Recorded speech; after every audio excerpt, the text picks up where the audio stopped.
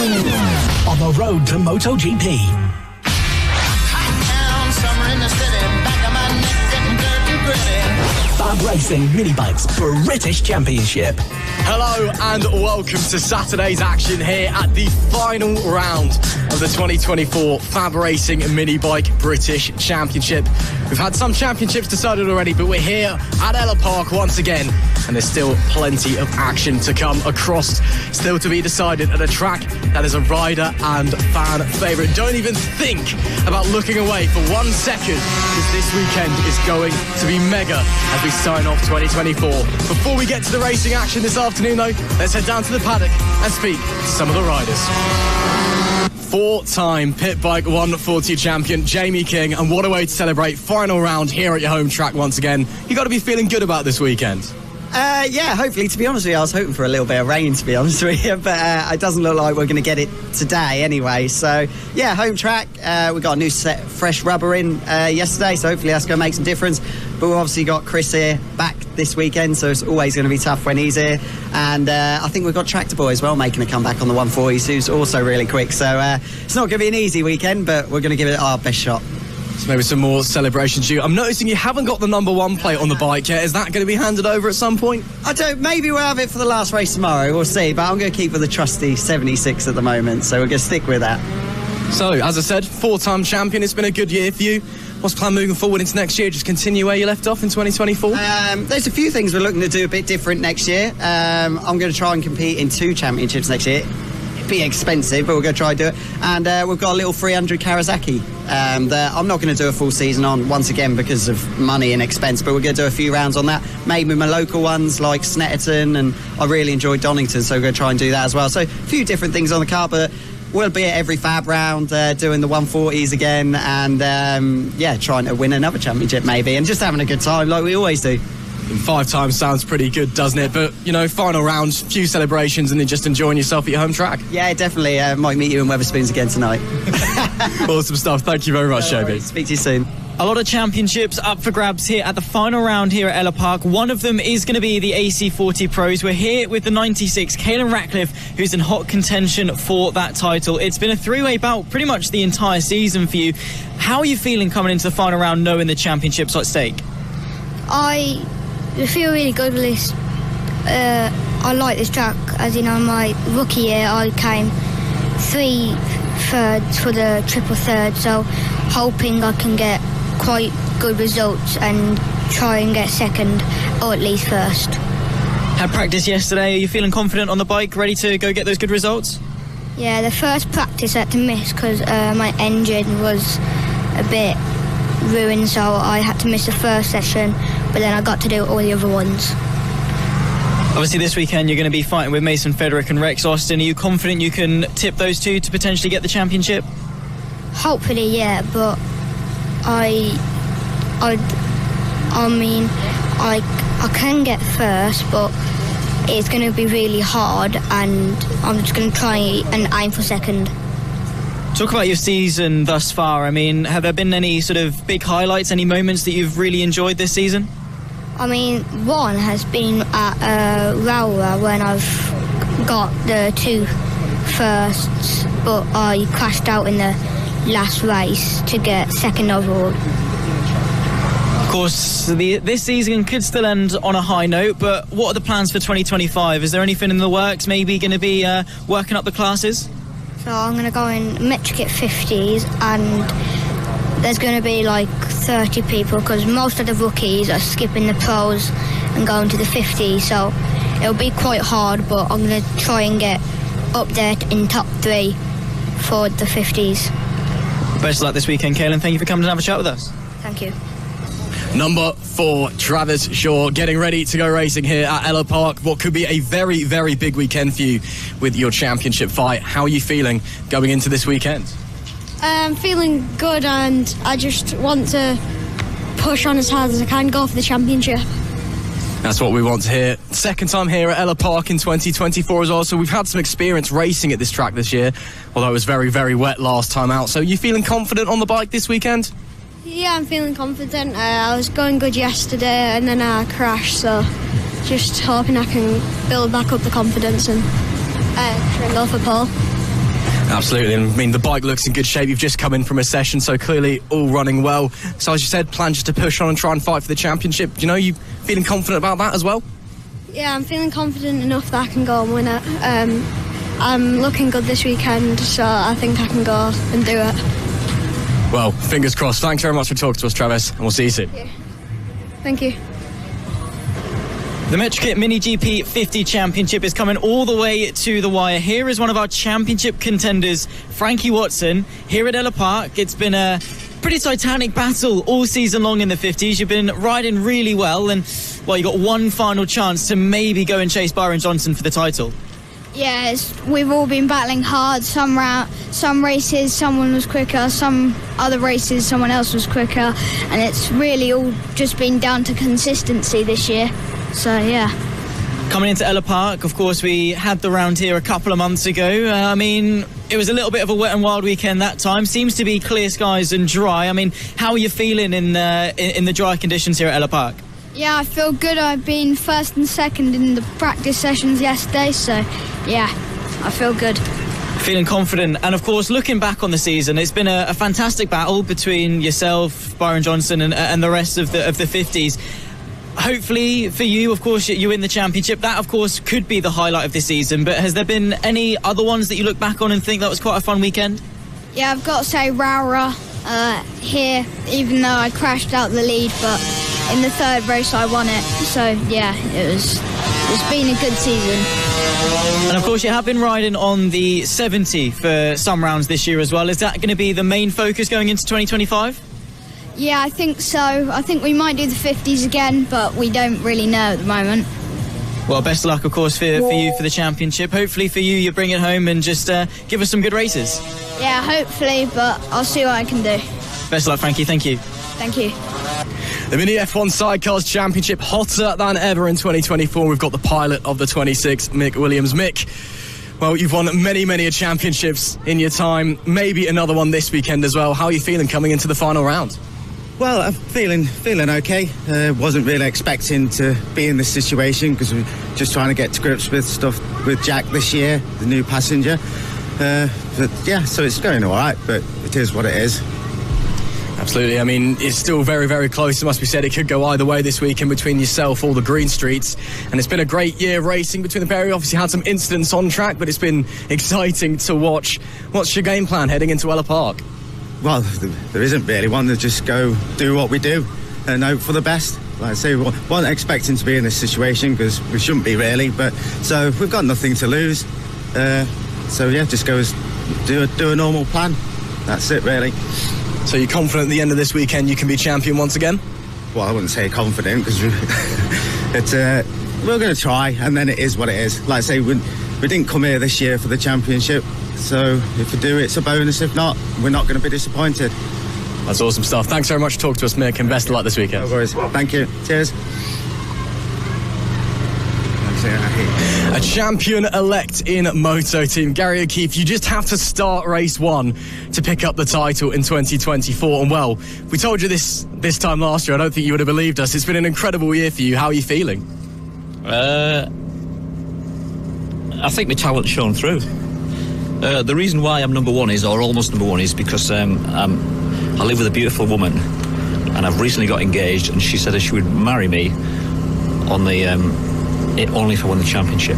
So I really had to pull my finger out this year, and that's why I'm on the brink of winning now, and therefore I should be getting married at the end of this month if I complete my mission today. Well, congratulations in advance for that one. That's great to hear, and of course some motivation for you as well. I mean, the cards are very much in your favour. You literally have to take the green flag in race number one and you're crowned as king in 2024. So fingers crossed it all goes well. Any celebrations planned if that's the case, apart from getting married, of course? I've got a t-shirt ready, and that's my only celebration so far. Yeah. Oh, we look forward to seeing the t-shirt potentially. Let's talk about the whole O'Keefe bunch though while we're here. Of course, none of the others are around at the moment, but it's been a great year for you guys. And as you said, if we asked you this time last year, one of you could be championing, you guys are out here winning races in 2024, I don't think you'd have believed us. It's been an incredible year for you guys, and it's been great watching you out on track, so you must be having a lot of fun. We're having great fun. We're just hoping that one of us doesn't repeat what happened at Ellough 4 or 5 months ago when he crashed on the last lap about to win the race, so that's what we're hoping for today. I believe you said he was disowned last time, so this time he is actually going to be walking home if that's the case. We didn't speak to him for 3 weeks. The whole family, the whole clan didn't speak to him for 3 weeks. Harry O'Keefe is his name, in case anybody's forgotten. Well, let's hope Harry doesn't repeat that again, and let's hope you can make the green flag in race number 1. We wait to see the T-shirt. Harry O'Keefe. Thank you very much. Despite the fact that they're on one of the first steps on the ladder up motorcycle racing, these young rookies have put on an absolutely fantastic championship battle. We're here with one of them, of course, El Toro, Amelo Pereira. So far this season, you've got 5 wins, 11 podiums, and you're only 19 points off Nelly New for the championship. Of course, last time we came to Ellough Park, you took a win and 2 second places. Surely you'll feel the confidence that the championship must be yours. Yeah, I'm feeling very confident into this round because I won the championship in BMB and I've already broke the lap record twice today and yesterday. So you've got to be feeling that at the very least you're going to be having a good shot. But Nelly, she's been so quick all season long. Is that something that you can sort of compete with, considering it's dry here at Ellough Park? Yeah, I think that I'm going to win the championship because Nelly is like not at her best pace today and yesterday, and I'm like winning nearly in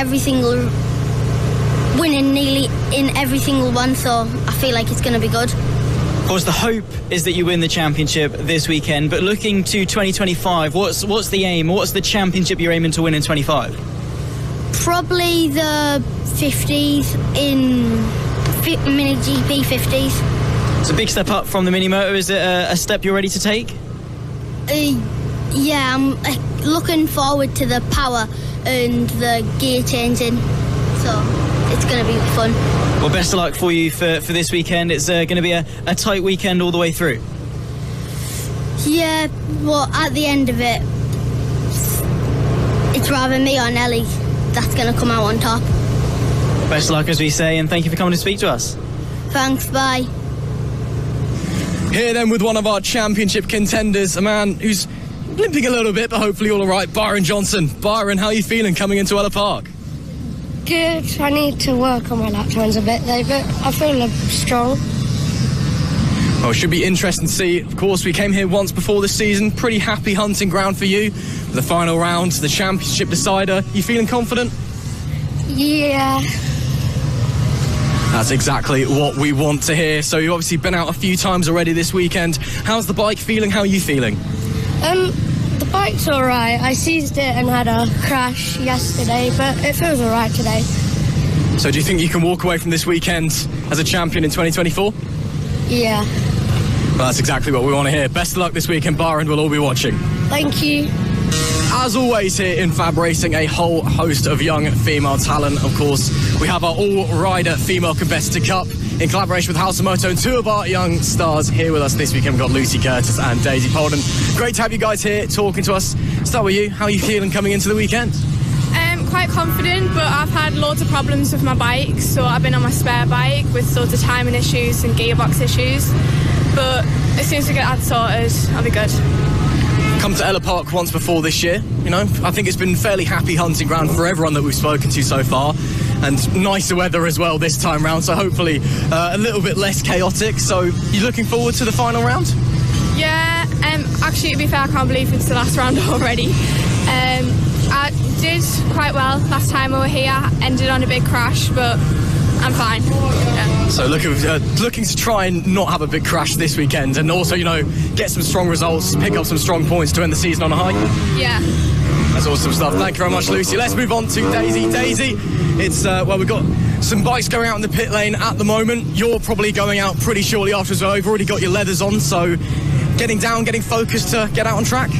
Yeah, I'm gonna try and be quite focused in between my races to try and get high on a grid position in my qualifying and try and do my best. Absolutely, and it should be a great weekend for you as well. I remember you had some pretty strong results here last time as well. Let's talk about the House of Moto Female Rider Cup. You two are both doing very, very well in that. You're looking to, you know, finish off the year and maybe try and, you know, look at the top half of the points in that?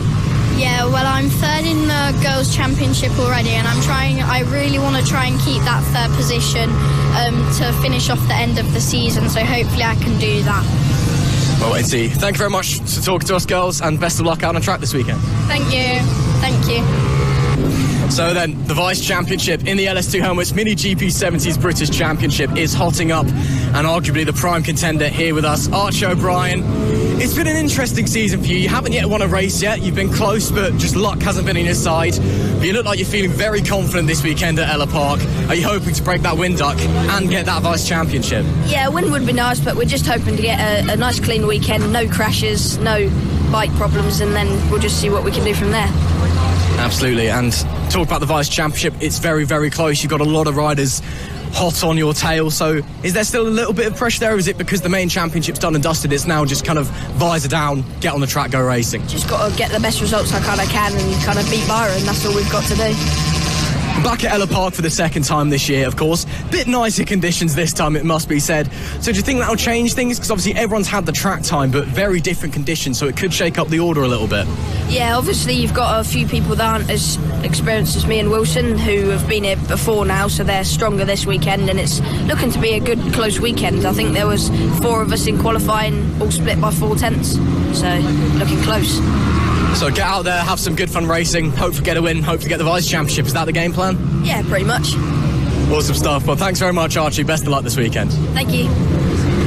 The AC40 Pro class is down to 3 in the championship battle. Mason Fedick has boasted so many wins, so many podiums, and is within touching distance of Rex Austin for the title.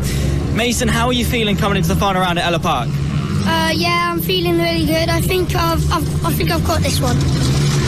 You're feeling confident then, of course. We can see you got a new helmet. Is that going to give you some good luck? Extra couple of tenths of a second out on track? Yeah, love the new helmet. Thanks to Josh Day for painting it. Keeping with the orange theme, I mean, of course, it's a little bit of a drier weekend this time at Ellough Park. Did you enjoy the wet weather, or are you sort of looking forward to it being nice and grippy today?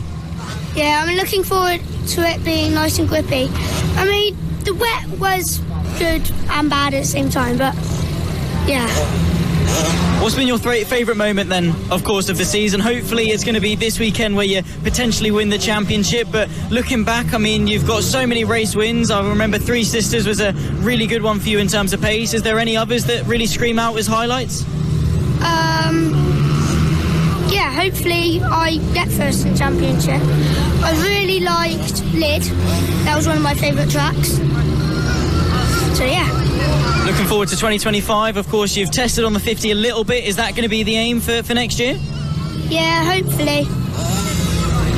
And what's going to be the new challenge then if you jump onto the geared bike? Are you ready to take that step up in terms of speed? Yeah, it doesn't feel that much faster. It's just the gears. It's hard. Best luck for this weekend, Mason. Thank you for coming to chat with us, and the helmet looks lovely. Thank you. The LS2 Helmets Mini GP 70 British Championship is getting very close in the fight for the Vice Championship, and one of the riders who could be taking it this weekend, Harrison Day on the number 15. Harrison, it's been a good season for you, I'd say, and, you know, potentially picking up some rewards at the end of this weekend. How are you feeling looking into the final round of the season? Well, I'm just looking to enjoy it. There's not really any pressure considering it's still my first year on a geared bike. Yeah, that's pretty much it. Absolutely. I mean, what you've achieved this year, given, you know, how much experience you have compared to the other riders, is absolutely fantastic. So to even be fighting for the Vice Championship is a phenomenal year for you. Ellough Park, though, back here for the second time this year. Bit different conditions from the first time, but you've got at least a few races under your belt here this season already. So is that going to maybe change things up, maybe add some confidence to you? Well, this weekend I've already gone, I think, 2 seconds quicker than I did in the first round in the dry, and it's going to be wet tomorrow, but we just got to wait and see what results come. You said you were running pretty well in qualifying earlier. Is that showing some pace, maybe already kind of sticking your elbows at, showing what you've got? Well, we're just this season is just experience for next year and data. That's fair enough. So it's very much planning for the future then. So even if, you know, you do pick up the Vice Championship, your focus is already on 2025. Yeah. What does 2025 hold then? More of this, more winning, maybe a championship? We're going to try go for a championship, then work our way through the ranks. Well, we'll wait and see. Thank you very much, Harrison, and we'll see what you can do out on track this weekend. Thank you. One of the riders on their first step up the motorcycle racing ladder. Randy Carter, of course, racing in the Rookies. It's been a good season so far for you. Has there been a lot of lessons that you've been able to learn on the bike? Yeah, I did have a little spill yesterday and hurt my leg, but I still got on to the next race and I finished 11th. Awesome stuff. So on the brink of a top 10, is that going to be your aim for this weekend, the final round of 2024? Yeah, I might be aiming for top 5 or top 10. Going to be going for it, and obviously looking back at the season as a whole, of course, racing in the Rookies be one of your first seasons properly racing on bikes. What have you really been able to learn, and how are you on the bike now compared to where you were at Lid? Well, at Lid, I was 8th, but here I came 11th, so I'm gonna try and aim for 5th. Big steps up, and of course the top 5 in what is a really competitive class, it must be said. Of course, looking forward to 2025, are you going to be taking the step up into pros? Well, in 2026 I'm moving up to pros. So you're going to do an extra year on the Rookies. Do you think it's needed after 24? Yeah. Best of luck this weekend. Hopefully you can go and chase that top 5. Thank you for speaking to us. Thank you. Now then, a man who's been on a mission in 2024, Wilson Dils, the LS2 Helmets MiniGP 70 British champion and champion in the Extreme 200s as well. Wilson, it's been such a great year for you. You've wrapped both of them up already as we come into the final round. First of all, congratulations. Second of all, I guess this one's just about going and having some fun on the bike. Yeah, definitely, because the season's been hard, but it's gone good towards the end, so we're just trying to enjoy it.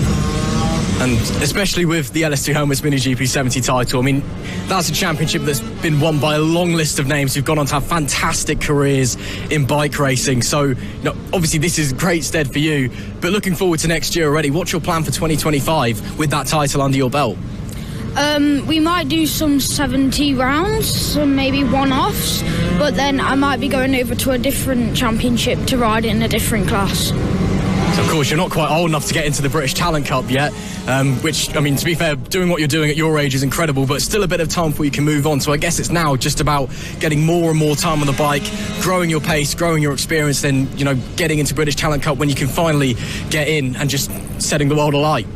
Yeah, our plan is to get one towards December-ish, so we can train all through the winter on it, and hopefully for the next couple of years, so I'm ready for BTC. So you said this weekend it's just about getting out and having some fun after a hard season. We've already come to Ellough Park once already this year.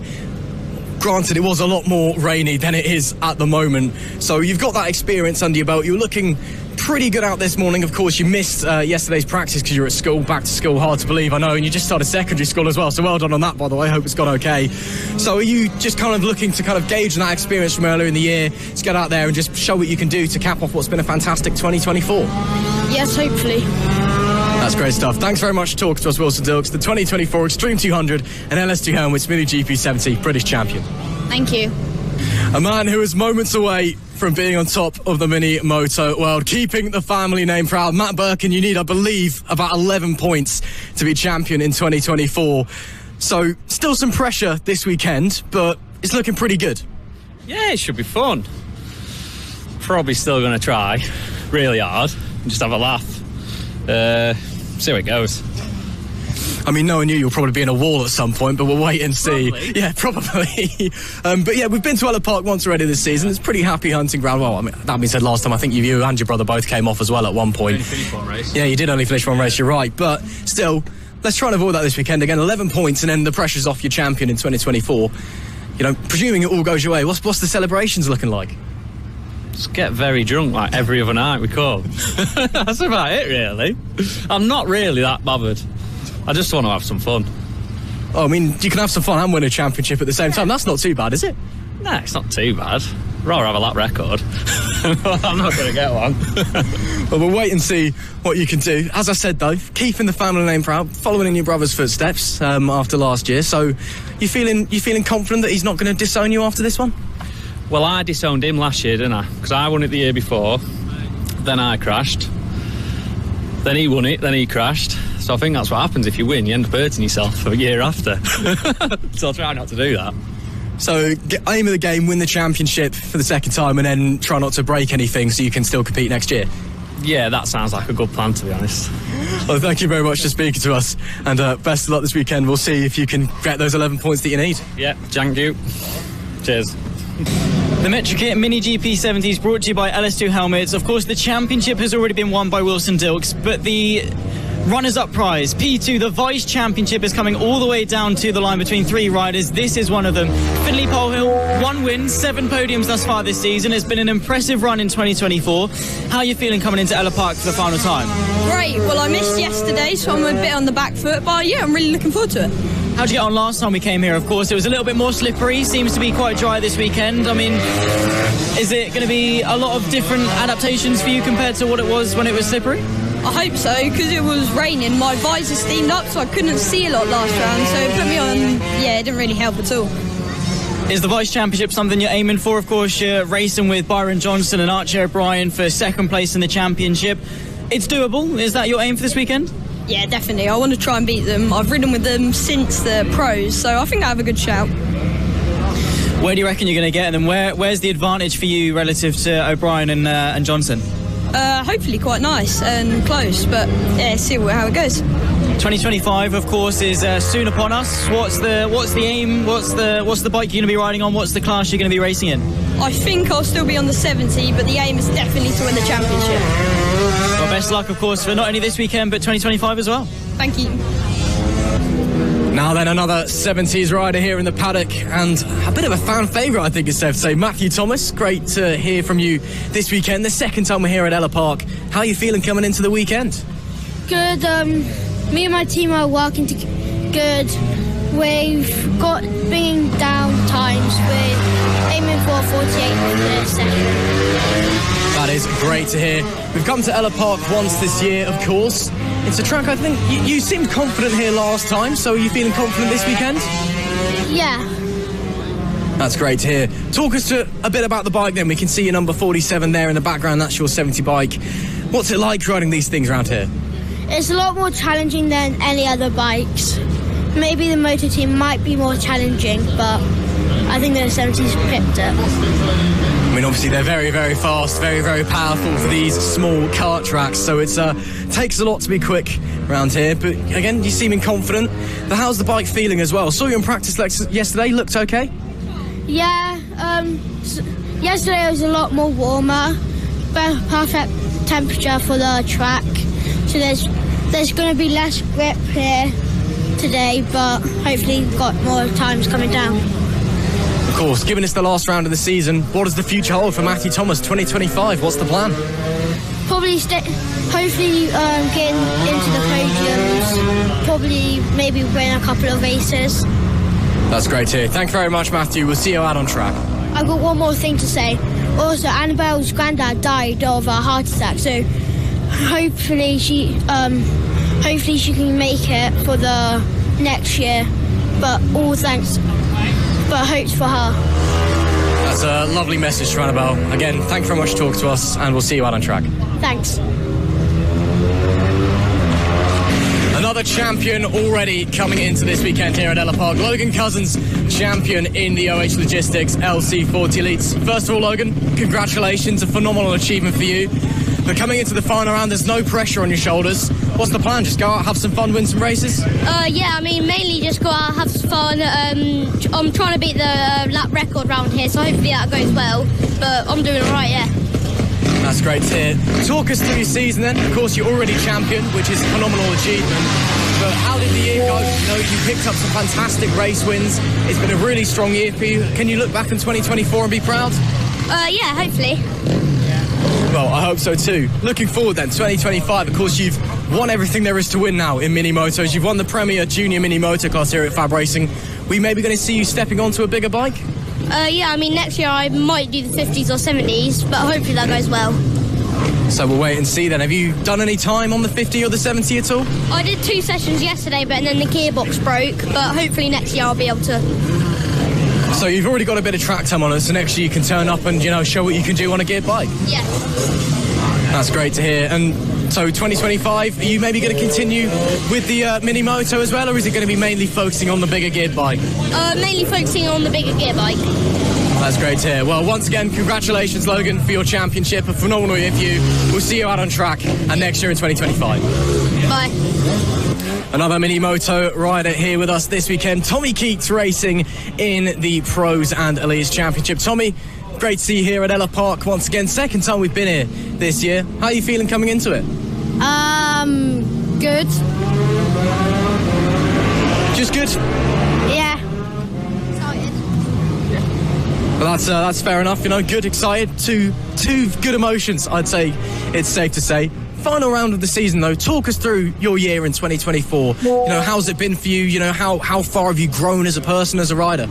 At the start of the year, I did Lid, and then from the start of Ella onwards, I done the Pros and Elites, and I think I'm around like 7th or 8th in both championships, and yeah.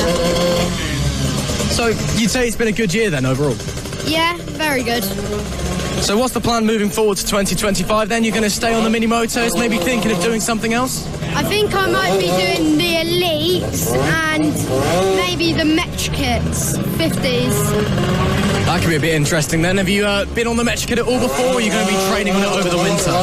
Yeah, I've been on it around one track. So at least you've gotten used to it a little bit, you know how the bike works? Yeah. And what's the difference between the Mini Motos and the bigger gear bikes? And obviously it's a lot bigger, a lot faster, but how different is it to ride? Well, there's a lot of things at once. Like the Minis are just a twist and go, and then the Metch Kits you got to do all the clutch, back brake on your right foot and everything. Well, that's great to hear. Well, we'll see you this weekend and in 2025 as well, Tommy. Thank you very much for talking to us. Thank you. Mini F1 Sidecar Championship leader here with us now, Jason Greenstreet, pilot of the number 90, and well, it's getting very, very exciting this year, and it has been exciting all the way through as well. I mean, you've spent years working up to this point where you could be in a position to be taking the title, and you're one weekend away from it. How are you feeling? Not completely confident, I guess. Anything could happen. There's like 3 people in the mix at the front, possibly another one coming. It could go many different ways, so we can't count our chickens yet, I don't think.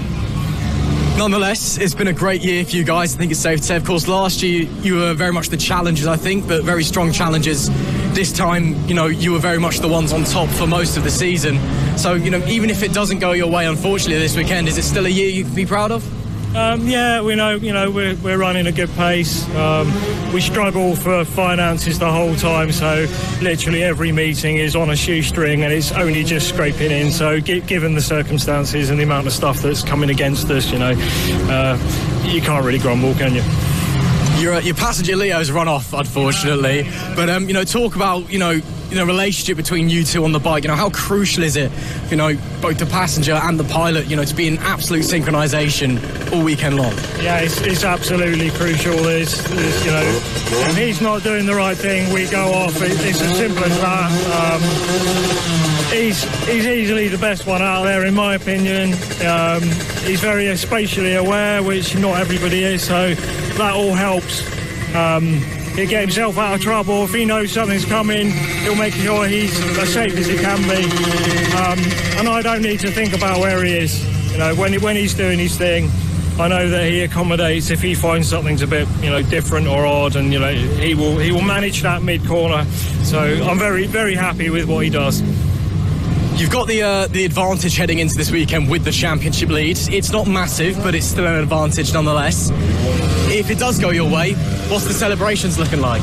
To be honest, I haven't really prepared for any celebrations because, again, I'll try not to count my chickens before they've hatched. We don't want a big letdown, do we? So if it comes, it comes. We'll just take it one race at a time, see what happens. Well, at the end of this weekend, we could very well see a new team on top of Mini F1 Sidecars. Thanks for talking to us, Jason, and best of luck in your quest for the title. Thank you. And while we have already spoken to Amelo Pereira, and we would have loved to chat to the current AC40 Rookies Championship leader of Nelly Nuth, who has had such a sensational run of form in 2024. She's in the zone, she's locked in, and she's ready for the weekend ahead. So she's not in the mood for a chat, but of course we'll still hype her up. She is on top form coming into this weekend, off the back of Clay Pigeon and what was a titanic battle between herself and Pereira. Of course, let's not forget, she's not only in the contest for the Rookies Cup, she's also in the shout for the House of Moto All-Female Rider Cup. All she has to do is start race number 1 in order to be the best FAB female rider of 2024 as well. So it's been a sensational run of form to see the young girl, who of course has been taken to the national stage as well with news coverage. She's a star for the future. One of the riders that has had quite literally an up and down year in 2024 is, of course, Riley Paisley, one of the riders who has now taken to both the MotoGP MiniGP 50s and the 70s as well. You've combated injury this season, but you've come back, of course, for the last couple of rounds, and you've hit the ground running. You're getting some fantastic results, and final round in 2024, what's the aim?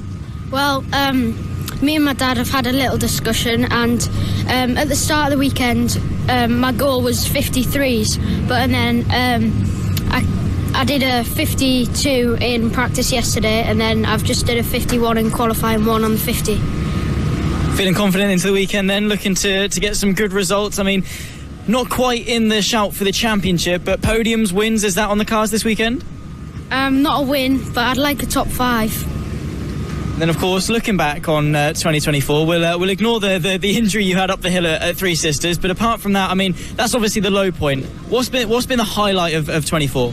Probably lid round 1, where I got I think it was this race 2, and I was battling with Seb for the podium, and I finished 4th, and I was really happy. So yeah. A great start to the year then. Of course, now we're all the way at the end of the year here at Ellough Park for the second time in 2024. Are there any new challenges compared to when we were here last time? Well, here last time, the first time I was here was last year, and I was doing 56s, and then the time we came here a few months ago, before I obviously broke my leg, I did a 54, and then yesterday I beat that, and doing 51s is really up my game, and I'm hoping for a top 5 this weekend. So you've just been going from strength to strength, really. I mean, you've been climbing the table in terms of the results and also chasing down lap times. Does that mean going into 2025 you could be a shout for the championship, maybe? Maybe, yeah. I'll have a lot of winter testing, and a few of my dad's friends are going to help me, and my sponsors as well. So I'd like to thank everyone for that. Awesome. Best of luck this weekend, Riley. Thank you for coming to chat with us. Thank you. Given it's the final round of 2024, we thought we'd have a chat to some of the faces away from the racetrack, some of the faces behind the scenes that allow FAB-Racing to run as well as it does. And we've got one of the most important people here with us right now. Why don't you introduce yourself to the folks at home and tell us about what you do? Morning everybody, I'm Ian from M4 Mini Moto, and I do all the paddock support, the tyre changing, spare sprockets, brake pads, technical advice, all sorts of stuff. I mean, Ian, if you weren't here, it would be a much more difficult paddock to be in. I think that's safe to say. You help out absolutely everybody and anyone, and your support is always appreciated. What keeps you coming back to Fab? Why do you always come back with a smile on your face to help everyone? That is the pleasure. Helping everybody out is the pleasure of doing it. Knowing that that little person there got to do their race because I helped them do it. That is great to hear. And 2024, it's been a great year. I'm presuming you're going to be back in 2025 as well, doing what you do. Yeah, we'll be back next year for another one. We keep punishing ourselves. Yeah, why don't you just run us through a bit more about what you do? Obviously, you said you support and you help, mechanic, engineer, you provide tyres.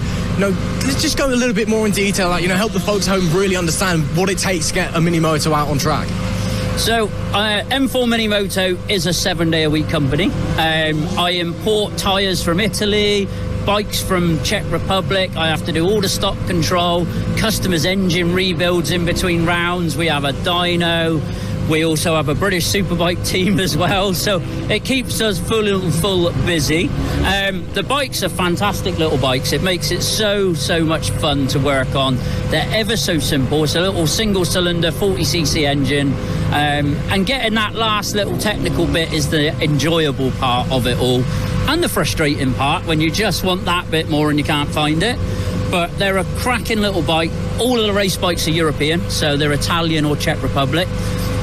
So they're 40cc. We have 3 categories. We have a rookie category, which are restricted by a 10mm restrictor. These bikes are pushing around 5 horsepower, and those kids are just younger than 6 through to about 9-10 years old. They then move up to the next category up, which we are discussing changes for next year, but at the moment they are 40cc air-cooled with a 14mm restrictor, and that's as much as 9 horsepower then. And then we have the elite class, which is like this one here, which has a massive radiator in the front of it, 12 horsepower. Power to weight ratio is then better than a metric at 70. It's a real animal to ride. That's where all the fast riders come from. That is great to hear. Ian, thank you so much for talking to us. Thank you so much for your continued support here at FAB Racing. We hope you've had a great year. We hope you enjoy your weekends, and we'll see you again next year. Thank you very much, guys. We'll see you next year. Well, ladies and gentlemen, as it's the final round of FAB Racing in 2024, we thought we'd treat you all to a special guest here for the paddock interviews. It is, of course, Roger Keats sat next to me, the man behind it all here at FAB. And Roger, why don't you start by just sort of introducing yourself and what you do here at FAB? Okay, well, I best describe it as race director, I suppose. I put together all the schedules and how the races are going to run. I've been doing that for 21 years now, which seems an awful long time, and why do I keep doing it? I don't know, but the fact is we have produced a lot of really good races, and we're going to continue to do that. And we have new plans for next year, which will include a winter series in Spain, so that we can do 2 events before Christmas and 2 after Christmas, feeding into next year's rounds. And what's going to be the appeal for the young riders? Because, of course, we're in the UK. Spain is a long way away. Why should they come along to Spain? Well, there's 2 appeals. I think the mums and dads would quite like a break. The kids would like to race somewhere where it's not quite so cold and quite so wet, and also at a circuit which has 6 or 7 variations of circuit in one circuit, so we can change it around. They're not doing the same thing all the time. And people like Pedro Acosta and his dad Paco Acosta both use that circuit to train, so we know it's a good one. We also have 15 bikes out there ourselves, ex-Red Bull pre-GP 125s, and some of those will be available for hire. Not all of them, just some of them. We already have interest from Holland, and we have interest from Spanish riders as well. And how can the people out there get involved with what is going to be a fantastic winter series? Well, we did have a meeting last night and briefly run through what can be done, what can't be done, where to stay, what goes on, how they can get there, and whether people could take other bikes, etc. So hopefully we've answered most of their questions. Well, we're still actually working on that. So surely a logistical nightmare then to take a British Championship into Europe, I'm sure? Well, BSB did it last year, and it works, but it's a little bit different with us. But I think most of the kids have been to Spain to race anyway, or to practice, to be more precise. So they're quite used to it, and I think they're not put off by the fact they've got to travel there. But once they're there, they can leave the bikes there. We have a container which they can hire space in to keep their bikes, so they don't have to bring them backwards and forwards. Just fly out, keep their motorhome or their car out there, because it's quite cheap to park out there. That's how it's roughly going to work. Of course, FAB has, as you say, been around for quite some time. We've had plenty of rising stars through the ranks, of course, of motorcycle racing into, of course, that MotoGP ladder. From your perspective, seeing these young talents rise through, what does it mean to you knowing that you were involved in the sort of the very early stages of their career? I have to say, I've got used to it now. There's quite a lot have done it, so it doesn't surprise me they get there. I suppose it was a surprise that the first winner of the first ever championship in 2004, Scott Redding, made it to Grand Prix and became the youngest rider ever to win a Grand Prix at 15 years old. They can't do that now because the age has changed. Has been beaten a little bit by somebody by 2 weeks now, and then he went on to race at MotoGP, win at MotoGP, and only lost the Moto2 2 championship by 2 points when he was riding there. So that started it. Then Danny Kent went there as well, won a world championship, first and last, I think, British champion for many, many years. I think he was, before him was Barry Sheen, a long time. And after him, nobody. So we're still working to get that next one. And there are a lot of talented riders moving that way. What makes Fab so good then? Of course, there's quite a lot of appeal. So many kids from so many different backgrounds on loads of different bikes. What makes Fab Racing special? I don't know. The honest answer, I don't know.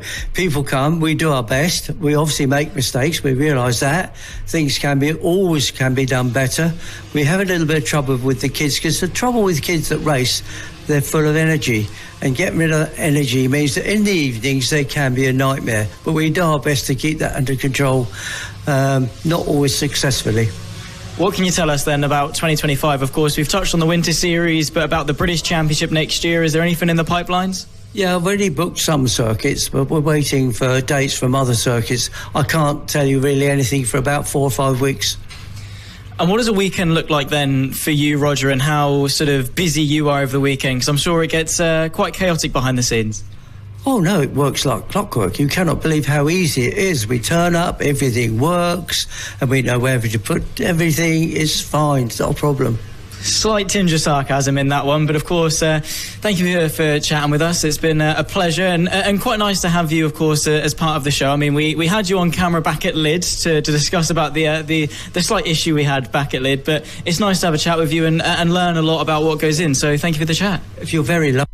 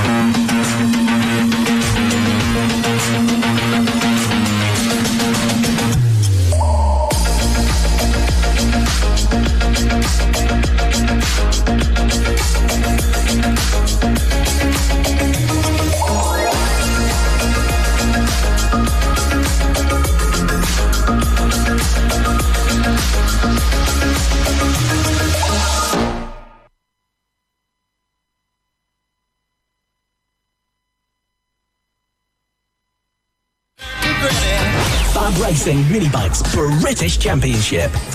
The year has come and gone by in the blink of an eye. Hello and welcome to the final round of the 2024 FAB-Racing Minibike British Championship season. And we are back in Suffolk, back to Ellough Park, albeit in much nicer conditions than we came for round 2 some months ago. Hello and welcome. You are just joining myself, Ross McIntyre, with the incredible Zach Sweeney alongside me as we get through the final few qualifying sessions on our hands before all of our race ones later on today. Zach, it's been a great season, but one that's seemingly just flown by with little consideration for time. Some championships already wrapped up at the previous round at Clay Pigeon. Still plenty to come, though, from this weekend. Yeah, definitely. Still a lot to play for. Of course, we did wrap up the Extremes. The, of course, Moto Team and the House of Moto are to be decided pretty much bang on at the start of today when we get into race ones. But what a season it's been. I mean, of course, jumping in at Lid back, what was that, the 12th of April, the Friday that we started. And now, of course, the kids are back at school. It's September. We're into autumn, but the weather's not playing like it's autumn, which is obviously a good thing for us because we get nice, I don't know, is it sunny? It's warm. Let's put it that way. It's definitely warm. It's definitely dry, which has been to mixed feelings actually around the paddock as to the weather. Yeah, a few people saying they were hoping for some rain actually, which given the weather the last time here, the torrential downpour on the Saturday, I'd say is bizarre in my eyes. But yeah, it's definitely warm. Sun's in and out, very, very muggy as well. Again, what a wonderful country we live in. All summer it's been miserable, and then we get here to Ellough Park in September. Kids are back at school, and it's like we're in the middle of a heat wave again. Just perfect timing for absolutely everybody. If you are just joining us, hello and welcome. The final round of the 2024 FAB-Racing Minibike British Championship awaits us here. We're just in the Senior Mini Motos qualifying 2, so still some time to go before our race 1 ones get underway. First up, of course, will be the LS2 Helmets MiniGP 70 British Championship, one of our championships that was decided at the previous round at Clay Pigeon, but I'm sure that it's going to be a very exciting race nonetheless, and especially when you see how hot the action is competing for the Vice Championship. 3 riders all within a shout of that one and all very, very close in the championship table. We'll discuss a little bit more about that one later. But second time here at Ellough Park, Zach, obviously your home round, a few people in the paddock's home round as well. Feels strange to be back for a second time, but, you know, nicer weather, and everyone's got that experience from this track already this season under their belt. So, even with different conditions, we should be able to predict going into it who we think should be quick. Yeah, no complaints from me, obviously. 20-minute drive down to the track. Result. Same to you for Jamie King as well, who's got absolutely no excuse this week. He's got fresh tyres. He's already won the championship. No pressure. Surely he's going to come in and steam this round. But obviously you're right when it comes to Ellough Park. It's one that people really should be very familiar with, particularly the locals. Of course, Ellough Park run very often sort of bike nights and bike evenings, bike test days for people to come in and test and get some experience, which is something that not even some of the locals do. Actually, people sort of around the country actually come down and do. So it's one of those circuits that you should be familiar with, and one that really I think is going to be a rider favourite. I mean, we talk around the paddock and it's just got that flow to it. I mean, obviously a lot different, but driving it in a go-kart as well, I mean, it's just one of those tracks that you flow around, you know you're on a good lap, and it is technical and it is challenging, but in the best way possible. And of course it does open the door for some pretty good racing. So while we didn't quite see the full extent of it a couple of months ago because it was wet and obviously overtaking always going to be a bit of a challenge, now everyone's got that experience and it's dry and there are championships on the line. We're going to see some pretty good sends, I reckon, around today and tomorrow. It's also quite a physical circuit, quite tough for the riders physically, and given the heat as well, that's definitely something they'll need to be watching out for. Just, you know, body temperature and their fatigue levels, especially coming through the final few sections, coming out of the middle sector, down at the bottom end of the circle. We've already seen Travis Shaw there having a pretty big shunt earlier on before we went on the air. He is okay. Bits of the bike were strewn all across the racing surface though, so hopefully that can all be repaired before he heads out for his 50s race later on. Of course, if you're tuning in to this FAB finale round 7 here at Ellough Park, make sure you like and share and show your support. Let us know who you think is going to be on top, who you think is going to be taking the championships that is still going, as apparently Suffolk now being invaded by Norfolk. We do have, I think it's a skydiving place is just over the road or something. You see planes coming over the track all the time and people jumping out. So there we see that, and getting a lovely view of some racing action as well. So 2 for 1 for your ticket. You get to jump out of a plane and you get to see some of the best in British mini bike racing compete. Believe we have got not quite finished yet, still 20 seconds left to go in Quali 2 of the senior mini motos. Who else would it be but Matt Burkin quickest in this session? But again, it's the average of your 2 qualifyings, your best lap from your 2 qualifyings. That will get you on pole position. Of course, we spoke to a few people in the paddock before we came on air, one of which race director Roger Keats, and of course discussed the FAB-Racing Winter Series heading to Spain, Zach Sweeney. Yeah, let's bring it on. I'm looking forward to seeing how that's going to happen because, of course, Spain is typically the country everyone goes to for that sort of winter testing. Of course, in the UK it does get a little bit wet and miserable, so it doesn't quite give you that nice experience. So during the winter, a lot of young riders go to Spain to test and get some experience, and actually some sort of hotter climates as well for when they progress into sort of European championships, to learn how to manage the tyres and sort of ride under hot temperatures and things. So Fab wanted to jump on that. We're going to have 4 rounds over the duration, some before, some after Christmas. Obviously, give the kids some experience, give the parents a nice little holiday as well. No, not a bad excuse to hop over to Spain. Of course, we're not going to have just the British influence. We've got, as Roger was saying, some interest from the likes of Holland and obviously Spanish riders as well to come in and have a go. So should hopefully be a fantastic championship. Of course, a lot of the parents will know about it, but if you are out there watching, you want a trip to Spain, definitely look into getting yourself involved for the FAB-Racing Spanish Championship, because should be a lot of fun. Should be indeed. Although the racing is coming to a conclusion in 2024 on these fair isles, there's still lots of excitement to come across the remainder of the year, with trips to Spain, lots of other riders as well contesting in championships across Europe. We spoke to some riders who are heading to Italy and to Spain as well to compete in the final rounds of their national mini bike championships and kind of test themselves against what the European kind of batch of riders have to offer, so that should be very interesting to see how they fare as they go over and abroad. That's quali 2 done and dusted for the senior mini motos. 2 qualifying sessions left. We've got the AC40 Pros and the Pit Bike 140s to go, both of them being qualifying 2, and then we will get starting with our racing. All of race 1's scheduled to come today, and then race 2's and race 3's set to come tomorrow as typical. And then, well, that's done and dusted for the UK stretch here at FAB-Racing in 2024. The year just seemingly just gone by in the blink of an eye. I mean, it seems like yesterday we were turning up at Lid for the first round of the season, and obviously what a weekend that was. Obviously ended under contested circumstances, unfortunately, with a scenario that was out of our control, and now here we are 3 races away from the end of the year. It's just crazy.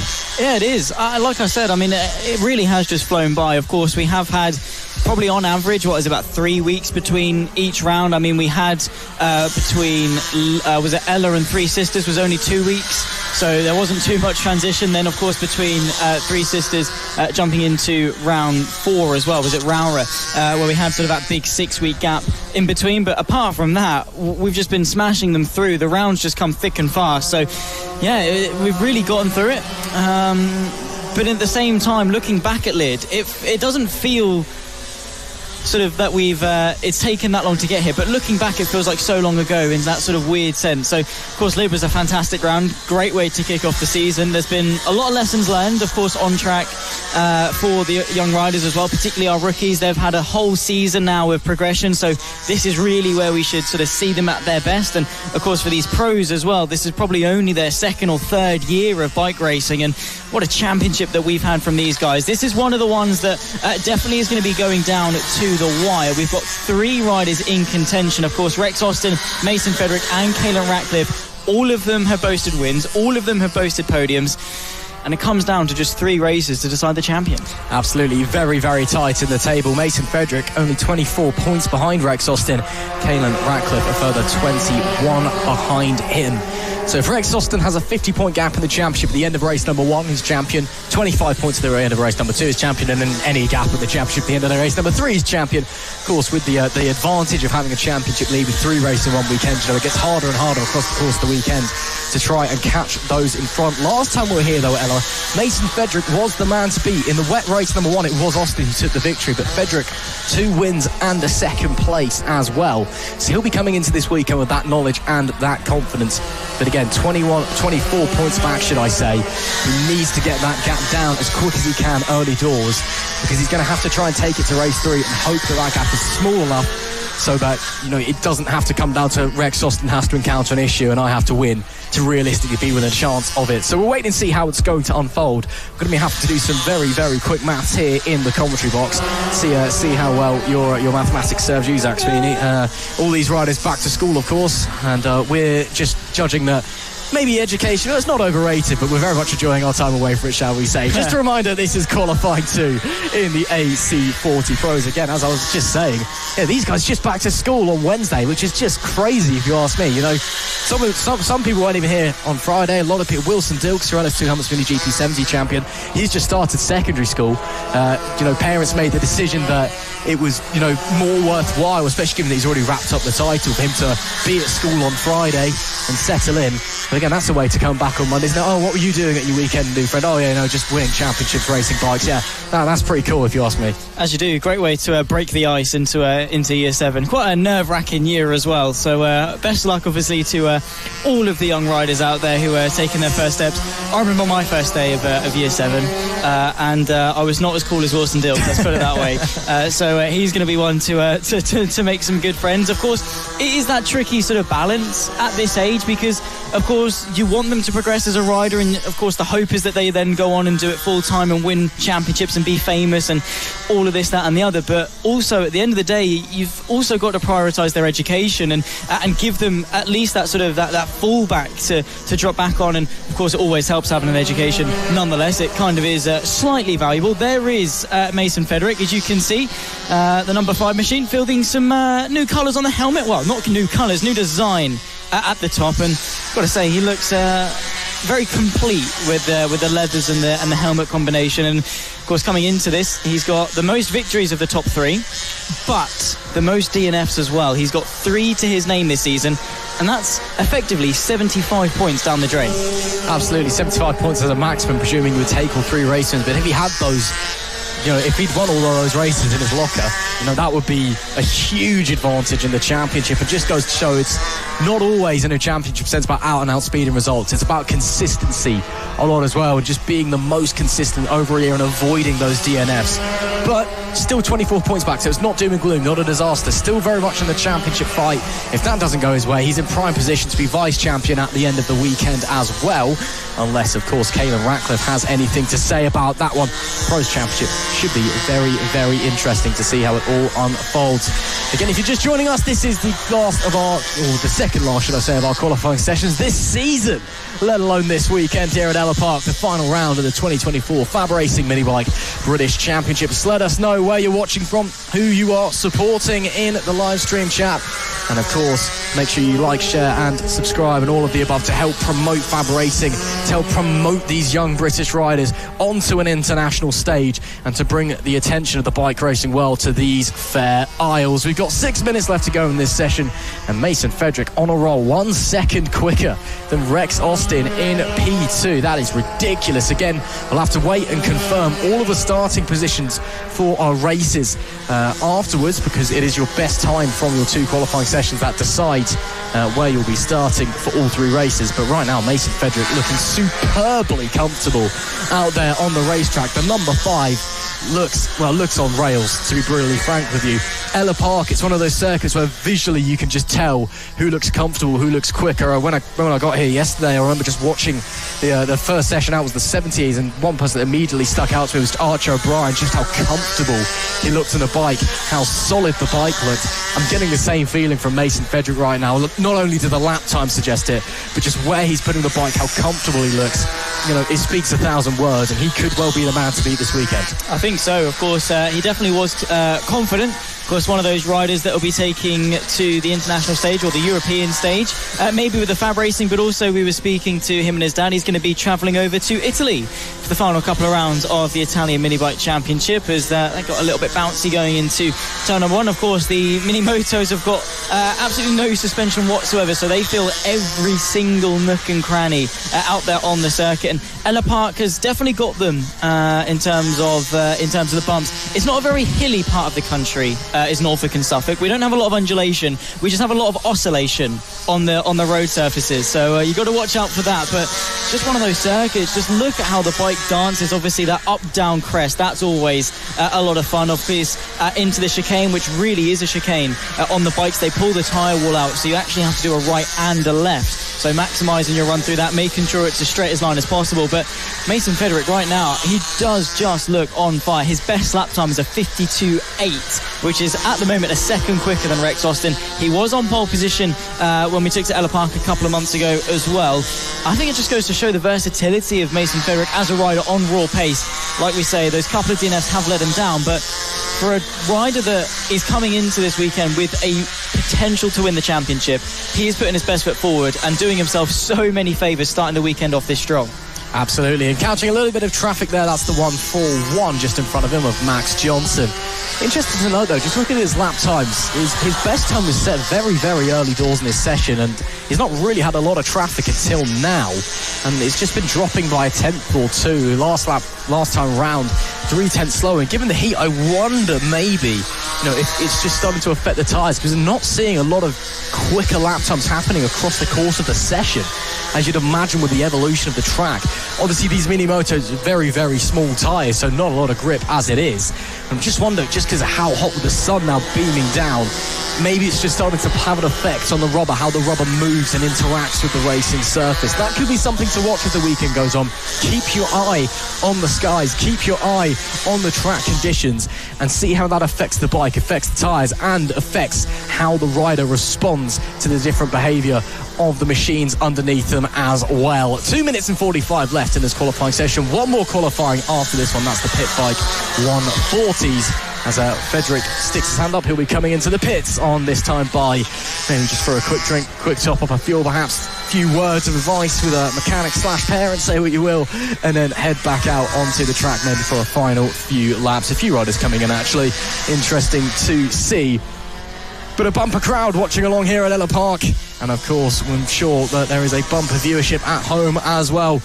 Make sure you stick your kettle on, sit back, relax, and enjoy all of the action from the final round of the FAB-Racing Minibike British Championship here at Ellough Park. Again, make sure that you are sharing the footage, because every share you do, it helps promote these young riders. It has a huge effect on the championship and how many people are watching, and that really helps get these young riders' names out there. Yeah, it really does. Of course, from such a young age, you sort of want to plant the seeds early. You want to give them the best chance possible, and just getting their name out there, getting some coverage. Of course, we'll speak about Nelly Nuth a lot over this weekend. She's recently got onto the national stage, actually, with some news coverage. So that's sort of the perfect, ideal world to get the names out there, to tell everyone about how good they are, because this is the sort of the future of not only British motorcycle racing but British motorsport as a whole. Of course, seeing them rise through the ranks, and well, you want to be there. You don't want to jump on the hype train when they're in their 20s about to jump onto GP bikes. You want to get on the hype train now, get your day one ticket, and run with the success all the way to the end. But of course, these guys are the future, but we have got present stars that have graduated from FAB as well, which is just, again, amazing to see. Absolutely. I mean, Nelly Nuth, of course, I'd say Nelly Nuth's a present star now, given national news. That's not bad going, of course, because they used a clip from FAB. Zach, more importantly, that means we were on the news. That is true. All jokes aside, that is incredible for Nelly Nuth to be making on international news at such a young age. As you said, though, we've got so many brilliant, talented riders, both young and older, those who would be, likely to move on. On the subject of moving on, a big congratulations to Eddie O'Shea, former FAB graduate, getting the call up onto Grand Prix machinery. He'll be in the Moto 3 Grand Prix this weekend in San Marino, so a huge congratulations to him, joining Scott Ogden out there, another former FAB graduate as well, on the 2016 LS2 Helmets Mini GP 70 British champion. So congratulations to Eddie. Great to see another rider making it out onto the Grand Prix stage. And of course, they'll be racing this weekend. But why would you want to watch that? I mean, obviously, watch the Moto 3 race. You can see how Scott and Eddie get on. But why would you want to watch MotoGP or World Superbikes in Manicourt this weekend when you could watch FAB Racing at Ellough Park? This is what it's all about. Final round of the season, championships on the line, beautiful blue skies, and a great feeling around the paddock, Zach. Yeah, exactly. And two really annoying commentators in the commentary box as well to talk you through all the action, which is going to be great. Hopefully, you don't get sick of us because you've had to put up with us all season long. It's been fantastic. In fact, actually, I don't think we're doing too bad, because you've got our packet of celebrations there, which has been gifted to us by some of the young riders, which of course we really appreciate. Don't need to be watching any of the. We don't take bribes. We'll take the we don't take bribes, but it's not we take gratitudes. We've got celebrations. We've been given a rock from the Pereiras and paper plates as well. So it's always good. We do love it, but nonetheless, hope you are all enjoying the coverage anyway. If you are, of course, make sure you like, you share. Of course, let us know what you guys are looking forward to in the YouTube chat. Ross, what are you thinking about this weekend? What's going to stand out to you? Well, I mean, lots of things. I mean, first of all, I'm quite sad that the season's coming to an end. On the subject of ending, Quali 2 for AC40 Pro's done and dusted. One qualifying session left in the pit bike 140s. But yeah, it's a shame that such a great year of FAB Racing, certainly in my eyes, the best year that I've ever been here commentating on it. It's been fantastic from start to finish, and I don't want it to end. I want it to carry on. But, all good things must come to an end, and we've got 2 great days of racing to look forward to in that regard. But I'm excited as well. Ellough Park always serves up fantastic action. We saw it earlier in the year when we had the drama in the wet, dry conditions in round number 2. We've seen it in previous years as well. There was a Mini GP 50s race a few years ago where all 3 of the leaders were all running their own race, ended up crashing out of the same corner at different times, and it was really, really tense because they were all pushing themselves to the absolute limit and then clearly over said limit. It's just a track. It's a real rider and fan favourite. I say it every time, but it just really, really is. Everybody loves coming to Ellough Park. Everyone loves racing it. Everyone loves watching at Ellough Park. And it always just serves up fantastic action. Of course, you've got to be thinking about the championships as well. There's a bit of nervousness in the air about what's going to happen with those, especially with how close some of them are. But nonetheless, it should be very, very interesting. Of course, we've got one championship out there, done and dusted. Jamie King, as you see there in the blue leathers on the 76, a 4-time pit bike champion, crowned last time out at Clay Pigeon. Not got the number 1 plate on the bike yet, and it might not be an easy homecoming around for Pit Bike Sonic, because he's got Chris Wells here. I believe Evan Belford, or actually Lucas Brown, apologies, might be here as well. So he's got some huge competition to face with. And once again, Jamie King might be coming to his home round and not taking a win. Yeah, but like we say, he's got some fresh rubber on. Of course, he's feeling confident, like I said before we kicked off the action in regards to the championship's done. There's no pressure. He's coming into this. He's got nothing to lose. He's got fresh tyres on the bike. No excuses. Absolutely no excuses for Pit Bike Sonic. Of course, the pace is good. He was sort of matching Lucas Brown a couple of months ago when we came to Ellough Park. Of course, in all 3 races. Of course, the first race was a bit of a write-off because he didn't make the start. Race 2 and race 3, he got the lead into turn 1, was able to hold it for a good sort of half of the race or such, and then just opened the door and just said, off you go, Lucas. I don't want to win my home round, mate. You do your thing.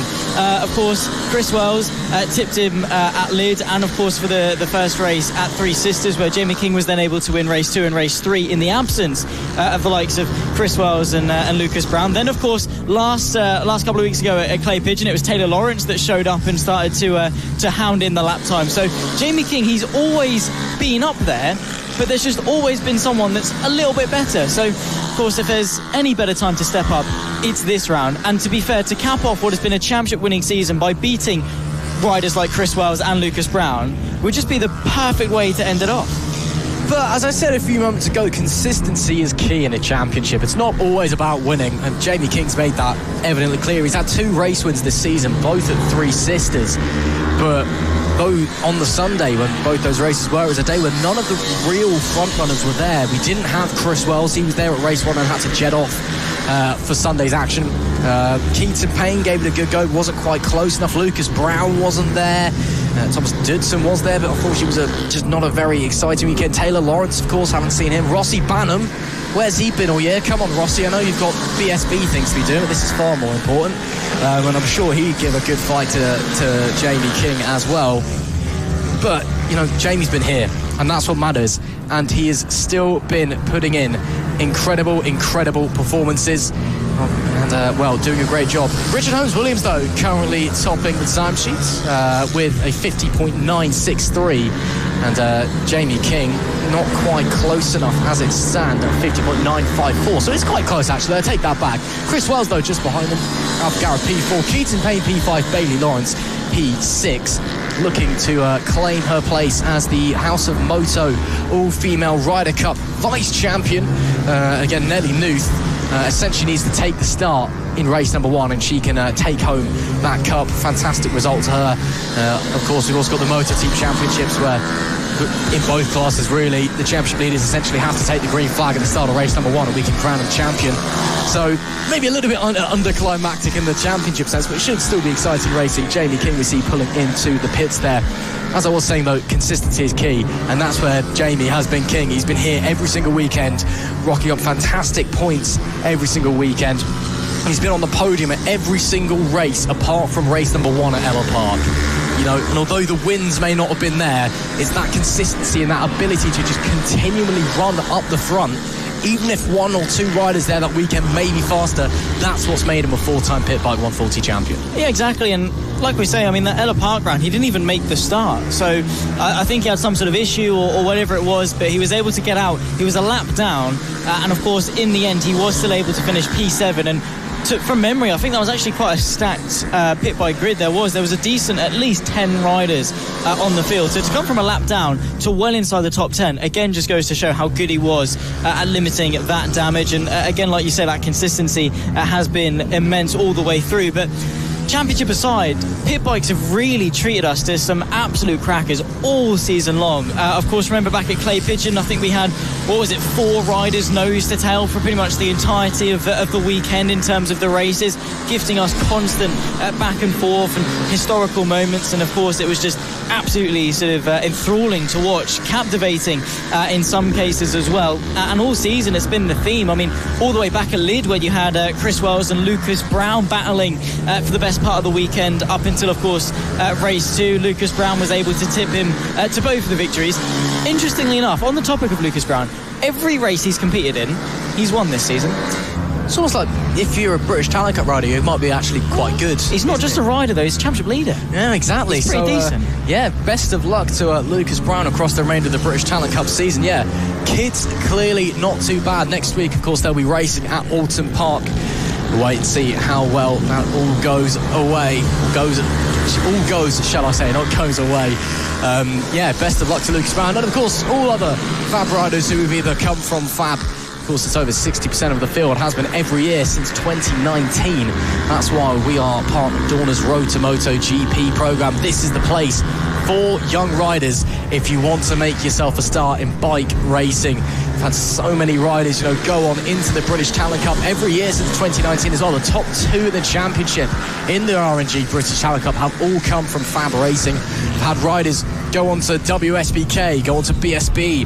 We've got riders up in Grand Prix racing. Of course, as I said earlier, Eddie O'Shea making his Moto 3 Grand Prix debut this weekend at San Marino. A big congratulations to him once again. So if you want to start racing and be quite successful and you come from the UK, it's basically you turn up at FAB-Racing. That's the long and short of it. You get the omen, the good omen from Fab. Just being in the paddock, you're sort of just blessed and tipped to go on to do greatness. And of course, I mean, it's amazing to see the talent that we get, which is not something that sort of all grassroots paddocks and championships can boast. Fab is one of them, in the sense that everyone that comes here is here and capable to be, at the very least, fighting inside the top 10, the top 5, and winning. And not just winning in Fab, but then also winning elsewhere in whatever other, either British Championship, European Championship. Of course, Ethan Sparks, our double 70s champion from a few years ago, of course, in 21 and 22, now doing brilliant things over in Europe. And Marco Holt as well, who we haven't seen for the best part of this season. Have seen him a couple of rounds, but the best part of this season, again, he's been off doing other things, focusing on sort of progressing his career further and further. So yeah, FAB-Racing is the place to be, to nurture talent, find their way through, because these are riders that they sort of, if you start all the way in rookies and you progress all your way through to the 70s, these are riders that you build friendships and relationships and rivalries with, and become familiar as you sort of progress through the ranks. I mean, the riders in the 70s have probably known each other then, 13, 14, 15. They've probably known each other since they were 6 or 7. So they become familiar with each other, they build that bond, they help lift each other up while also battling for the top honours. So the communal aspect of the Fab paddock is arguably one of the best attributes of it, I've got to be honest. Absolutely. On the subject of Marco Holt, a little birdie did tell me apparently he's here this weekend. I haven't seen him, but someone told me he was here. So we'll wait and see if he is here, Marco Holt. But yeah, if he's going to be here, he'll be in the Extreme 200s, I suppose. Again, I haven't seen him with my own 2 eyes, but maybe, just to add a little bit of spice into the mix. 2 minutes and 55 left in the final qualifying session for the Pitbikes. Final quali of the season. Unbelievable. Richard Holmes-Williams still fastest. Once again, as we saw in the AC40 Pros, lap times dropping as the time progresses. So I think I may have been a little bit accurate there with my prediction about the tyres and the heat. Just started to move the rubber about, not necessarily overheating, but the grip just dropping away slightly as the rubber shifts and manipulates through the twists and turns of Ellough Park, a very tricky and technical circuit, it must be said. So not long now until we are racing. It should be interesting to see. Again, not had a lap record set here this year, because last time wet, dry, the conditions weren't quite right, but we typically get, so far this season, we've normally had 1 or 2 lap records at least full every single round. Ellough Park, again, looking at the data, it's a circuit where typically year on year you'll get a few track records full. So in the racing, if not today, certainly tomorrow, especially if championships are concluded and pressure is lifted off our shoulders, we could very well be seeing some record-breaking times. Hopefully so. I mean, we were speaking to Amelo Pereira, weren't we, in the rookies. He asked us, do lap records count in quali?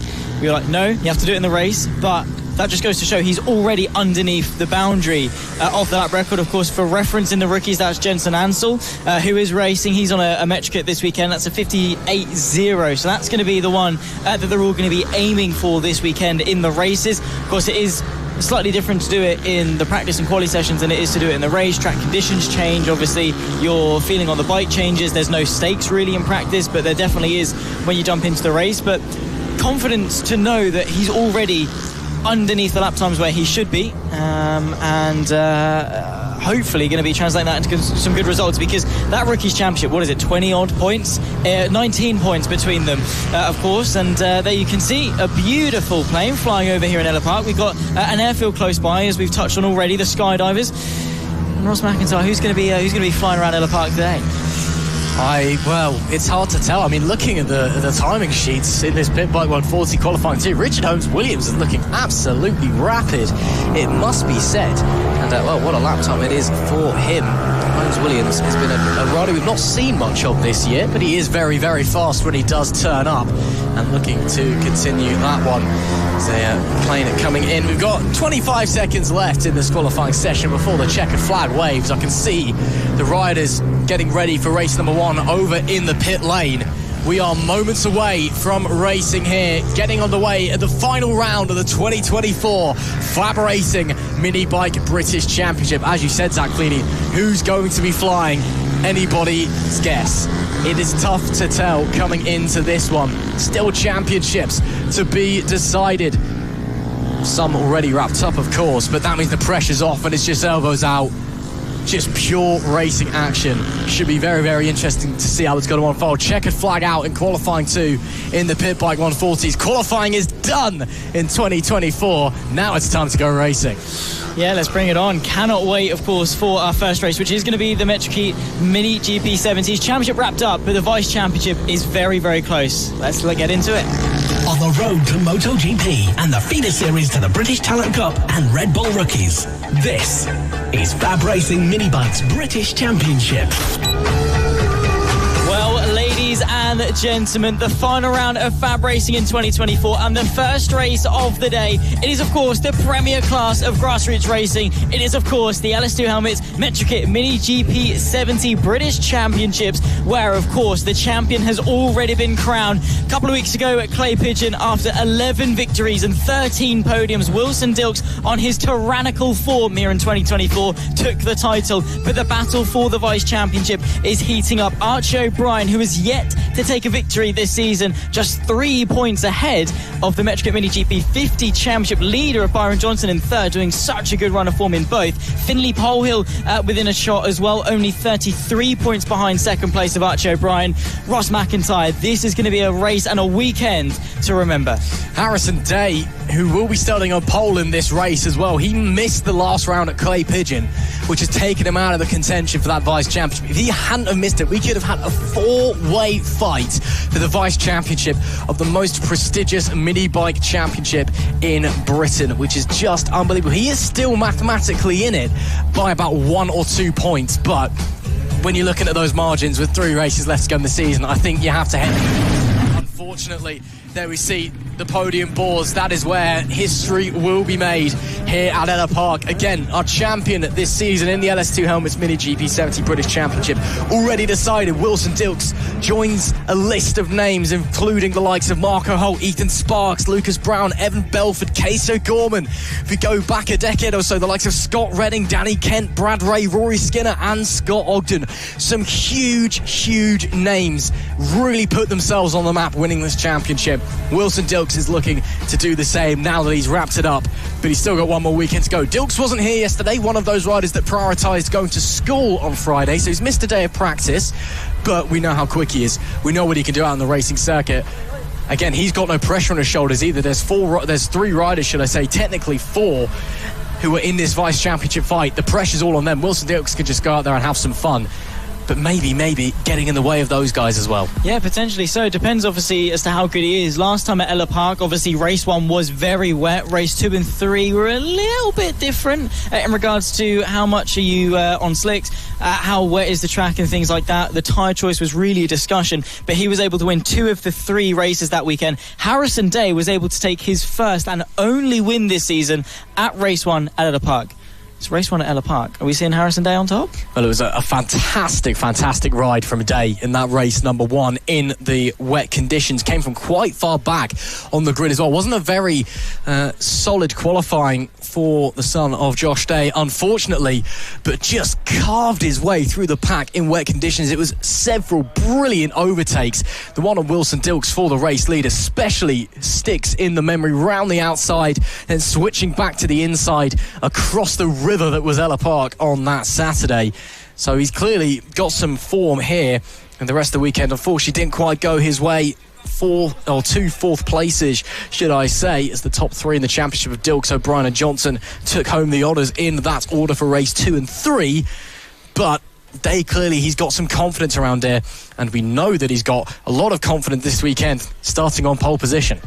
Yeah, that's going to be obviously a really strong position for him to be starting on. And going into turn number 1, it is important to make sure you get that good launch. Of course, we'll be on the left-hand side of the circuit, so it will be the racing line, should be the grippier line. But we've seen that this season starts have really been a point of intrigue. Obviously, Archie O'Brien slightly struggling with his starts. That's costed him on a couple of occasions. Byron Johnson and Frankie Watson in the 70s as well. Their rocket ship starts have been enabling them to get some good launches, make up 2 or 3 places before they've even reached turn number 1. So starting position isn't everything, but it fills you with confidence. Harrison Day knows when he hits that track, he is the favourite because he's the one that was able to put in the quickest lap time in qualifying, and he's just been absolutely smashing it. Of course, this season thus far, we've had 4 different race winners, but of course, of the 18 races we've had up until this point, Wilson Dils has won 11 of them. So it's not exactly like it's been an evenly distributed top place on the podium. But the level of competition behind Wilson, like we say with this Vice Championship, has just been absolutely electric. It has been. Dils has been the class of the field, no doubt about it, but it is still an incredibly strong grid, and we are expecting some fireworks here. Let's go through the grid, shall we? Harrison Day will be starting from pole position. Byron Johnson starts in P2, with Archie O'Brien starting 3rd. Wilson Dils is P4, with Travis Shaw and Harry Payne on row number 3. Taylor Tomlinson returns this weekend. He starts P7 alongside Finley Pohill. Hamish McIntyre keeping up the Scottish contingent. He's in 9th, with Matthew Thomas rounding out the top 10. Beth Ashby's 11th alongside Riley Paisley, with Harris Watson in P13 and Lucy Curtis in P14, who apparently, according to our time, she didn't set a time in qualifying, so a real shame for her, but she'll be going from the back of our 14 bike grid for the final 3 races of the season. Again, starts for a point of intrigue, Zach. It's not a big run down into turn 1 here at Ellough Park. And, well, sometimes we've seen this season, the starting grid is more of a suggestion rather than who do you think's actually got the advantage down into turn 1.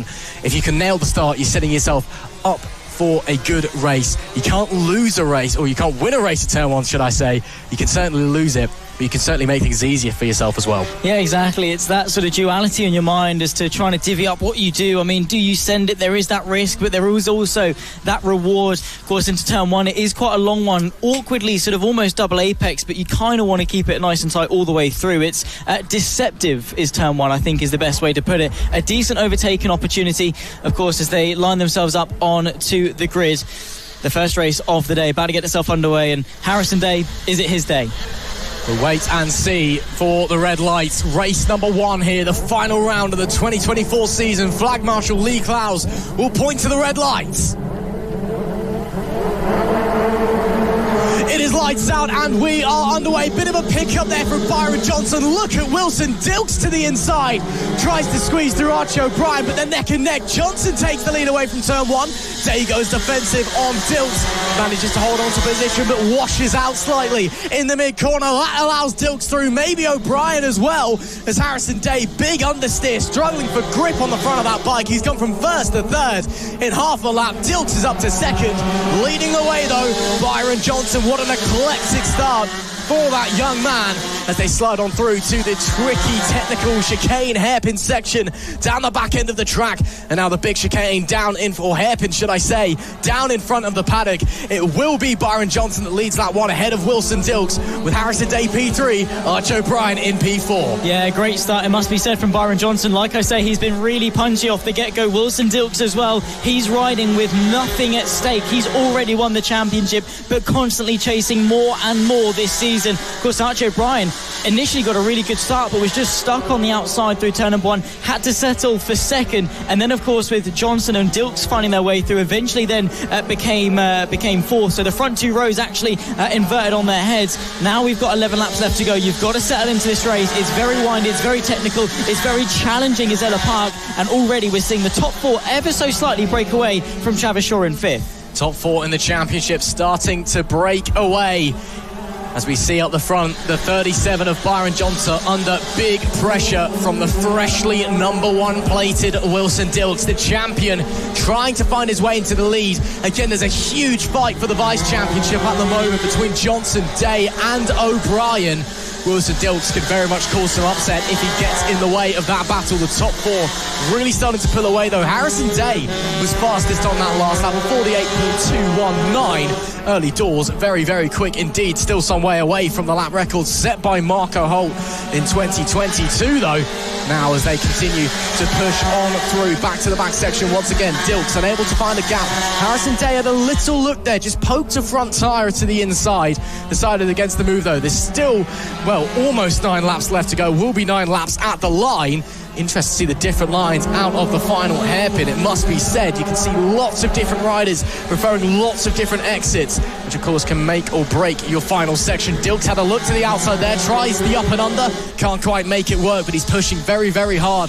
Archie O'Brien, I think there may have been a small error in there, just dropped back ever so slightly, but still very much with this leading pack. Yeah, very much so. Of course, Byron Johnson is riding perfectly. Did want to point out Finley Pohill, by the way, down in P9. He has got a chance at the Vice Championship, but not if he's riding down towards the back end of the top 10. He's moved his way up into 8th, started there, really on the back foot compared to his competitors who at the moment are all inside the top 5. So not ideal at all for Finley Pohill. Into the hairpin at the back end of the circuit once again. A prime overtaking opportunity if you're able. It'll be 8 laps at the line. Byron Johnson is leading fantastically from Wilson Dils, who at this stage, again, he's got nothing at stake and he's got time, but he's still hammering on that pressure, looking to the outside of turn 1. There, of course, is Harrison Day, our pole sitter, looking to go for victory. The pace at the moment is showcasing he's got the ability to. He's just waiting for that opportunity to strike. Sometimes racing is a patient game as Finley Pohill starts to charge. Archie O'Brien with a big lunge to the inside. Shoves Harrison Day out wide. Had to take avoiding action, but ultimately came to naught. As I was saying though, Finley Pohill has started to find his pace. 48.153, fastest lap of this contest so far, but only down in P7, making up a position on Matthew Thomas there. Pohill unfortunately starting quite far back on the grid, giving himself a challenge in all 3 races to stay in the fight for this Vice Championship. 7 laps left to go at the line. It is still Johnson that leads from Dils. Day and O'Brien starting to drop back. Dils starting to look to the outside, tries the up and under once again. Once again, it is Byron Johnson on the 37 that gets the drive out of the corner, but look at the lines now. Johnson is starting to go defensive, just starting to cover the inside, and that's going to cost him time and bring the likes of Day and O'Brien back into contention as Dils starts to up the ante, starts to look more and more, starting to apply more and more pressure to Byron Johnson. Taking it very, very easy as Archie O'Brien, meanwhile, tries a lunge up the inside. Did he get it done? I think he may have done. We'll wait and see as they come into your picture. Yes, he did. Archie O'Brien up into P3. Crucial in the fight for the Vice Championship. The man who hasn't won a race this season, yet maintains second position in the table all year long.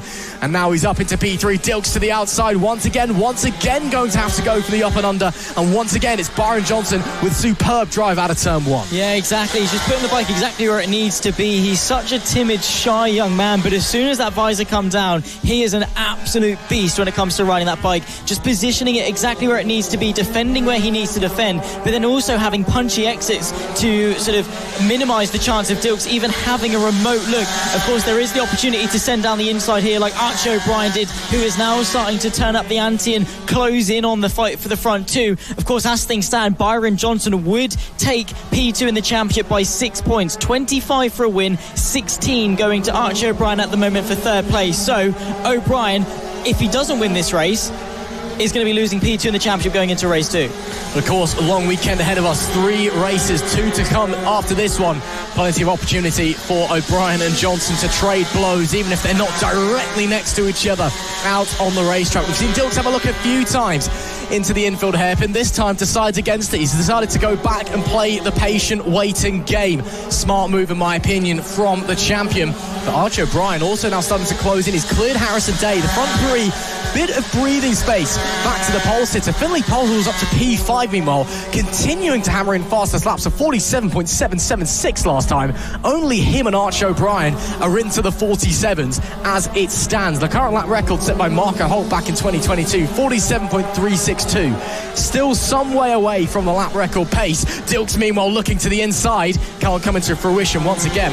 But as it stands, it looks like O'Brien and Finley Pohill are the ones with pace to track. And look, you can see Finley Pohill really starting to close up at the back of your picture, but he's running out of time. 4 laps left to go. Yeah, I mean, it's enough time to do something, particularly if this top 4 continue to battle and he's able to get onto the back of Harrison Day. I mean, the gap to the front is only 2.5 seconds. You can still do a lot with it, but the problem isn't going to be pace. It's going to be track position and working his way through this train. It's something that O'Brien as well is going to struggle with. It's a rider ahead of him who has not been able to really be all season long at all head-to-head. Now he's got to do it, not only to keep Day behind, but then also to get through and challenge Byron Johnson. O'Brien and Pohill have got an absolute mountain to climb, and right now Byron Johnson seems to be the favourite, but he has to go defensive. Once again, Wilson Dils looks to the outside. He's later on the brakes, but the long way around just doesn't really cut it through T1.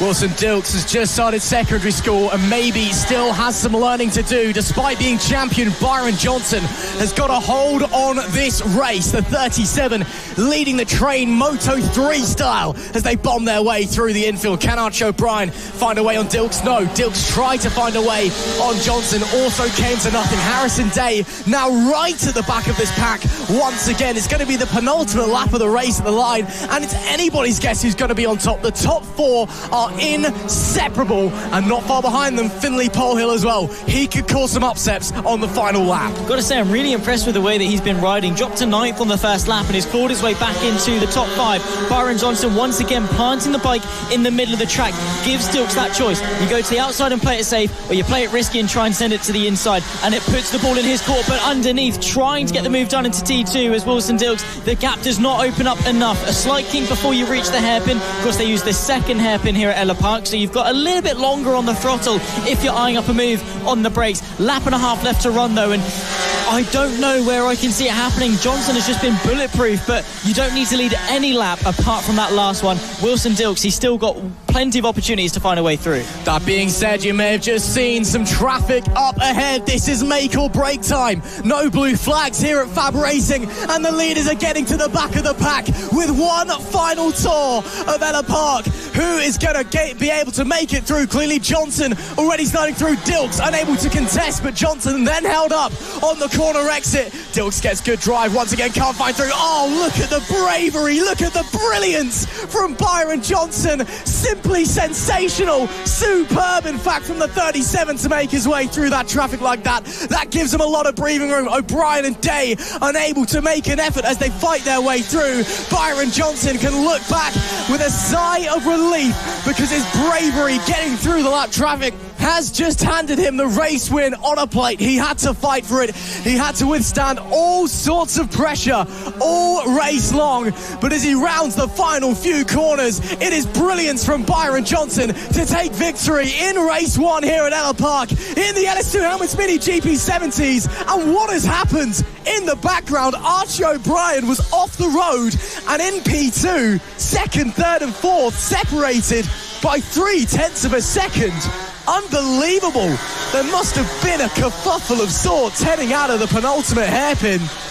But up the front, it was Byron Johnson who took a phenomenal race win. Archie O'Brien classified in 2nd, but was well off the racetrack, with Wilson Dils dropping to 3rd, and Harrison Day only managing P4. Finley Pohill was up to 5th, a great ride from him.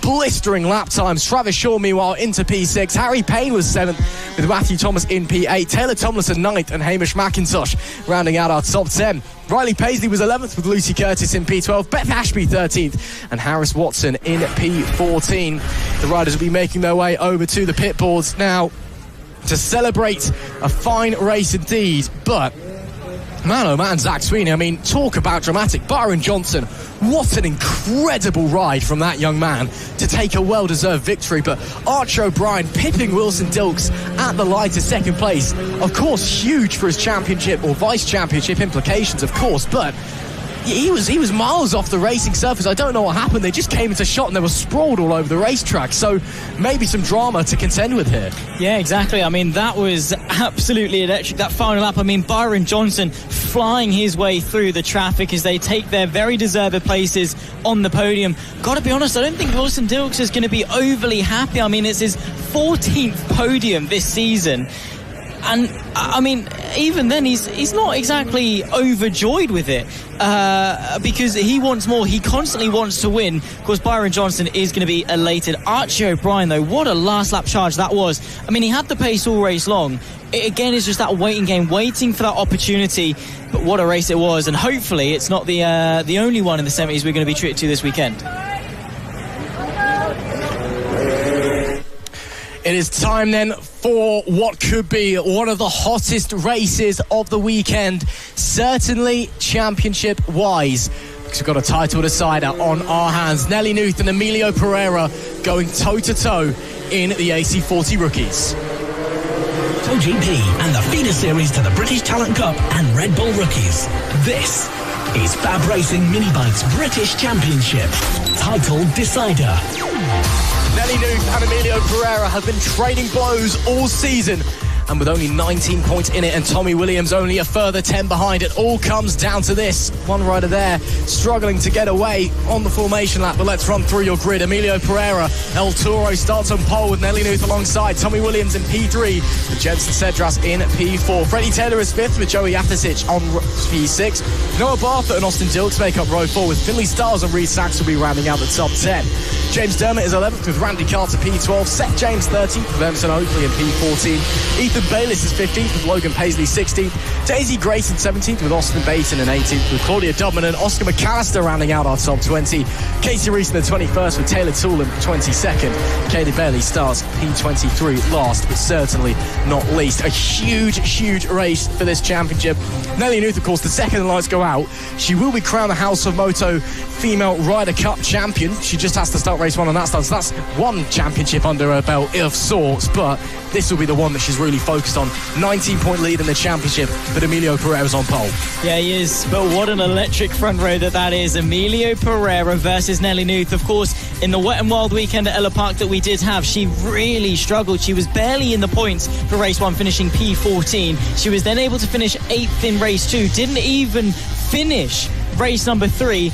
This is a track that, compared to the season she's had, has struggled with. But this is a fresh opportunity, and an opportunity that she's going to need to capitalise on. She's got the most wins, most podiums this season. She wants to leave with a champion's crown. It's just that poor weekend, really, and a disappointing run last time at Clay Pigeon with 2 races off the podium that have really held her down from storming away in this championship. Of course, she's made it onto national news. She's become a superstar. But Amelo Pereira wants to try and rain on her parade and get even closer in the championships. 19 points is the gap separating them. Tommy Williams in P3, a further 10 behind. Let's not forget him in this equation. It is all to play for here at FAB-Racing in the Rookies Cup. Let's go racing at Ellough Park. It is lights out, and it is a great start once again from Nelly Nuth, but Amelo Pereira, great phase 2, Nuth to the inside, down at turn number 1 as they're all squabbling for position behind them, and they're still side by side up in front. Oh, look at Amelo Pereira sweeping through into the right-hander. Great stuff there from the pole sitter, and Nelly Nuth now staring at the back of her nearest title rival Tommy Williams, facing huge pressure from behind, but managing to hold on at the moment. That's the number 2 of Jensen Cedras, trying to slide up into 3rd place. Up the front though, Amelo Pereira, he's put his cards out on the table, he's showing his game plan, he's bolting away, and that was Tommy Williams with a brilliant and bold move up the inside of Nelly Nuth, up into P2. Nuth now down to 4th. Goodness me, she's gotten pipped by Jensen Cedras as well, who got the move down into the hairpin. This is disastrous for Nelly Nuth because 13 points goes the way for 4th, 25 goes the way for the victory. She's going to need to pick herself up and get back on it. Jensen Cedras looks to the outside of Tommy Williams into turn 1. The outside line goes the way of the number 2, who works his way through, taking points away from the 51. In fact, actually, it was Williams making his way past Cedras on that last move. Of course, the number 2 is Williams. He's now ahead and trying to work his way up into the fight for the lead, potentially with Amelo Pereira, who is doing exactly what he needs to do. For Nuth, if she finishes second and Pereira finishes first all weekend, that's fine. She would still win the championship. But right now, that gap goes down to 7 points. That is not comfortable at all, considering we've got all of Sunday left to go as well. Again, I don't think mathematically, she couldn't achieve the magic gap of 50 points at the end of race 1 to clinch it here. She could certainly clinch it in race 2 if things go her way. But right now, for whatever reason, Nelly Nuth is struggling out on the racetrack, holding position in P4. Look at the gap from Amelo Pereira, El Toro. Well, he's literally caught the bull by the horns. He is running away at the front of this race with 6 laps left to go. Fastest lap last time as well, a 37, or a 57, should I say, but 3:51 is not going quite that fast. But man, oh man, what a start to this race from him. And on the subject of that, that's a new lap record as well from Amelo Pereira. 57.351 smashes Jensen Ansel's time from last year by some 7/10 of a second. Ridiculous pace from the 31. That is insane. He asked us if it counted in practice. He's gone and he smashed it in the race. Amelo Pereira on what could be a championship-defining weekend. He's already won 1 British Championship this year. He's looking for his second, and he's looking to absolutely smash this one out of a park. Could we see a 2-time champion in one of his first years of motorcycle racing? Amelo Pereira has lit the world on fire this season. Fights all the way throughout the rest of the field, it must be said. That's Joey Athasic versus Finley Stiles and Austin Dils involved as well. 5 laps left to go. Nelly Nuth needs as many points in the bag as she can get, even if it's just the 3 points for the jump up into third. Jensen Cedras has started to pull away from Tommy Williams as well. And what? Amelo Pereira, 56.994. What is possessing that man at the moment? He's got 2.3 seconds back and is just setting lap record after lap record for fun. Unbelievable. Jensen Cedras is also lapping in the 57s now. He's pulled away from Tommy Williams with fantastic pace as well. So it's now Tommy Williams against Nelly Nuth in that battle for third. They're both in this championship fight, so that is crucial for those two to try and slide their way onto the podium. But Amelo Pereira is going to make it 4 laps left to go, and already the race is in the palm of his hands. He is miles up the road, already starting to encounter some traffic further behind as well. All throughout the top 10 and the top 15, there's people making moves, changing positions. Once again, we see Joey Athasic and Austin Dils swapping positions on that previous tour as they continue to hound their way around Ellough Park.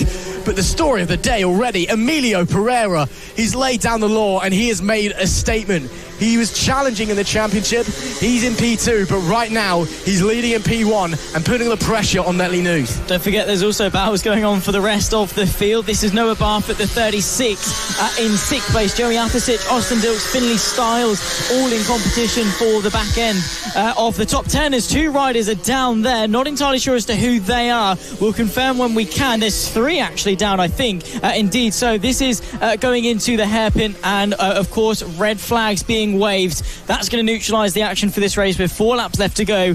I think they're all up and okay, bar one who's had to be picked up off the side of the road. But the other 2 are okay. They're walking away from their bikes, and the rookies is a busy class, and it's understandable that these things can happen. Unfortunate for it to go wrong.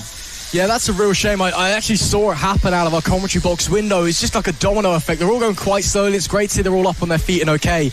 But it was just the fact that they fell down in the middle of the racing circuit and they were struggling to get back up as all the bikes were coming around them.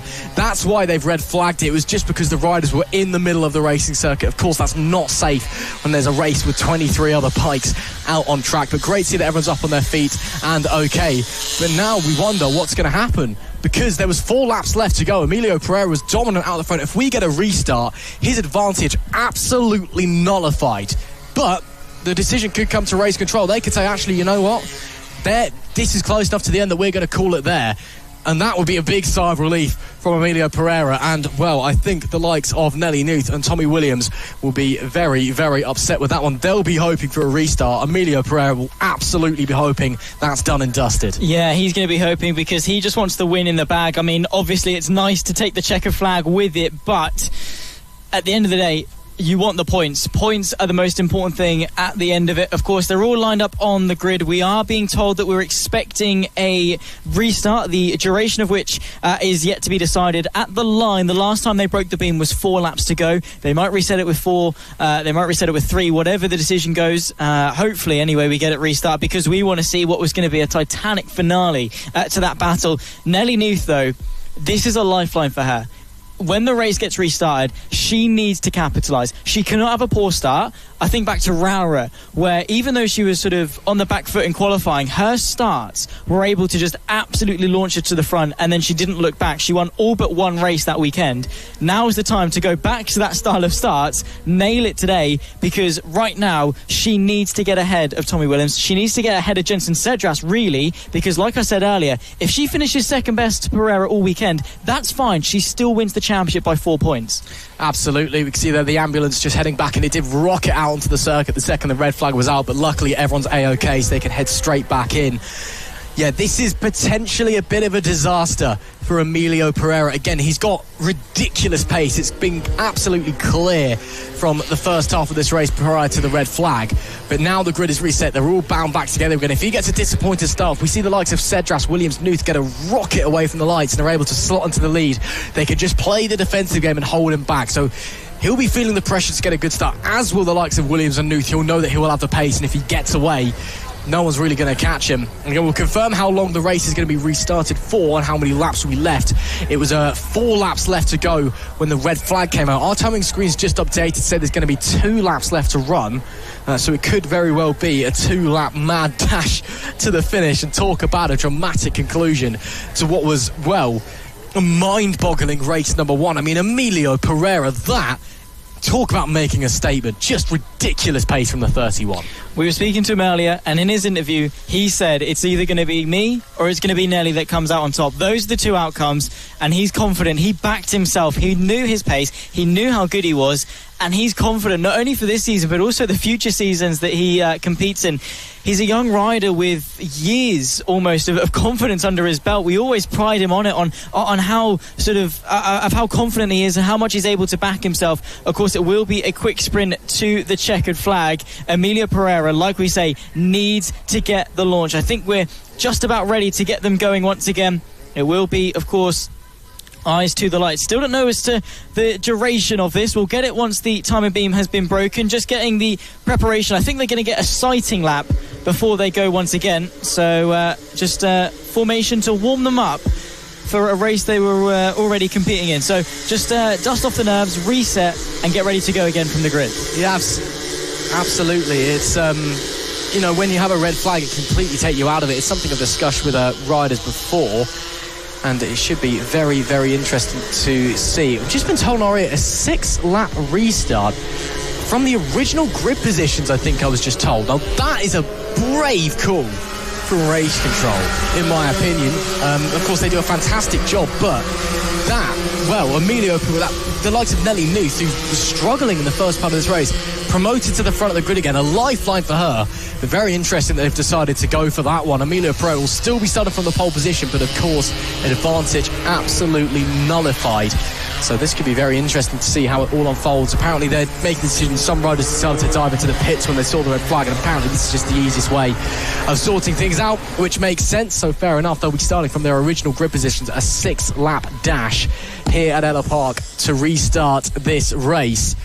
But man, oh man, talk about a wild reset. Again, just getting back in that zone after the red flag where it can shake you up, getting the tyres warmed back up as well. Could be interesting. Amelo Pereira, though, if he's managed to stay calm, focused and collected, once again, you've got to expect he'll be doing a similar thing, bolting away. Yeah, exactly. That's exactly what he needs to do. He cannot get phased by this. He can't sort of feel victimised at all by this, by saying, oh, my advantage is gone, blah, blah, blah. Just do exactly what you did the first time. Bolt away, don't look back. You have got every tool in your box ready to run away with this race. don't psych yourself out. Don't overcomplicate it. Just get the start off the lights, bolt away, and keep Nelly Nuth behind. That is the most important thing for Amelo Pereira. He has to keep Nuth behind. That's priority number one. Of course, once again, it's going to be eyes to the lights for the second time for the rookies. 6-lap dash to the end. Lights out. Let's go racing. Good start from pole position from Amelo Pereira. A not bad one from Nelly Nuth either, as she assumes second place into turn one. Cedras versus Williams as they do battle for third place on the podium. There you can see the 51 of Williams darting to the inside of turn two. Cedras on the outside. This is allowing the top two to break away, but don't forget that Williams and Cedras did have the measure over Nelly Nuth for the first couple laps of the first run of this race. Of course, though, it is Amelo Pereira, El Toro, starting off as he means to go on. Great start there from Amelo Pereira. Once again, Nelly Nuth, much better start on that occasion, and so far has held on to second place. Again, that lifeline restarting the race where they started on the grid, promoted that back up into second, so great for her. But Amelo Pereira already tried to bolt away. Tommy Williams actually got done by Jensen Cedras there, but he's managed to slot his way back through with a lovely move down at the hairpin. So Cedras falls back down to fourth. And it must have been a disappointing getaway at the line for the number 57 or 51 even of Tommy Williams. Cedras, though, now back through on the inside. So again, more of a lifeline for Amelo Pereira. The pair behind her fighting.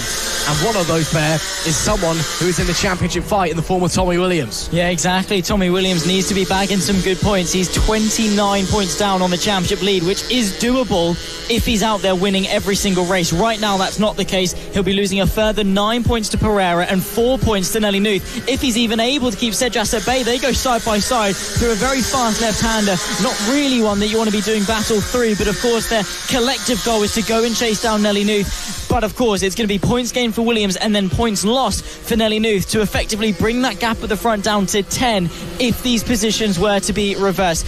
Fights further down the field as well. You've got the 36 of Noah Barfoot fighting away with the 19 of Finley Styles as they come out of that final hairpin. 4 laps left to go at the line as Pereira breaks the beam side by side once again as Williams and Cedras doing battle, chasing for position, and they've come together. Goodness me, a mistake for Tommy Williams sends the bike into Cedras's path. They're both able to get back to their bikes, but with crucial time lost and Tommy Williams's dreams of a championship thrown out the window. Cedras was absolutely furious with Tommy Williams, and he had every right to be so. Williams just too much speed into turn number 1, wiping the pair of them out. But the implications for the championship, massive. That could be Tommy Williams done and dusted in the title fight. And again, massive breathing room now for Nelly Nuth. She's got no pressure behind her. And again, if they finish first, second, Pereira at Nuth in all 3 races this weekend, that means that Nuth is still champion. And well, with the pace that Amelo Pereira's got on board in this race anyway, that could well be the best bet that Nelly Nuth's got. So huge for the championship, huge for Nelly Nuth, as there's still a yellow flag down at turn number 1. 3 laps left to go. Can't quite see what's happened, but all looks okay. Nuth making her way through some lap traffic. Pereira continues to be up the road. 2.3 seconds is the gap at the line last time. Also, Freddie Taylor now promoted onto the podium. Both Williams and Cedras did both get back going again, but both at the bottom end of the top 15. Provisional points right now as it stands, a 14-point gap in Nelly Nuth's favour at the end of this race. Currently 19, that's 5 points carved into it by Amelo Pereira. Again, if they finish first and second in every race this weekend, Nelly Nuth is your Rookies Cup champion in 2024. But Amelo Pereira is doing everything in his power. All he can do is win these races, right? But the unfortunate thing for him, he can win it by 5, 10, 15 seconds, but he can't score more points. I think that is unfortunately a rider down and out of this race. That's why we're seeing the flags at turn number 1. Hopefully they're all okay. They cleared the barriers. 2 laps left to go at the line, but Amelo Pereira doing everything in his power. So is Nelly Nuth, just riding exactly where she needs to ride. Got, of course, thrown this lifeline to be in second place. Of course, want to throw a mention to Freddie Taylor, because up until this point, his best result was a P4, which he took at race 2 of Clay Pigeon. He's not stood foot on the podium thus far this season. Right now, thanks to the contact, of course, between Williams and Cedras, he's been given that lifeline. He did get lucky, but once he did get lucky, he scooped his hands up, he collected it, he capitalised on the opportunity, and right now is looking for a season best result with a lap and a half to go. This could be a huge statement for Amelo Pereira. Nelly Nuth as well, a good ride once the race restarted, it must be said, in the first running of this affair, it was disappointing, and oh goodness me, having to avoid some traffic there and then some. But last lap flag is out for your race leader El Toro, Amelo Pereira, as the bike chatters away on the bumps, but he looks calm and collected. When we spoke to him this morning, it was like there wasn't even a championship on. He was so cool about it, and as he said, it's either me or Nelly. Apparently completely ignoring the fact that Tommy Williams is still in the equation. He might not be anymore, but he certainly was this morning. But that young man, he's so calm, so collected, and he's showing as well that he is so fast. Final couple of corners for Amelo Pereira. So far this season, he's ticked off 5 sensational victories. He's had to work for each and every single one of them, and coming into this weekend full of confidence. Last time at Ellough Park, he didn't take off the top 2 spaces, and into one of the most important weekends of that young rookie rider's career, he rounds the final corner and sees the checkered flag first. Amelo Pereira closes the gap in the championship, and down to just 14 points between 2 star riders of the future. El Toro take a bow. He got knocked by the restart, but he climbed back up and is now back into the lead, potentially into prime position to take the championship. Of course, after what was a long time of racing with the restart, Amelo Pereira tips Nelly Nuth to P2. Finley Styles in the end was the one to tip Freddie Taylor to a podium, robbing the 118 of a maiden podium. Joey Athasic completes the top 5 ahead of Reed Saxelby. Then comes Austin Dils. Tommy Williams ahead of Jensen Cedras, of course, 8th and 9th place. Now that was a tussle, one that I'm sure will be spoken about a lot over the duration of this weekend. James Dermott, of course, completes the top 10. Behind that, you've got the likes of Noah Barfoot, Emerson Oakley, Seth James, Daisy Grayson and Claudia Dudman to complete our points scorers. Randy Carter from McAllister from Carter, Paisley, Toole, Caden Bailey, Casey Reese and Ethan Bayliss and Austin Bates, our 23rd and final rider to take to the checkered flag. What a race.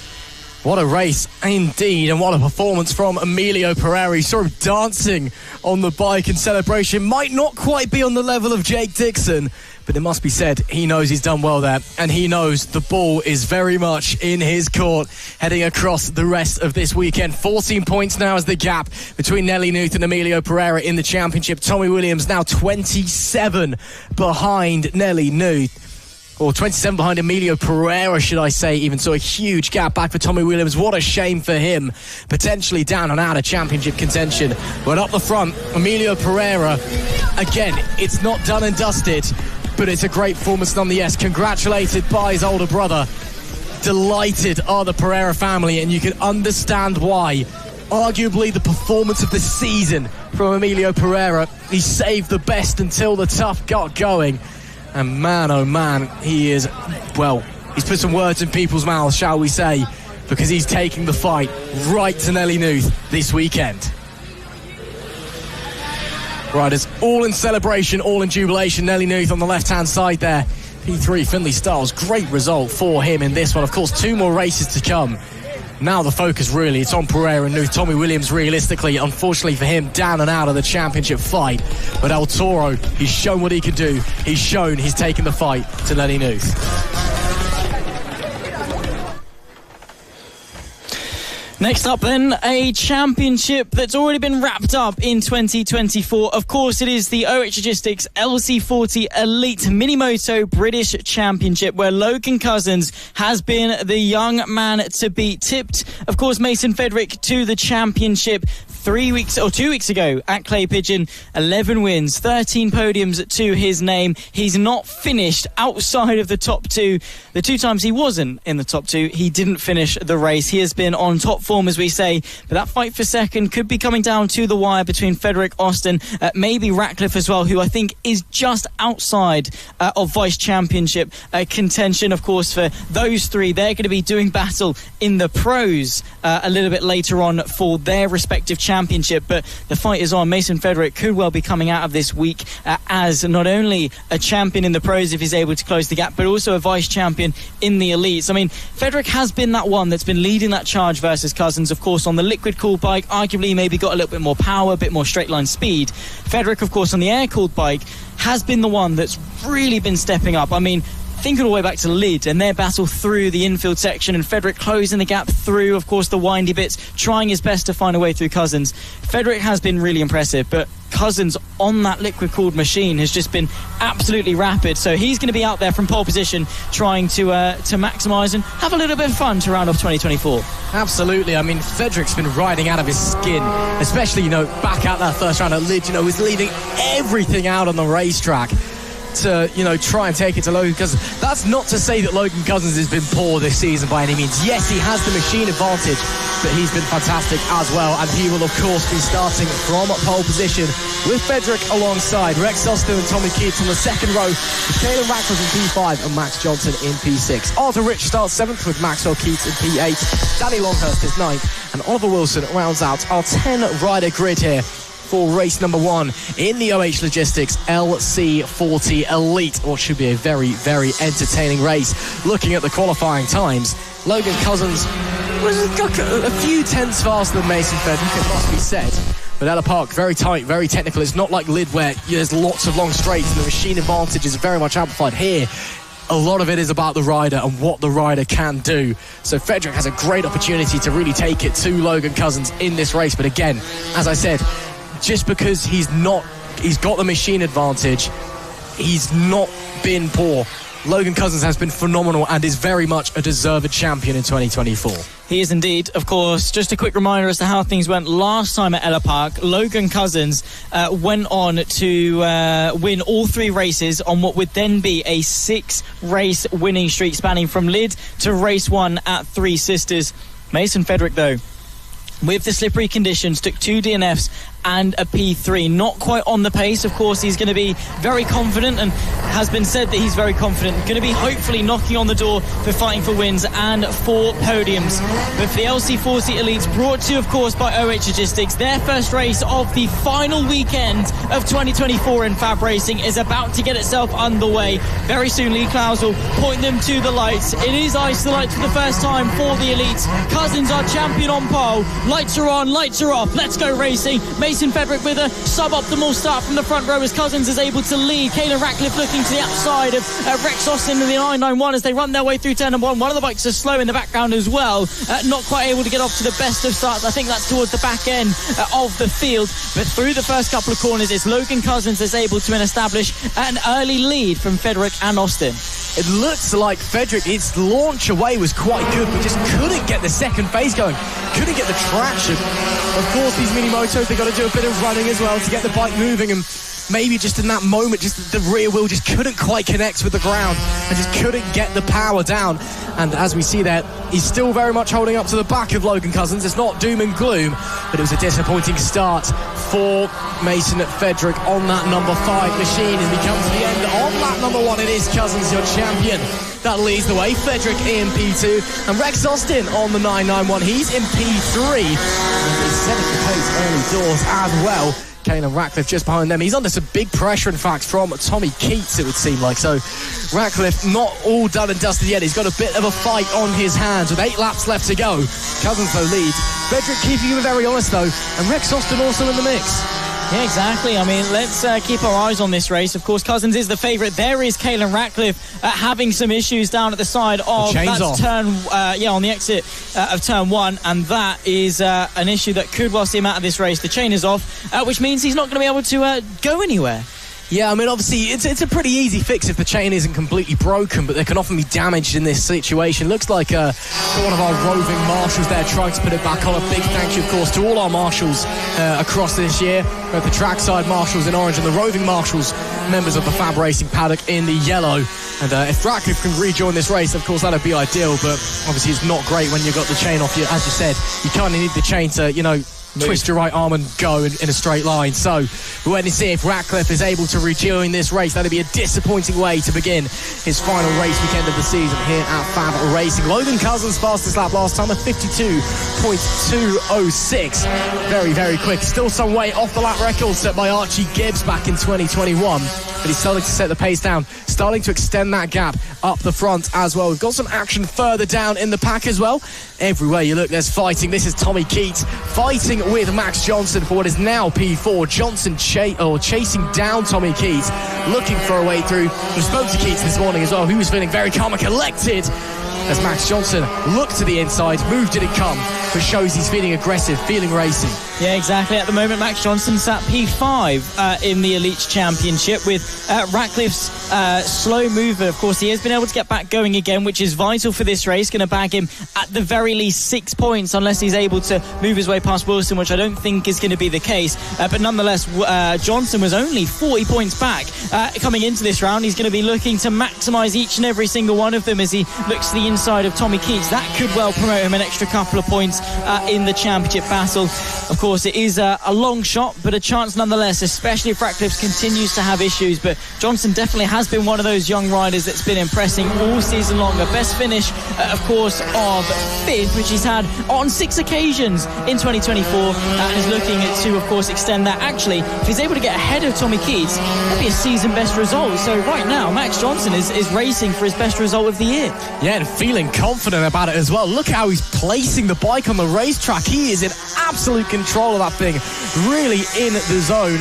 Of course, these riders will soon be on their way onto bigger bikes, and oh dear, that's a big accident. That is. Who's that? That's gone off. I believe that may be Arthur Rich in the number 95. That's a real shame there for them. But as we go back to the action that we were watching just a moment ago, Tommy Keats and Max Johnson still fighting again. These young riders still very much, still young, yet to step onto bigger bikes, not far away from secondary school, and showing at such a young age what they can do out on the racetrack. It is superb to see the next generation of British talent in racing emerging before our very eyes here at FAB. And we've got 2 potential superstars right here. Tommy Keats holding on, but not for much longer. Look, the stamp and send it from Max Johnson. He tried it the lap before, decided against it, but this time decided, the test was good enough, and has sent it up the inside into P4. First class move for 4th place there from Max Johnson, who's able to pick himself up into 4th. There's also been a change of position between Logan Cousins and Rex Austin. Mason Fedick now leads this race. Has there been a mistake for our champion? We'll have to look out. I think that is the case. So Logan Cousins dropping back behind Fedick now by 5 seconds. So the change for the lead has definitely thrown some intrigue into this. Fedick, of course, looking for his 3rd win in the Elites this season. New design on his head with that brand new helmet that's fielded, of course, thanks to Josh Day, he said, for sorting that one out. But right now, he's 3 laps away from his 3rd victory of the season. If he's able to take all 3, the number 5 will go for 5 in the Elites in 2024. Let's see if that's a possibility. Leading Logan Cousins, who on that last lap was 7 tenths quicker. The gap is 4.5. There's 3 laps left to go. If Fedick keeps the gap as it is in terms of the lap times, he's sure for victory. There must have been a mistake from Cousins, or maybe he came off the bike briefly or something like that, because he actually dropped behind Rex Austin momentarily as well. He's now managed to get back in front of him, but the gap is massive between Fedick and Cousins. 4.5 seconds at the line last time. Cousins had an advantage of about 2 seconds, so he's lost a heap of time. So problems going wrong there. But Fedick is now definitely in the lead of this race. Cousins is doing chase in P2. But with 2 laps left to go at the line, has he got anything in his locker to ride potentially out of his skin? We'll wait and see what the lap time is. Cousins was leading on the number 7. He's now back in P2. Yellow flag's out at turn number 1. Fedick, the gap's come down by about 7 tenths of a second. If that pace continues, it is not going to be enough for Logan Cousins. As there we see someone having issues there. That's Maxwell Keats on the number 6. Who's having issues. That seems to be mechanical at the side of the racetrack. Hopefully he's able to rejoin the race. But Mason Fedick, we're not sure what's happened, but it seemed he's been gifted this race seemingly on a silver platter. Not to say that it's been a poor performance from him, but a mistake from Cousins, the champion in 2024. And Mason Fedick can now start his final weekend on a high. Yeah, exactly. There's a huge off there.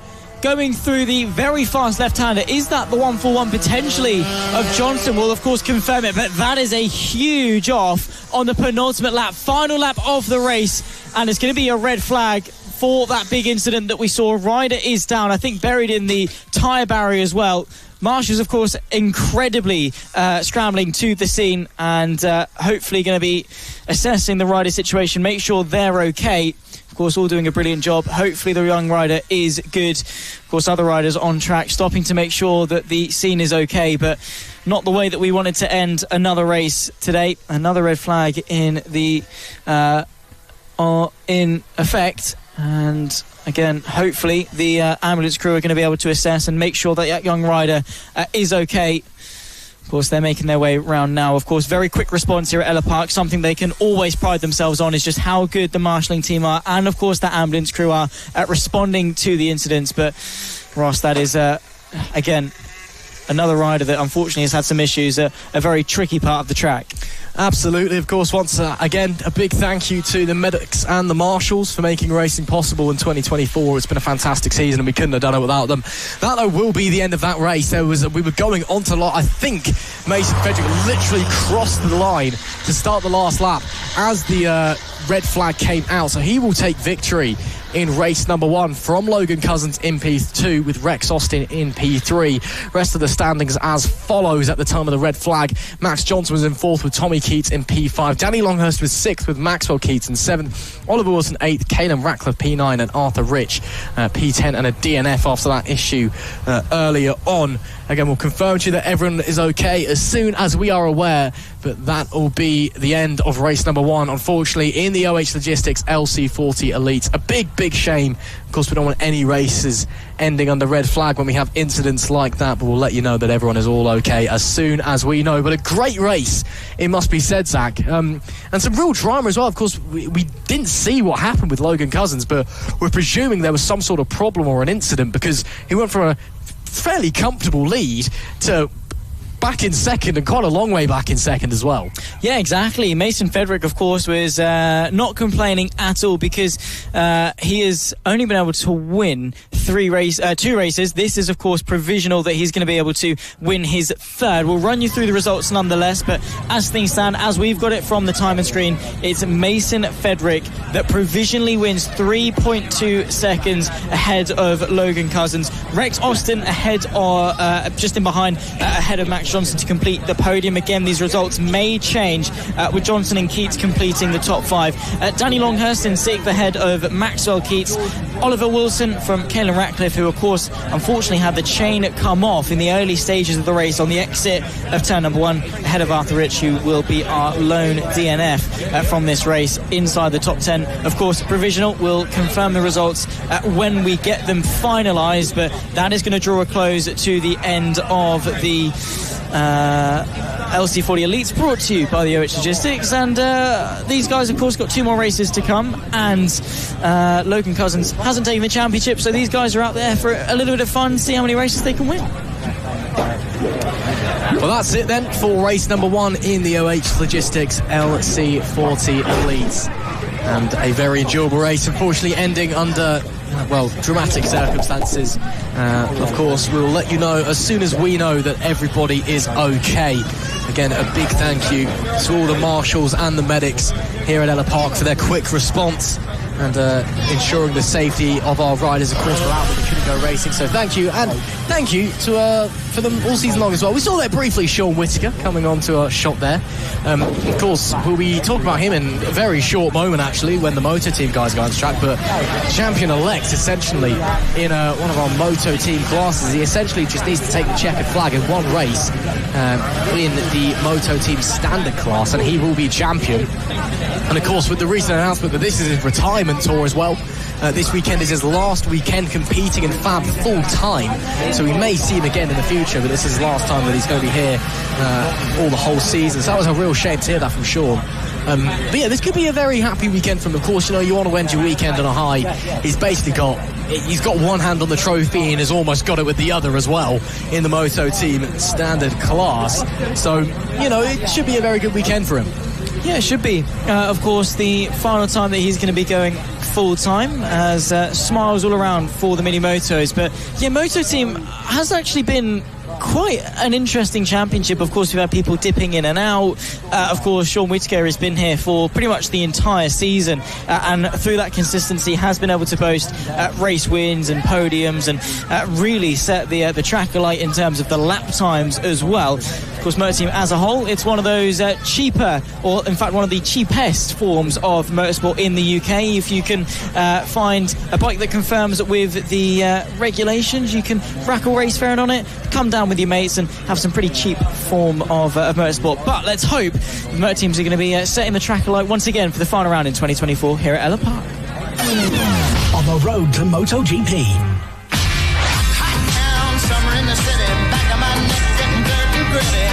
FAB-Racing Minibikes British Championship. Hello and welcome back to Ellough Park for the second time this season, and for the final time in 2024. It is the final round of the FAB-Racing Minibike British Championship, live from Suffolk here on this Saturday afternoon. We are just experiencing a delay with a red flag after an incident at the end of the OH Logistics LC40 Elite Championship. We are hoping to get back underway very, very soon. Make sure you like, share, subscribe, all of the above to help promote FAB-Racing, help get these young riders' names out there. We want these young riders, their names to be etched into folklore. And of course, it's not it for FAB-Racing in 2024 after this weekend. We do, of course, have a new winter series which got announced in Spain across the winter. Should be very exciting to see how that goes, as it could, should be quite interesting. Feeling very warm and muggy here. A few wasps about, unfortunately, at Ellough Park, but it's not taking away from the racing action. You join myself, Ross McIntyre, and of course, the voice of FAB-Racing, Zach Sweeney, alongside me. We've been here all season long, and we're here to annoy you for the rest of this weekend as well. Now, Zach, while we're in this delay, you're a local, you've got 6 fingers. You've not been around Ellough Park on a bike, but I know you've been around here karting many times. You've had, local championships here. Of course, it's a bit different on 4s from 2s, but what's it like racing out here in Elliot? What's the track like? How does it feel going around? What's things that people need to know when you're watching a race at Ellough Park? It's fun. It's one of those circuits that you come to. Of course, it's a full-length, sort of proper karting circuit. Of course, some around the UK are very corporate-based, sort of indoors or just sort of shorter. But Ellough Park has obviously got the corporate and the full championship side of things, both 4 wheels and 2. And it's just one of those circuits that you come to. The curbs feel obviously very sort of almost like a Grand Prix circuit in essence. You feel very, very fast as you're running your way through. A lot of bumps, a lot of challenges. Where do you use the curbs? How do you get that rotation? How does the sort of kart react over different bumps? Of course, track conditions, all those different things. The undulation as well here at Ellough Park is something that can catch you by surprise, especially at the back end of the circuit as you run your way into that sort of final chicane before the last couple of hairpins. That rise up, and of course going into it, you're flat out through that right inner kart. Of course, in a bike there might be a slight roll off just to pitch the nose in, but you're going up, then you can press down into what is then a hairpin. You come back on yourself. So L is difficult, but it's fun, it's fast, it's flowing.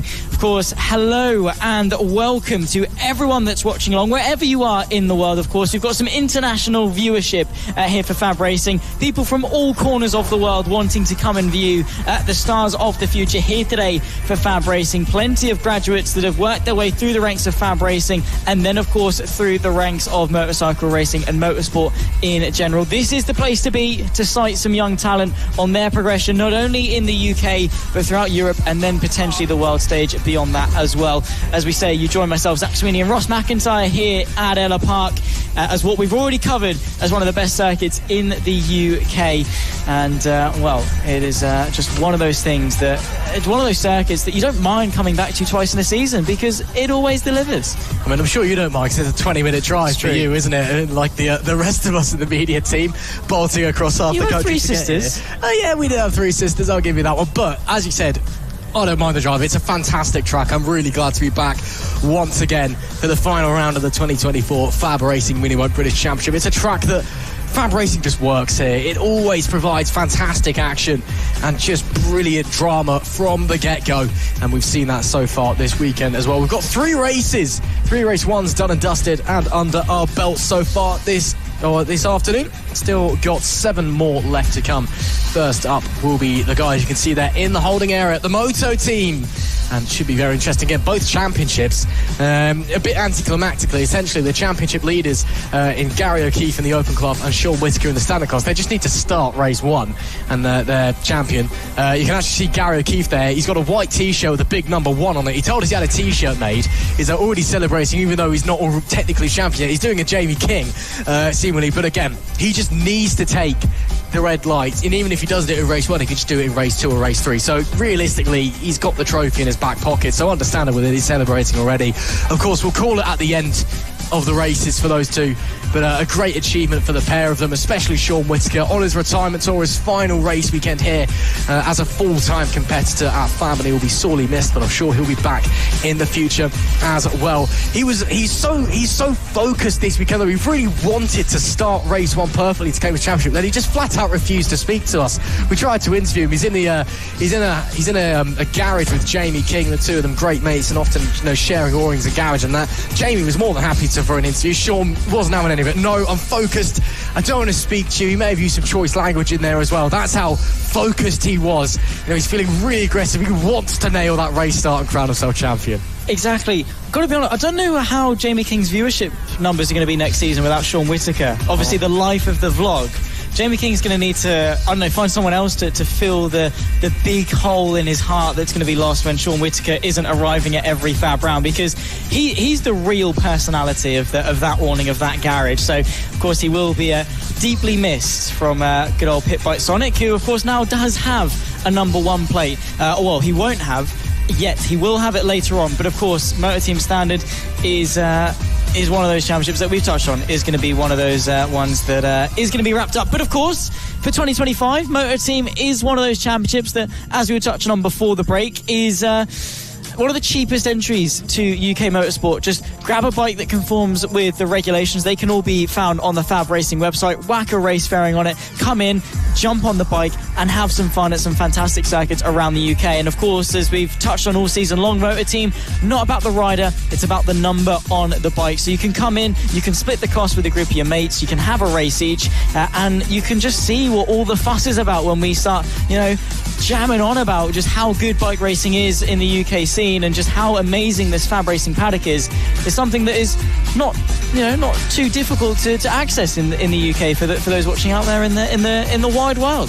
Maybe you can replace Sean Whittaker on Jamie King's YouTube channel. I mean, he's a bit like Super Hands. Unless you have hair, then you get disqualified. Yeah, of course. He's a bit like the Super Hands of the Pit Bike Sonic channel. He's the side character who steals the show every time he turns up on screen.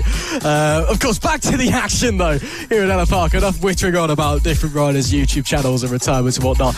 Again, as you said, Moto Team, some of the best and cheapest racing on offer in all of the UK, and it is always a delight. And again, you can turn up, 3 of your mates, split the cost between you for the bike and the entry fee, and everyone gets to go in 3 races across the weekend, and then you can all reap the rewards because it's all a team effort. It's not about who's on the bike. And although yes, some riders, it's they buy the bike themselves, they race the bike themselves, you can get other teams as well where you get a different person on the bike every weekend, every single race, and it is always a joy to watch that. And it's a joy to watch the championship grow every single round as well, because it often does. Again, we get a lot of free tech riders coming up every once in a while as well. If you are a free tech rider, you are more than welcome to come along to FAB-Racing, take part in Moto Team. Your bikes are eligible for this championship.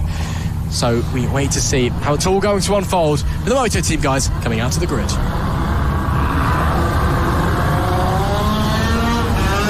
Moto Team making their way up for their first race of the day in what is going to be a championship-defining battle. Well, not really much of a battle. Of course, our standard class champion-elect of Sean Whittaker just has to take the green light. Same to our open-elect of Gary O'Keefe. Both of them pretty much ready to claim their championships. One of them, well, going quite fashionable with his choices. Gary O'Keefe, of course, with a number 1 t-shirt planted over his leathers, ready to tackle today. Let's run you through the grid. Of course, it's going to be Will Howarth for Moto Team Open. He set the stage alight back at Clay Pigeon. He'll start ahead of Team Acme Racing from pole position. Sean Whittaker from Harrison O'Keefe's row 2, with Jack Van Eden returning in 5th. Ben O'Keefe just ahead of Team Ernie the Badger and Malcolm Steen rounding off row 4. Gary O'Keefe down in P9. Not the starting position where you want to take your first championship, but of course it's the gold trophy at the end that makes it all worth it. Madison Martelou from Kieran Evans to round out our 11 bike field for the first 10-lap race of Moto Team this weekend. They'll be rounding their way out of the final corner, lining up on the grid. Ross McIntyre, what have we got to expect? Because Will Howarth back at Clay Pigeon was on fire, but I remember Jacques Van Eden, of course, a few months ago when we took to the first part of the season. He came here at Ellough Park, his only round that he's done all season. He took 2 wins between race 1 and race 3. He's starting from P5. Could he be one to watch as well? Absolutely. Jacques Van Eden, great to have him back on the 17. That should be really entertaining to see. The likes of Malcolm Stein as well. Always to show again. The second the red lights go out, presuming Sean Whittaker and Gary O'Keefe cross the timing line at the start of the race, they are crowned champions of the 2 respective classes. If you get ready to go racing, we'll call that at the end, because for now it's time for race 1 in Moto Team. It is lights out and we are underway. Not a great start there from Will Howarth on the number 96, and through to the inside goes the number 1 of Sean Whittaker. Great start from him to take the lead early doors. Now as they fly their way down into turn 2, Whittaker, wow, what a commanding start that was from him up the inside of the number 96 of Will Howarth. That monstrous 2-stroke bike that seemingly wins everything it touches. But so far, not leading this race. Whittaker leads from Howarth in P2. One of the O'Keefes in P3. I'm going to go on an assumption that is Harrison on the number 65, and he's getting chased close behind by Jack Van Eden as well. Front 4 breaking away. Van Eden off. Van Eden onto the floor. That's not Van Eden, that's Team Acme Racing. The number 8 of Team Acme Racing going down. It looked like it was Jacques Van Eden up to P4. It was in fact Team Acme Racing, who were in the championship fight in the standard class for so long this season, making a mistake early doors, able to get going once again. But what a disappointing start to this race. As we see there, that's Will Howarth getting through on Sean Whittaker for the lead overall. The 2 of them in different classes. So Sean Whittaker now down into P2 overall, still leading the way in the standard class. Yeah, quite a fireworky start to kick things off for the Moto Team. Will Howarth back ahead of Sean Whittaker, both of them leading in their respective classes, but I don't know, does Whittaker want to go for the overall? He's already won the championship now as he's crossed the line. But you always want to do it on the best foot. You always want to take the win and the championship all in one foul swoop. He is very, very close to the back of Will Howarth. Does he have the pace to compete? Of course, riding around there, Gary O'Keefe, he's been able to work his way back into 8th after Team Acme's off, going into that back hairpin. 8 laps left to go at the line. The 1 and 2 separated by not too much, in all honesty. There you can see the gap as they run their way towards turn number 1. Also close fights, pretty much all the way down the field, it must be said. But Will Howarth, after a shaky start, not entirely sure as to what the cause was, he's picked himself back up and right back where he belongs. Absolutely great stuff there. 8 laps left to go then. Howarth and Whittaker, despite being in different classes, putting on a great fight for the overall race lead right now. And they continue to push on. Looks like, as it stands, it will be Will Howarth who's got an advantage on the straights, especially through Sector 2 with those 2 long straights. 3 long straights in reality. That 2-stroke number 96 working wonders. However, coming through the final sector, Sean Whittaker looking mighty through the final few turns as they make their way round. You can see there small riders. That is the number 11 there that we saw going through, or the 17 even, I should say, of Jacques Van Eden. There's the 63, now champion, Gary O'Keefe in the open class. But, yeah, very interesting. He's got something written on the back of his shirt, actually. I can see Kim and Now. I can't quite remember what's in the middle. Kim's the name of one of our camera operators, so maybe he's just infatuated with our camera work. I'm not sure, but marry me. It's Kim Marrow. Of course. I should have mentioned. He did say in the interview we spoke to him. He's told us that, of course, he got engaged, but the condition on the engagement was that he would only get married if he was champion. Well, Kim, now you can marry Gary O'Keefe, who's champion in 2024. There you go. Kim, marry me now, ? Incredible stuff there from Gary O'Keefe. He's got such a great sense of humour, and he's been phenomenal out on track all year long as well, and continues to put on a show. Currently fighting with Malcolm Stein in front, and Team Ernie the Badger, the 119, just behind him. Those guys Ernie the Badger not fighting for position, definitely fighting for position with Malcolm Stein in front though, although a bit of a gap forming between the pair of them. I don't think he's talking about Kim, the camera operator, then, if it does say "marry me" on the back of the shirt. I'm sure he's flattered Kim, but no, I'm sure Gary means his hopefully wife-to-be. Of course, on the run to the line to make it 6 laps left to go for these guys. The 1:19 of Team Ernie the Badger was able to find their way through on that last lap, but Gary O'Keefe on what again is just a tour to try and secure whatever he can. At the moment, it's 4th place in class. He's a little bit way off of Malcolm Stein to get that podium. Will Howarth continues to set some pretty quick lap times at 53.5. Of course, the lap record is a 52.8, but I think that was before regulations changed, of course, with wheel diameters and things for the Moto Team. So we haven't actually seen many, if any, Moto Team lap records beaten this season, but he's getting quite close considering 53.6 that last time by.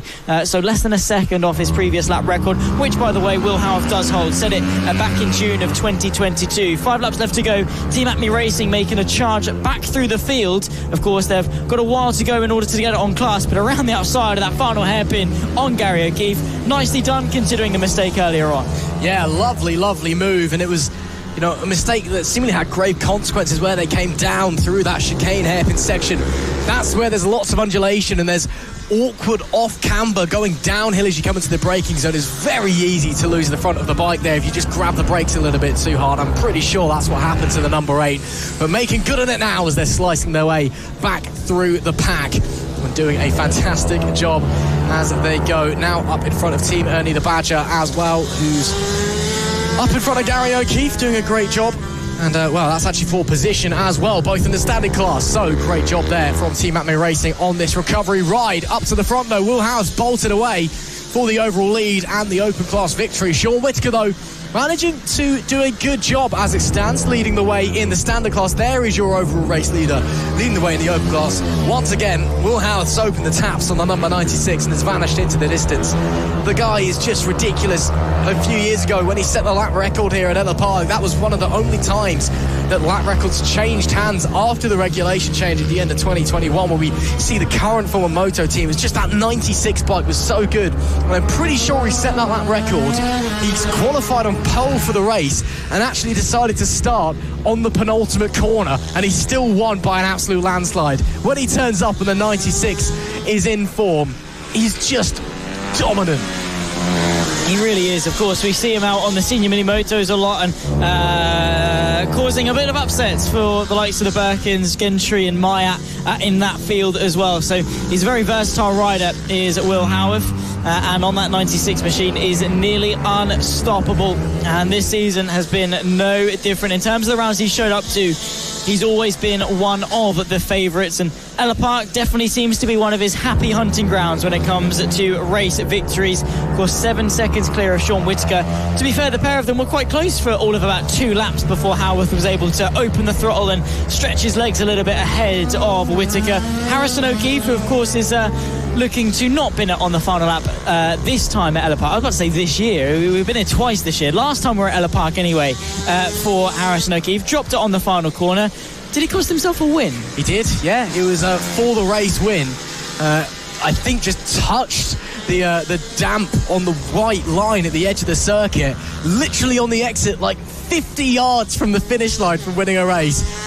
Kisses the white line and eats the dirt. Honestly, you couldn't write it. This time, though, hopefully the same again when we spoke to Gary earlier, not only talk about potentially marrying. Of course, Granny won the championship. He also said that if Harrison repeats that, last time no one spoke to him for 3 weeks, this time will be completely disowned and cut off from the family. Fine, there's a new member coming in with Kim. Absolutely. So get Kim on the bike. Get Kim on the bike. You just got to get rid of one. There's too much going on. You know, this isn't a Norfolk family. You need to kick one out to make space. Of course, Will Howarth rounds the final corner to start what will be his final lap of the race. One more tour of Ellough Park to secure another sensational victory this year on that 96 bike in the Moto Team, not only overall, but of course in class, more importantly in class. Will Howarth just negotiating a little bit of lap traffic. I think that could well be the Triple Eight it is of Madison Marslew, so puts another lap on the 10th place bike. Half a lap left to go for Will Howarth, and once again a sensational victory, a dominant ride, over 10 seconds clear of the standard champion. What Will Howarth does, Will Howarth does. The guy is just ridiculous. The bike is just monstrous. And once again, he's turned up here at FAB-Racing and taken everyone to school. 2 more corners to go for the number 96 for a dominant overall victory and a victory in the open class as well. Will Howarth pops the wheelie out of the final bend and he will be victorious in race number 1. What a victory for the number 96, but we wait for the number 1 bike to cross the line. Sean Whittaker will take the standard class victory surely, and with it will take the standard class title, and indeed he does. Congratulations, Sean Whittaker starts his retirement tour with a bang. He is the 2024 standard class champion. Points to the camera, not just a champion but a winning race number 1 as well. I'm glad it was his index finger that went up there. That was fantastic stuff from Sean Whittaker. Of course, he in the zone this week and ready to claim the title. Again, he's just been the most consistent in that standard class. He's barely ever finished off the podium. Had a little dip at Three Sisters with a P5 and off the podium actually with a P6 for what was actually quite a populated Moto Team standard class, but into the pit lane and of course over to the podium boards to take his rightful place with the championship now taken in 2024. Of course, not the worst way to end your career. Not bad at all. Will Howarth takes victory overall and in the open class. Sean Whittaker wins standard class and the title with Harrison O'Keefe P2 and Team Acme in P3. Jacques Van Eden, great ride from him on his return. He was 2nd in open with Ben O'Keefe 4th in standard. Malcolm Stein was 7th overall, 3rd in open, followed by Team Ernie the Badger 5th in standard. Gary O'Keefe 4th in open and absolutely confirms it, takes the championship in the open class and hopefully will now be marrying Kim as well. Big congratulations to Gary. What a phenomenal year he has had, and it is well deserved. Meanwhile, Madison Martley rounds out the standard class. Kieran Evans rounds out the open class. What a great way to kickstart the Moto Team weekend. And man, oh man, did we enjoy it. And there we go, confirming that Gary O'Keefe on the 63 is the open class champion. Just phenomenal for him. Again, when we spoke to him earlier, we said a year ago, if you'd have told yourself you'd have been champion, would you have believed us? He said no, but then I got engaged and I had to go and do it anyway. What a performance from Gary O'Keefe. Sean Whittaker as well, the 2 champions of the Moto Team classes in 2024. Well deserved.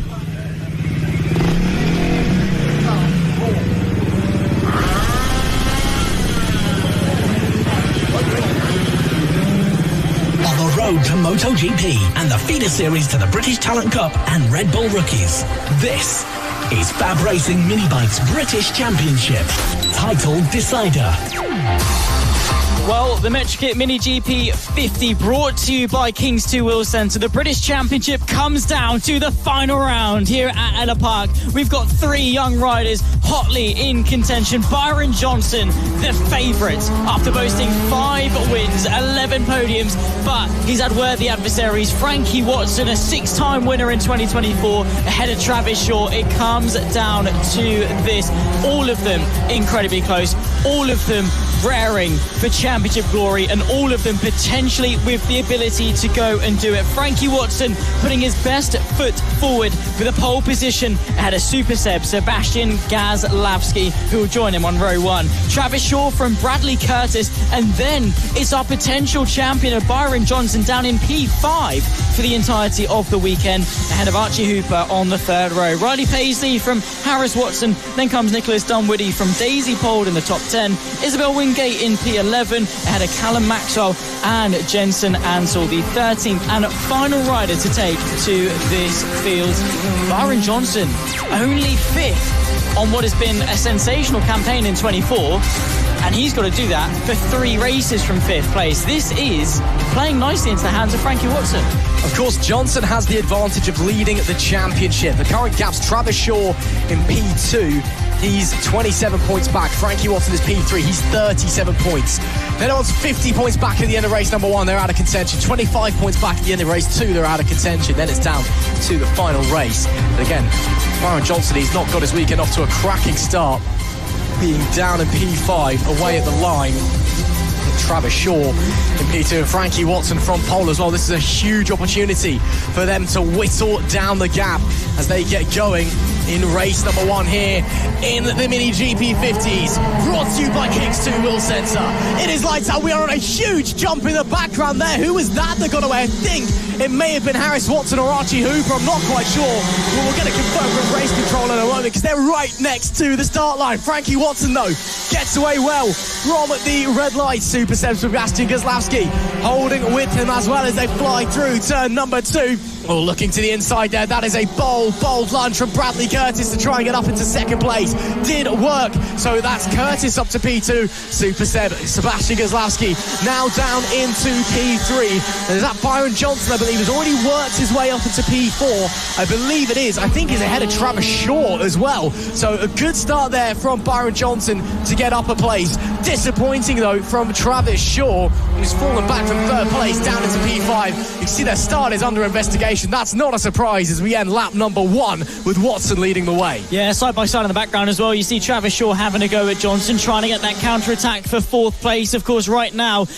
Johnson's main concern is going to be Travis Shaw, 27-point gap back, which again is closable. He needs a 50-point gap at the end of race 1 to go and seal it, which requires a win and a DNF for his championship contenders. Of course, Frankie Watson putting his best foot forward again. Is possible but improbable through the sweeping left into this very fast right that leads into the most undulating section on the circuit into this chicane, and Byron Johnson is able to stay ahead. Right now, he doesn't need to win. The risk versus the reward isn't quite there. I think he's happy with 4th place. He's a smart kid, is Byron Johnson, and he shows it out on the racetrack as well. He is often very, very happy despite his raw talent and ability to overtake, as that Sebastian Goslavsky looking to the inside. He's very, very happy sitting and playing the patient game if that is what needs to be done. And that's what he's doing here as Travis Shaw ducks to the inside, comes to nothing. He knows that he has the advantage in this championship. Although it's not a huge advantage, it's still an advantage, and he can sit and wait in P4 going forward with the weekend. It's not going to be a disaster for him, even if it does close the gap up. And that's seemingly what he's happy doing, just absorbing that pressure from behind of Travis Shaw. We saw earlier on in the LS2 Helmets Mini GP 70 race 1, more than happy playing the defensive game around there at Ellough Park and playing it superbly at that as well. Again, Johnson leads the championship. Travis Shaw in P2, Frankie Watson in P3 coming into this weekend.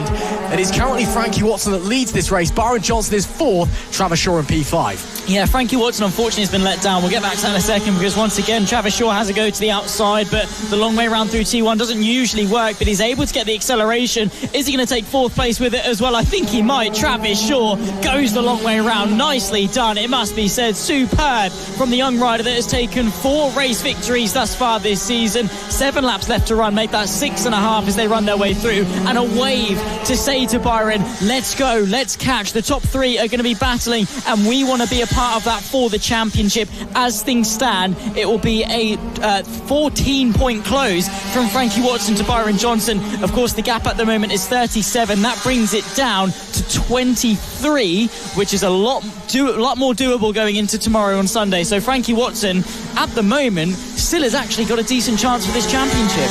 That's bizarre, isn't it? The 2 main rivals for the championship communicating each other, deciding to work together because they know the 3rd rival in the championship is winning the race. Come on, we've got to go catch him. We've got to work together on this occasion to try and push our way through. But the front 3 looking imperious right now at the front of the pack. Watson, Curtis, Goslavsky couldn't fit a razor blade between them as behind Shaw and Johnson trying desperately to catch up, but Johnson seemingly not quite on the ball at the moment, doesn't quite have the pace. Travis Shaw's managed to pull a little bit of a gap up in front of them, as there we see our leaders will be making it 5 laps left to go very, very shortly as they head through the penultimate corner, then round the final right-hander and on to the start-finish straight. Race director Roger Keys just watching along trackside off the side of your picture. Frankie Watson doing a great job though in the lead as it stands. Again, heading into this race, he was 3rd in the championship, 37 points back, closing that gap down considerably as it stands. Behind him though, Bradley Curtis and Sebastian Goslavsky. They'll be wanting to win, but they're also trying to do battle themselves. That's going to cost them time, allow Watson a little bit of breathing room behind. So far though, neither one's been able to make a move on the rider in front or really been at threat from the rider behind. Yeah, Bradley Curtis, Seb Goslavsky, both of them have yet to win this season. Both of them have got podiums and are inside the top 5 in the championship, but neither of them have quite taken to the top step, and right now is a golden opportunity to do so. Of course, for Frankie Watson, he doesn't want to lose those 5 points, because right now he elevates himself in a second place in the championship and closes the gap to Byron Johnson for the championship win itself. They're closing in onto Jensen Ansel for 13th. That's a little bit of lap traffic that they're going to have to contend with. We saw how it shook up the 70s. Will it shake up the 50s? Frankie Watson is slow. Through goes Bradley Curtis. Goodness me, bravery and then some from Bradley Curtis. Watson decided to take it easy just for a moment as he came up to the back of Jensen Ansel. Bradley Curtis saw the door ever so slightly ajar and went straight through. Unbelievable move there. Unbelievable bravery from the 71. That promotes him to the lead. Sebastian Gazlowski up into second, and Frankie Watson now down into P3. With 3 laps left to go, a big shake-up at the front of this pack. Traffic causes chaos and has done it yet again. It must be said, Jensen Ansel did nothing wrong there. This is his first weekend racing on the 50s. We're normally seeing him in the Mini Moto machinery, but this weekend he's turning up doing a great job so far. But inadvertently, he has caused a huge shake-up at the front of the pack.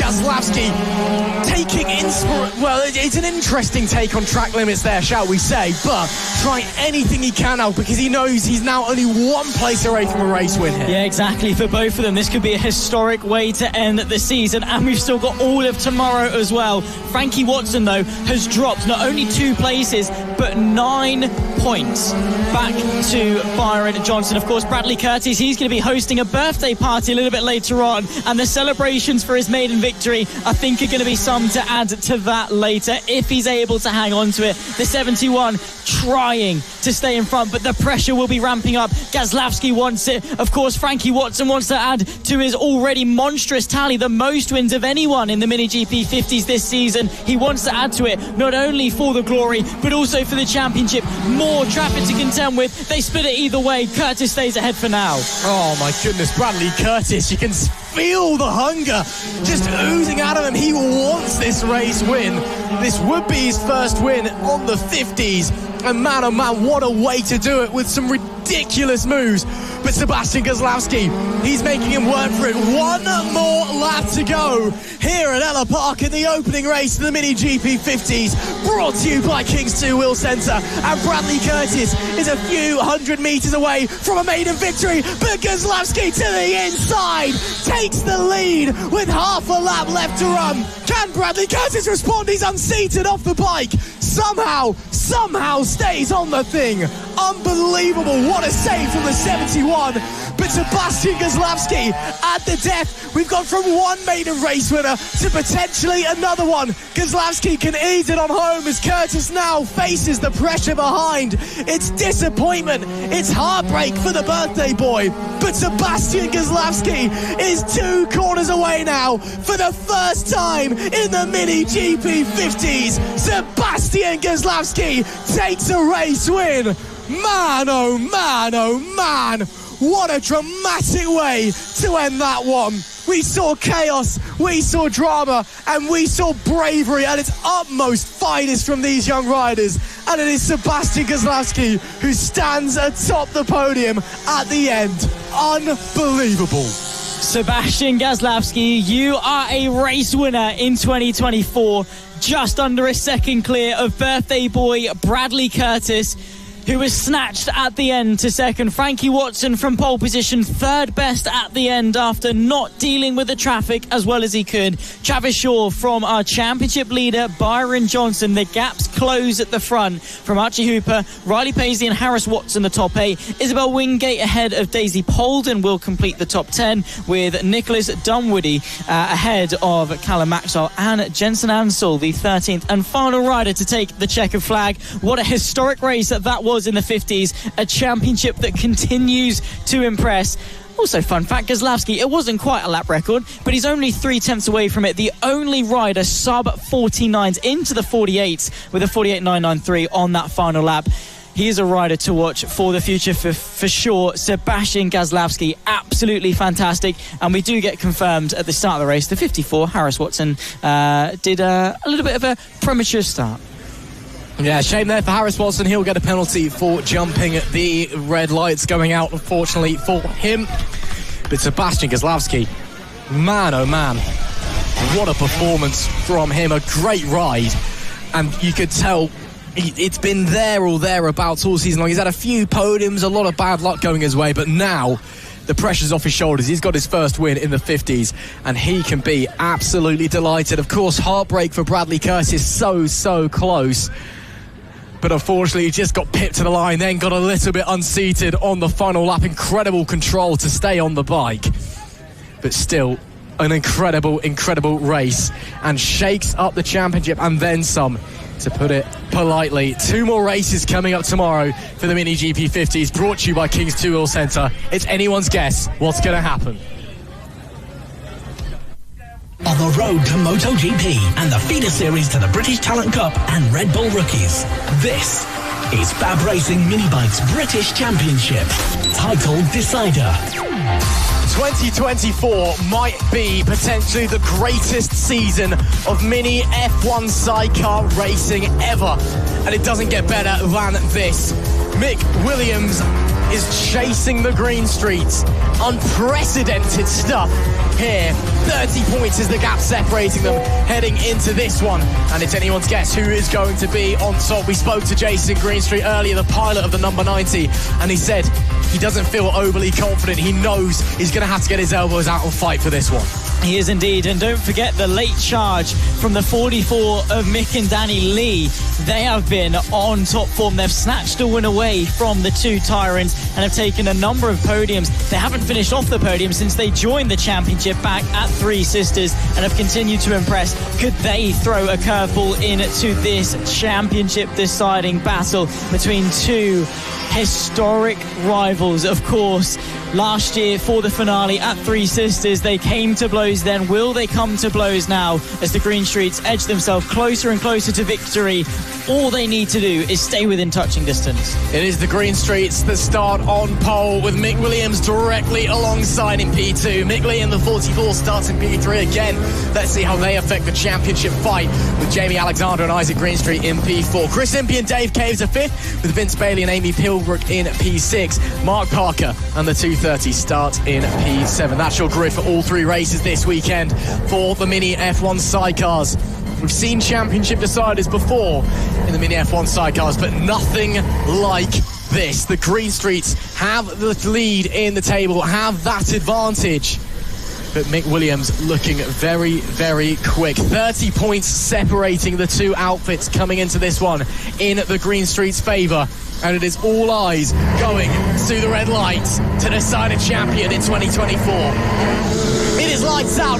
We are underway. Great launch away there from the 90, but Mick Williams has the inside. He might be able to muscle his way around. No, the 90 take the lead coming out of turn number 1. Mick Williams, though, using that 2-stroke drive, trying to edge back in front.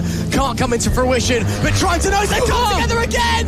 The Green Streets and Mick Williams, for the second time this year, have come together, mirroring last year at Three Sisters when they touched in race 1 of the title decider. And once again, it's advantage the Green Streets as Mick Williams drops backward with a half spin. He's into P4, now into P3, but the Green Streets, as a result, have a domineering lead. That is huge for this championship. Mick Williams, just in his haste, tried to get underneath Jason and Leo Greenstreet through turn number 2, side-to-side contact, and unfortunately Williams had a little bit of a snap, had to correct it, tumbled down 2 places, and is now on the charge back. Gets the underneath on the 44, back through in a second place, trying to charge their way back to the front, but has the damage been done? I did feel a slight little bit of a spit in the commentary box. Could we have some rain on the horizon to throw a spanner into what is already showing itself to be an absolute barnstorming finale here at Ellough Park?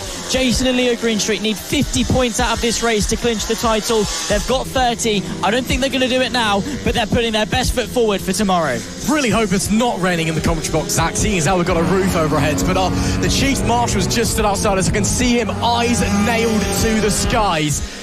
He's worried a little bit about the rain, and I'm sure the guys out on the track are as well. The Green Streets have a very commanding lead. It was 4 seconds at the line last time. Qualifying 2, Mick Williams was just faster than the Green Streets, but of course, qualifying, it's all about what your best time is across the two sessions. So the Green Streets had the advantage coming into this one.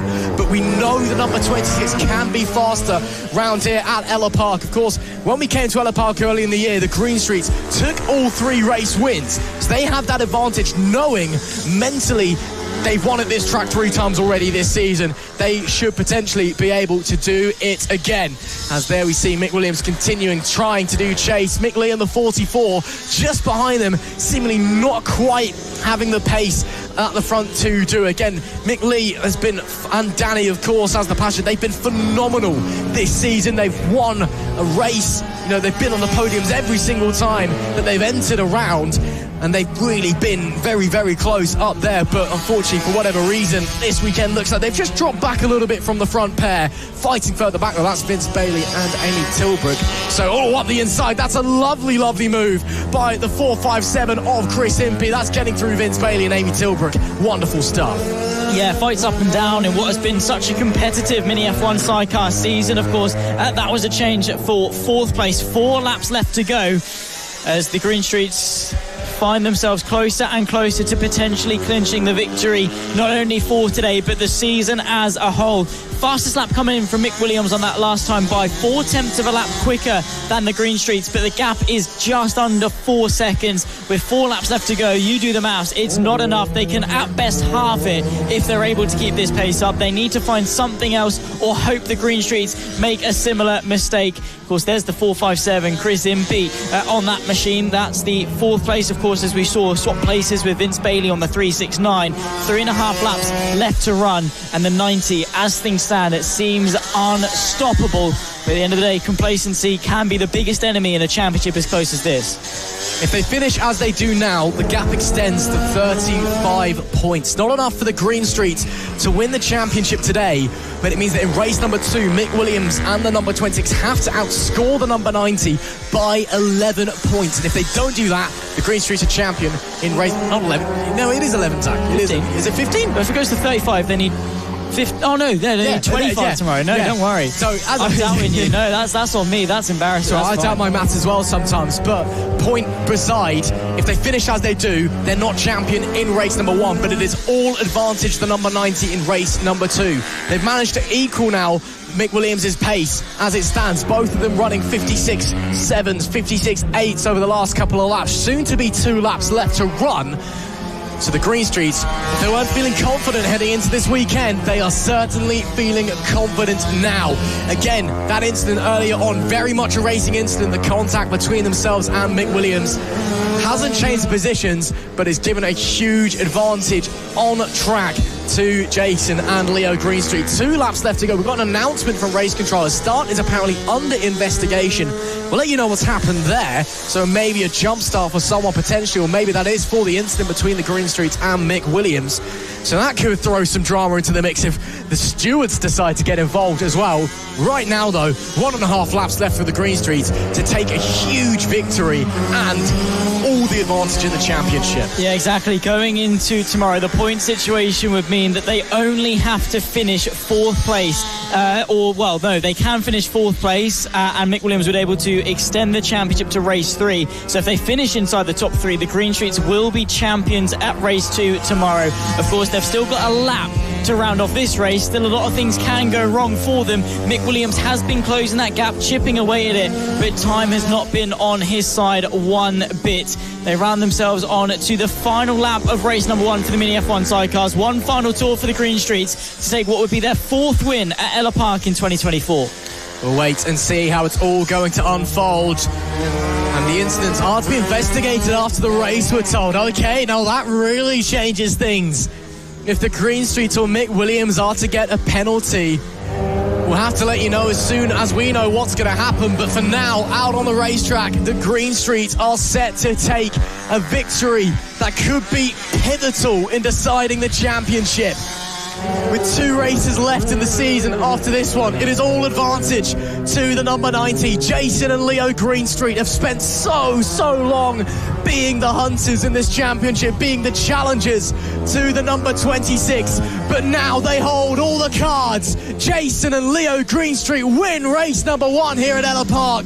and crucially take a huge advantage in the championship heading into the final day of the season tomorrow. The gap now 35 points provisionally, and that, if they continue this pace in race number 2 and race number 3, is absolutely monumental. This is big for the Green Streets. Championship defining. They weren't feeling too confident coming in to today. They knew they had to work for it. But of course, after lap 1, they took off. Mick Williams having the issue. Of course, that will be investigated after the race. Let's see if the points could be decided after the race. Of course, we'll update you as soon as we can. Let's run through the results. Of course, it was Jason and Leo Greenstreet taking a monumental victory here at Ellough Park. Their 4th here at Ellough for the season. Will they extend that all the way into tomorrow? Mick Williams from Mick Lee, 2 and 3, are top 3 in the championship, 1, 2 and 3 once again in this race. The 457 of Chris Impey fought with a 369 to the death for 4th and 5th. Mark Parker ahead of Jamie Alexander and Isaac Greenstreet on the 11 machine to finish 7th and last in what was, could be season-defining championship race for the Mini F1 Sidecars. Of course, we'll see them tomorrow. Race 2 and 3, all eyes on Sunday for one of the most hotly contested sidecar championships of recent years. Absolutely. This could be very, very interesting moving forward. Mini F1 Sidecars is, it's hotter than it's ever been, to put it mildly. And boy, oh boy, race 2, we could be seeing for the first time in a very, very long time, a new champion crowned. Race number 1 then in the Extreme 200s here at Ellough Park, a championship that was decided at the previous round at Clay Pigeon, with Wilson Dilks taking a very deserved title, his 2nd title as well this season here at FAB-Racing, of course. The man, everywhere you look in FAB-Racing is seemingly winning it somehow, but that is not to take away from what is sure to be some excellent racing this weekend as the riders get ready to head out onto the circuit for their sighting lap. Ellough Park, it's a race that often serves up, or it's a weekend even, that often serves up intrigue in the Extreme 200s, because it's a track like no other. It's very, very tricky and technical, and it's just so unique on the FAB-Racing calendar. So we often see a shake-up in the order coming into this one, so it should be interesting to see how it all unfolds moving forward as the riders getting ready to head out onto the track. And it should be interesting to see going ahead. The riders now making their way out from the pit lane. Let's see what's going to happen, Zach. Yeah, indeed. So, of course, the champion has already been crowned, but the races in between, the story that we've been able to tell for the Extreme 200s has been nothing short of fantastic. Of course, let's run you through the grid. It's quite a long one. Wilson Dilks, our champion, starts ahead of Henry McCartney, who's returning for Ellough, of course, doing a fantastic job, and we'll join him on the front row. Harrison Day from Archie O'Brien completes the row 2 ahead of Austin Johnson and Clayton Edmonds in 6th place. British Talent Cup rider, of course, completing row 3. Finley Pohill from Harry Payne. Matthew Thomas ahead of Taylor Tomlinson is the top 10. Then comes Harley Baker, Leo Soliu for 12th, and then Lucy Curtis to complete the 13 rider field. 7 rows will take to the start for race number 1 of the Extreme 200s here at Ellough Park, the final round of FAB-Racing in 2024.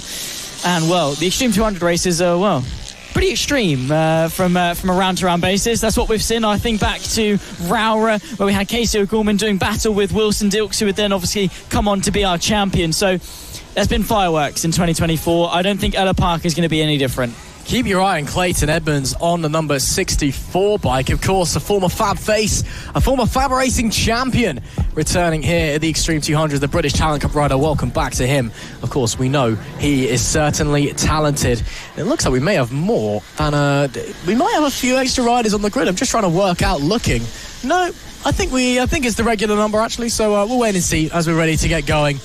But what's going to happen in the Extreme 200s? Championship's done and dusted. This is all about just going out and having some fun out on the racetrack. It is all eyes then to the red lights in a short moment. Your new champion, Wilson Dilks, with the number 1 plate on pole. Henry Mack starts alongside him. It is lights out and we are underway. Superb launch there from Wilson Dilks. Look at him with a domineering lead. down into turn number 1 as Clayton Edmonds gets shoved out a little bit through the opening corner, but Wilson Dils is already flying away on that Avali machine as they work their way now into the infield section. Great start from Archie O'Brien as well, moving his way into P3 with some gusto and already trying to hunt down the guys up in front. Now to the back end of the circuit through the undulating section, the trickiest part of the circuit, braking off camber downhill into the hairpin and then the chicane. But it is Wilson Dils now looking to lead lap 1. Henry McCartney just behind him. Archie O'Brien in tow as well. We see some other riders there. We see the 77 of Taylor Tomlinson, who's not been here all season, unfortunately, in both the extremes and the 70s. But when he does turn up, he knows how to put on a show. It is Dils that leads from McCartney in P2. Archie O'Brien in P3. Your top 3 as it stands, making their way into the infield section as they go. Clayton Edmonds not able to make his way through so far on Finley Pohill in front. Of course, Clayton on that pit bike style machine on the number 64. The British Talent Cup rider looking to show what he can do against a whole host of Avalis and Metrikit machines. Again, the Extreme 200 essentially became the Avali class in 2024 here at FAB-Racing. And as they work their way around there, we do see the 64 of Clayton Edmonds. Not got the 64 on the front of his bike, but 64 is the number on the transponder, so that's the one that he'll be using. Harry Payne also running a pit bike style machine as they make their way through. Dils and McCartney, meanwhile, starting to break away. As there we see Clayton Edmonds looking a lot like Wilson Dils, apparently. That's definitely not him, but the 64 doing a great job in P6 at the moment. The actual Wilson Dils, meanwhile, he's bolting away at the front with Henry McCartney. The Archie O'Brien's in a bit of a no man's land in P3, and then Johnson, Pohill, Clayton Edmonds, Harrison Day all so close behind them. Yeah, 8 laps left to go. It'll be 7 at the line. Dils from McCartney. That's the battle you can see at the front. Of course, then extends further down the field as well. That's the 27. That's Austin Johnson keeping Finley Pohill at bay. Of course, the 199 trying to find his way through. We'll see him later or tomorrow actually in the 70s. We saw him earlier in the 70s doing a brilliant job, taking wins and absolutely flying at the front end. There is Wilson Dils, of course, fielding the number 1 plate at the front of his Ovali after winning the championship. But now is he going to come out on top, number 1 in this race, because Henry McCartney is knocking at the door and applying the pressure. He absolutely is, but can McCartney find a way through on the champion? The number 1 plated Wilson Dils versus the 31 of Big Mac. Looking to the left, looking to the right, with 7, nearly 6 laps left to go. No way through. McCartney continues to apply the pressure, continues to hound the rear of Wilson Dils. It gets a little bit squirrely there on the exit, and actually on the previous lap, Henry McCartney, new lap record, breaking the lap that Super Sullivan Moundy set last year. The Redbull MotoGP Rookies Cup rider loses his lap record to Henry McCartney, and 47.507 is the lap time. Phenomenal pace from the number 31. Meanwhile, further back in the pack, it's all a change here. Clayton Edmonds stuck behind Austin Johnson, it would seem, at the moment. And just behind him, Finley Pohill and Harrison Day. And as well, Matthew Thomas now on the fight. All trading positions, trading blows out on the racing circuit. Clayton Edmonds now up into P5, maybe trying to get up into P4, looking for a way through the 27 of Austin Johnson. It gets busy out on circuit. Of course, Austin Johnson definitely was a one to watch back at Clay Pigeon. His move and his late braking going into that first hairpin after the S's, of course, eventually caught him out. He dropped the bike then, but he knows how to deal with the race situation. He's eyeing up the move, of course, as they run their way into turn number 1. That's Clayton Edmonds trying to find his way through on Austin Johnson. So this time he has to defend. Of course, the fight at the front still a sight of intrigue as well. Half the race left to run, but this 4-bike train for 4th place is absolutely scintillating. Make that 5 bikes. In fact, actually, as you can see, it's Matthew Thomas that heads up the rear of it on that 47 machine through the sweeping left into the right. Of course, very technical. It's all about the run, then how late you can be on the brakes. Of course, Johnson has to defend going into the chicane. He then has to defend again coming into the hairpin. No way through, but there goes Harrison down the inside of Pohill. Way too late on the brakes, and through goes Matthew Thomas. Yeah, big mistake there from Harrison Day. Just missed his braking zone, got the trajectory of the corner all sorts of wrong. And while he won't drop out of this battle, he will drop behind the 47 of Matthew Thomas, the Welsh wizard, doing a great job out on the racing track at the moment. But it is still Austin Johnson controlling this battle as it stands. Up the front, though, looks like we've had a change for the lead. Henry McCartney now leads Wilson Dils across the line on the previous tour. And oh no, Wilson Dils back in front. Never mind, looks like they've been swapping places, trading blows all race long. And Dils will lead another lap, it must be said, at the line on the previous tour. The gap was only half a tenth of a second, so clearly they were just neck and neck as they came down the front stretch. Let's see if Henry McCartney can do anything similar. No, decides not to challenge down into turn number 1. 3 laps left to go, though, as Wilson Dils gets very squirrely on the exit of the corner, and very squirrely as well as he heads into turn number 2. The bike seemingly struggling to stay settled all of a sudden, using the rear brake, and then some ways we know he likes to do down into turn 3. The turn number 1, at risk of high-siding almost, the rear was just gripping and ungripping. Then turn number 2, bit of a wobble on the front end, but still looking cool, calm and collected is the champion. Let's go back to this battle though, and it is still Austin Johnson holding off British Talent Cup star Clayton Edmonds. Behind them, Finley Pohill, Matthew Thomas and Harrison Day ready to trade positions anytime a gap appears. Yeah, exactly. Is the gap going to appear into this hairpin? Not quite through the penultimate corner, so Johnson is able to stay ahead at 4 now. Penultimate lap coming up as Harrison Day looks to counter-attack Matthew Thomas. Of course, it was a mistake from the 15 that saw him overtaken. Matthew Thomas applying some pressure to Pohill, who himself is trying to find a way through on the 2 in front. It's so tricky, and this pack dynamic is something they're going to have to get used to as they ascend through the ranks. How to deal with it, which gaps to fill, where to position the bike. But at the moment, it's Austin Johnson that leads it for 4th place. Archie O'Brien chilling, suspended in a no man's land in 3rd. Absolutely chilling, really. 9 seconds clear of this battle, 4 seconds off the back of the lead. So these guys are left to their own devices, scrapping for the final places inside the top 5. A look there from Pohill, but no way through as Clayton Edmonds holds firm. But once again, this time the move opens up, so close to contact. Johnson doesn't back down, but eventually is forced to as Edmonds finds his way through to 4th. Lovely little block pass from Clayton Edmonds, and that British Talent Cup experience coming into fruition as they head on to the final lap of the race. Back to our leaders though. Henry McCartney leads the way with half a lap. Can Wilson Dils try and force his way through? Only really 2 opportunities left if he wants to have a go. McCartney defensive into opportunity number 1 at the hairpin. Now down into paddock bend. Can Dils find a way? Sticks it at the inside, almost front wheel to elbow pad. McCartney holds firm and into the penultimate corner. It's going to be a drag race to the line, but Henry McCartney withstands the pressure and takes a brilliant win in race number 1 away from Wilson Dils, who led the whole way. But at the death, the Big Mac strikes and slides on through. Austin Johnson under big threat meanwhile from Finley Pohill, but nothing will come out of that one. It will be Clayton Edmonds in P4, Austin Johnson in 5th, Pohill 6th, Matthew Thomas 7th, and Harrison Day in 8th, concluding that battle. Up the front though, by just a tenth of a second at the line, Henry McCartney.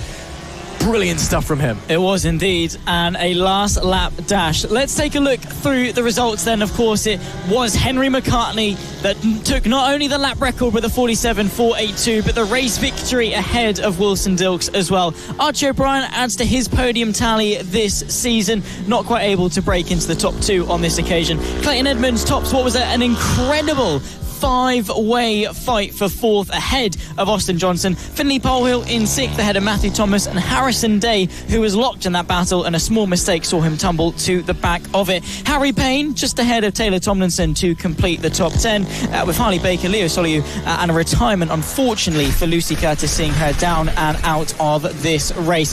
There you can see them taking their rightful places on the podium, and there you can see Jamie King, Pit by Sonic, right at the front of frame, ready to take their picture. Archie O'Brien, Spider-Man himself, assuming 3rd place. But what a battle that was, and once again a timeless classic in extremes. McCartney versus Dils, 2 rivals.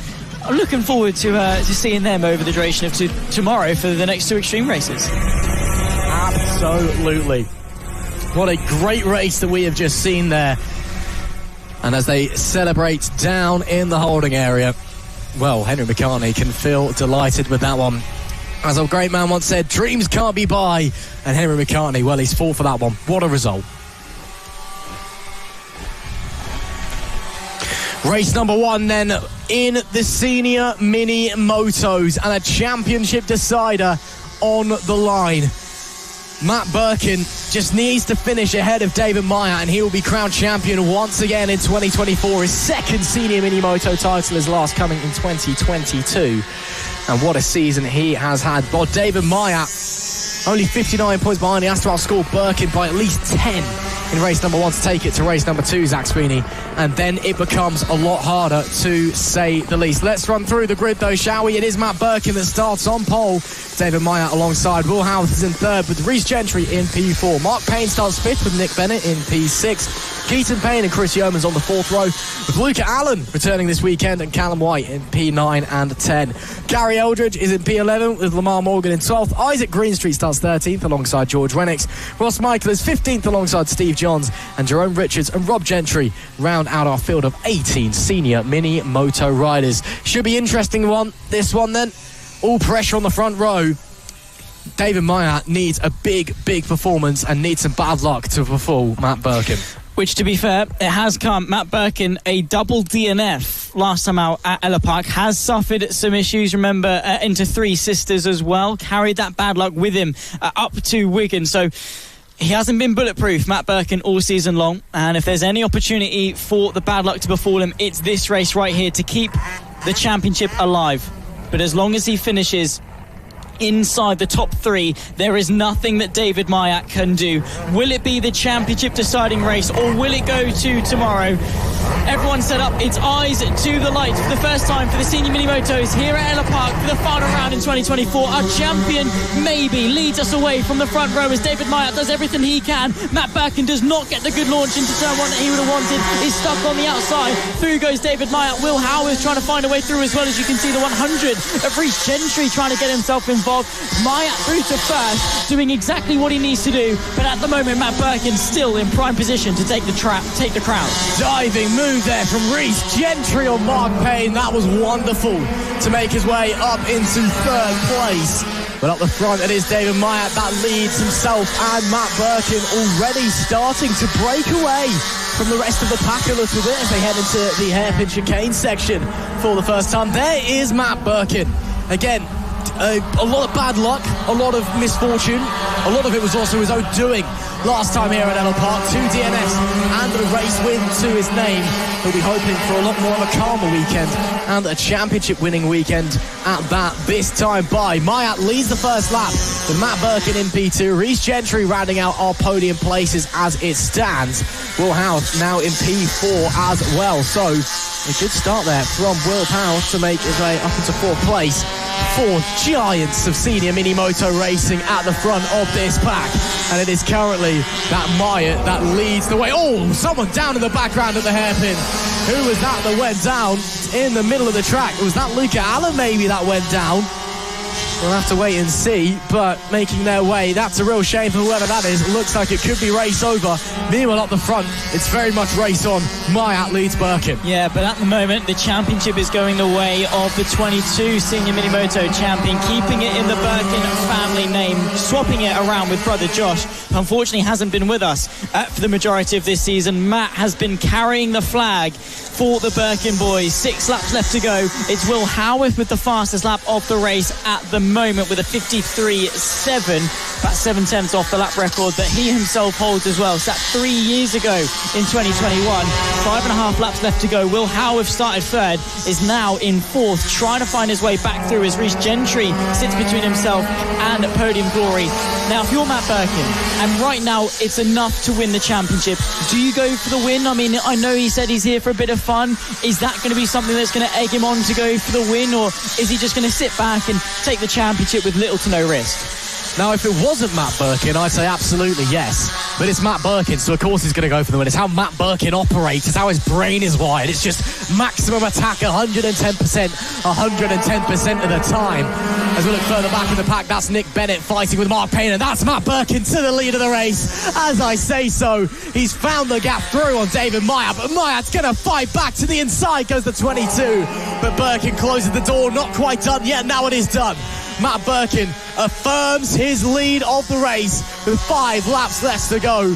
Again, anybody else would have settled for second, but not that man with his second Mini Moto title on the line. But David Myatt's not giving up without a fight again. He needs at least 10 more points than Matt Burkin in this race to take the championship down to race number 2. Currently, the gap's extending than 5, but as Matt Burkin takes the lead, Myatt still fighting, still wants to take this championship fight to the next round, or at least have his head held high and show that I fought for it right to the very wire. 4 laps left to go. Look at the run from David Myatt. Not enough on this occasion, but still showing he's got a lot of pace. In fairness to David Myatt, he wasn't here at Lid, which obviously with the 2 races that we ran were 50 points he potentially lost out on. Even say he finished second, that's 40 points he missed out on, which gives him plenty of chances coming into this final round. Of course, we can't go with if, buts and maybes. We do have to go with absolutes. Unfortunately, that's the way the season has unfolded. But it just goes to show that since then he has been on top form. 6 wins, 10 podiums to David Myatt's name, including the dominant run at Rowra, winning all but 1 race where he finished 3rd instead of the 6-race round that we had at Rowra. So, of course, Myatt at the moment is doing everything he can to try and at least postpone the championship, but right here, right now, in 4 laps time, he'll make it 3 at the line. It's going to go the way of Matt Burkin if he's able to hang on to it, because right now he puts himself in mathematical position to clinch the 2024 Senior Minimoto FAB-Racing British Championship. 3 laps separate Matt Burkin from his second title as Nick Bennett encounters issues at the side of the racetrack. Hopefully he'll be able to rejoin as he tumbles down the order. But Matt Burkin, a little bit of traffic ahead of the leading group. But it's not a comfortable lead, but I'm sure he's feeling comfortable with a giant grin underneath that helmet, as is always the case. Negotiating their way through the traffic now. Gets out of the way very nicely, of course. No blue flags here at FAB-Racing, but nonetheless, sometimes riders choose to get out of the way. Be gentlemanly, be nice, I suppose, in that method. Penultimate lap of the race then, and Matt Burkin, his lead, still about the same, but still one that doesn't look under any immediate major threat from David Myatt behind. Again, Myatt knows Burkin essentially at this point is best hope of taking the championship to race number 2. Burkin's got to fall off because Myatt needs to outscore Burkin by at least 10 points. The only way to do that really is for Burkin to fall down to 4th somehow, or for Burkin to come off the bike. But Myatt's going to challenge and try and take the win anyway, but massively unseated, Supermaning through there and maybe dropping another position as to the inside looks Will Howard. David Myatt may have just lost out on the race win, but man oh man, he can take honour in showing that he stayed on the bike like that. Matt Burkin himself had a similar mistake, and there's huge contact through the final hairpin, and David Myatt goes down. His championship hopes go with it. Matt Burkin had a similar mistake into that penultimate hairpin. The door opened up. Myatt thought he could fill it. Unfortunately not. He had to restart the bike, back going again. Final lap, final tour, and it could well be Matt Burkin re-etching himself into history with a sensational victory at Ellough Park, his 9th for the win, and also with it the Senior Minimoto 2024 British Championship. Matt Burkin, half a lap left to go. It wasn't without its drama, but he might well be able to clinch the title if he's able to stay on for 3 more corners. Talk about late drama. It's the Burkin way. Matt Burkin an issue, then contact with David Myatt, sending his championship rival tumbling down the order. But as he rounds the final few corners for the second time, Matt Burkin is the Senior Mini Moto champion in FAB-Racing. He's so delighted with that. He shot an obscene gesture to the Flag Marshal Lee clouds. Uncalled for, but what a way to wrap up your championship, and again doing it in a way that only Matt Burkin could, with great racing and late drama. Take a bow, Matt Burkin, your 2024 Senior Mini Moto champion.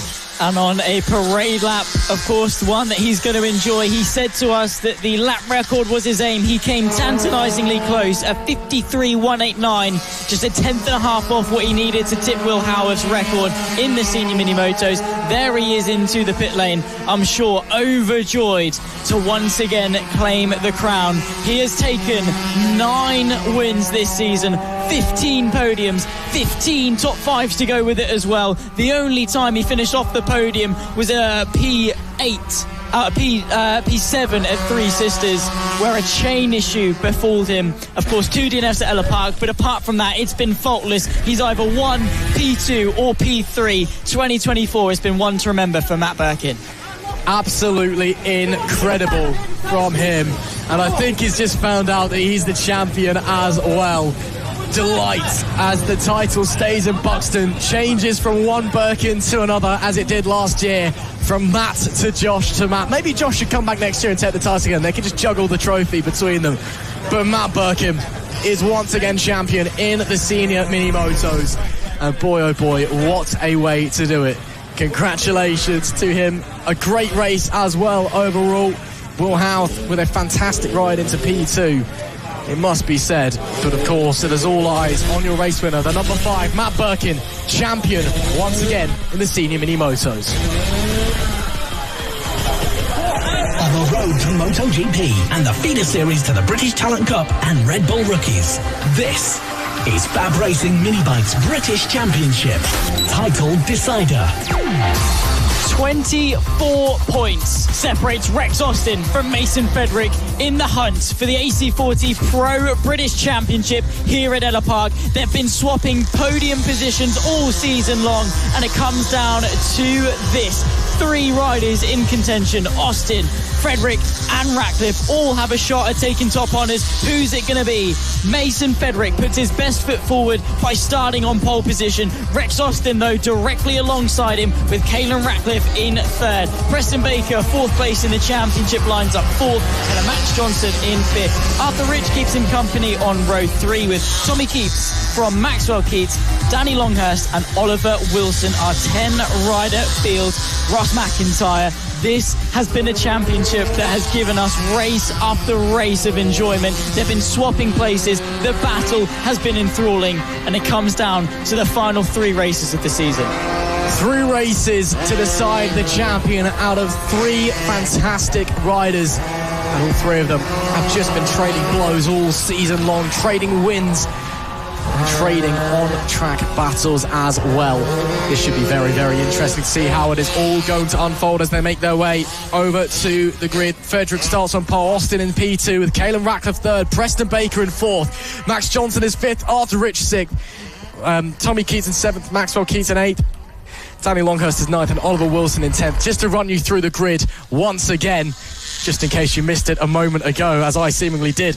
But going back to the action again, the top 3 on the grid, the top 3 in your championship, although not quite in the same order, covered by a total of 45 points across the 3 of them.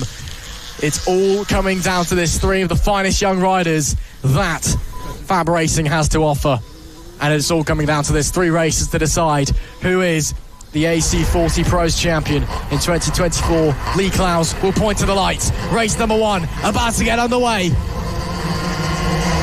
The lights go out. It is Mason Fedrick who gets a barnstorming start away from the grid as Rex Austin has to go defensive from Kayin Rackliff into turn number 1. Rocketing their way down into turn number 2 now, and Austin still ahead of Rackliff in P3. Rackliff will want to try and work his way forwards. He knows that he is the outsider in this championship battle. He needs to pick up the maximum amount of points possible from this weekend in order to take the championship fight. The hopes and bad luck befalls his rivals as the rest of the grid slowly filter their way and pan out into the back section of the racetrack we go. And looks like Rex Austin has managed to pull away from Kayin Rackliff, actually, who's now under some pressure from Max Johnson behind. Into the paddock hairpin they turn.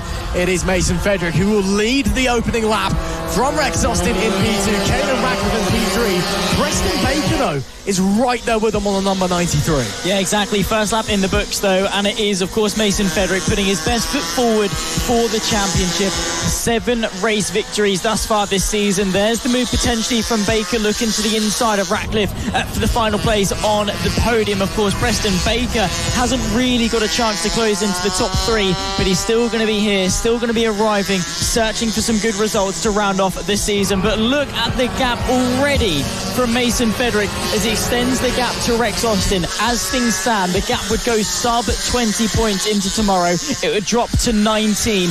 Ideally for Fedick, he needs Rackliff and Baker to get involved with Rex Austin and take some points away from the 991. Let's see what he can do, but currently under big pressure is Rackliff from Preston Baker, who's been a star in his own right so far this season. Of course, the only other rider apart from the big 3, as we like to call them, to take a race win. That was in race number 2 at Three Sisters. He's had a whole host of podiums and strong finishes to boot as well, and now he's trying to challenge and get back onto the podium to the inside. Not quite. Great defensive work there from Kayin Rackliff, not giving an inch to the number 93 as he swept around the outside, but in return Preston Baker is going to continue piling on the pressure for that final podium spot as Mason Fedick bolts away up the front. This is the only real battle. Rex Austin's in a bit of no man's land in P2. Fedick pushing very hard up in front. Again, the championship mathematically cannot be won in race number 1. Can be in race number 2, but it's highly unlikely.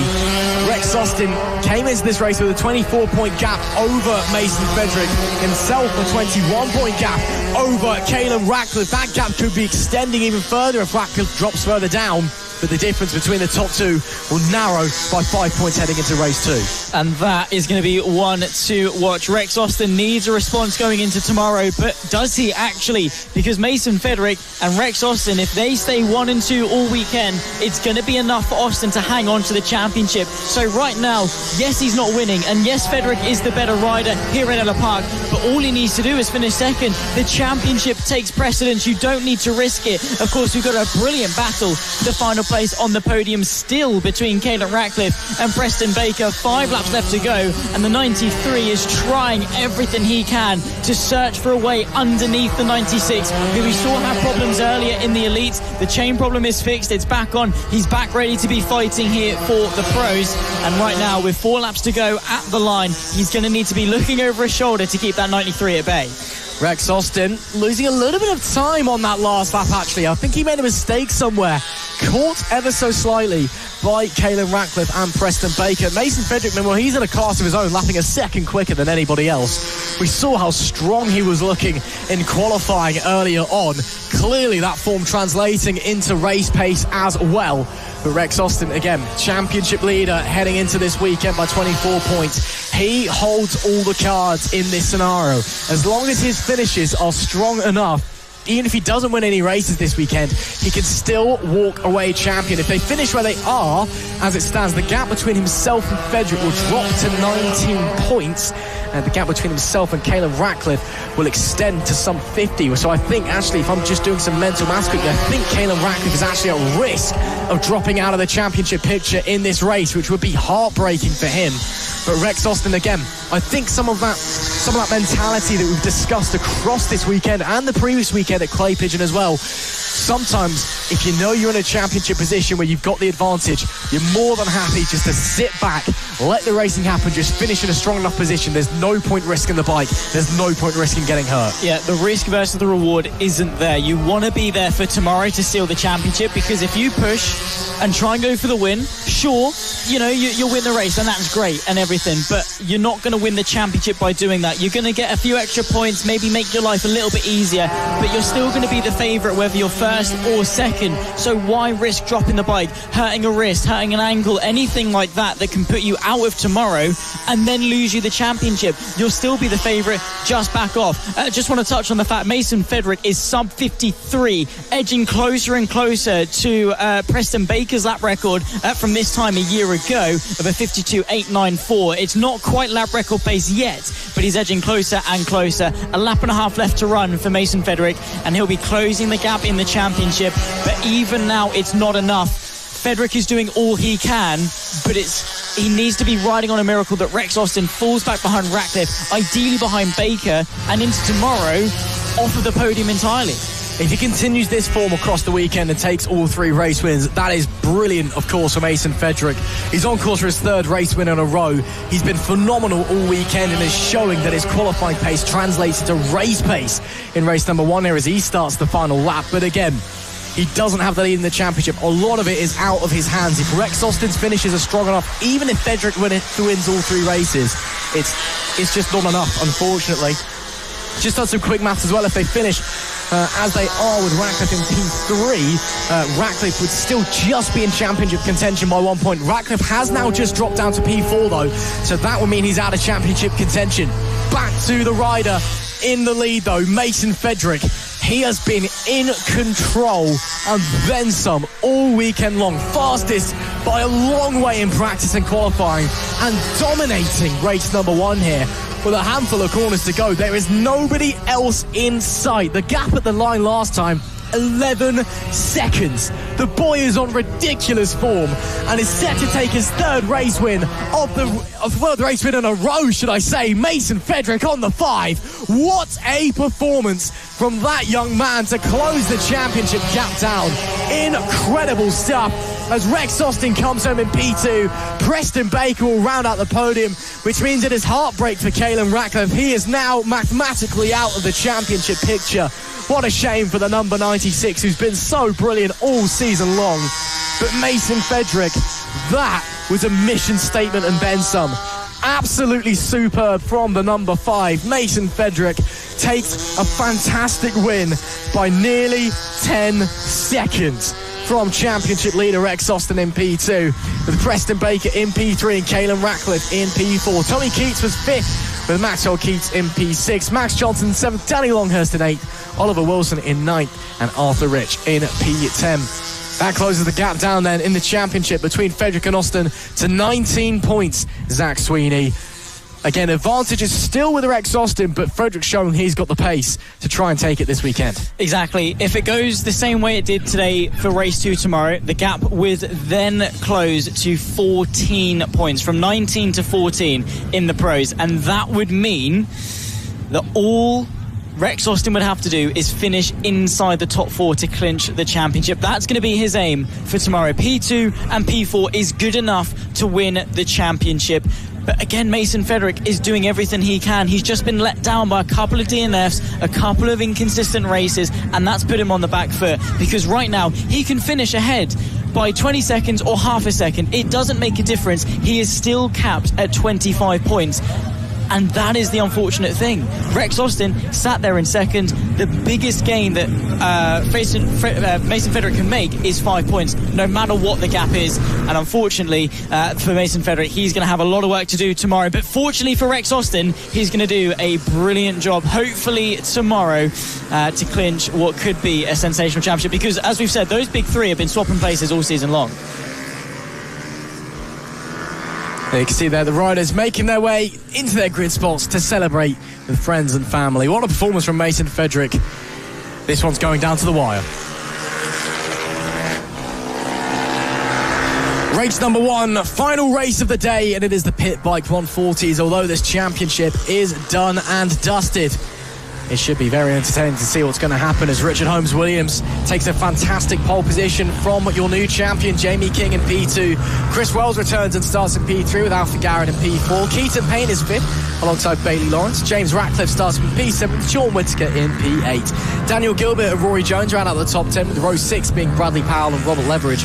And Will Garrett rounds out our 13-rider grid. A few very, very strong faces returning at the front of the pack here for the final round of the season in 2024. Jamie King, of course, now a 4-time Pit Bike 140 champion. His homecoming race as well, of course, not far from him is Ellough Park, and he'll be looking to take another win, make it 3 wins at least this season. But when you've got Richard Holmes Williams on the form that he's on, the previous champion Chris Wells still with the number 1 plate on the bike, anything can happen. Exactly that.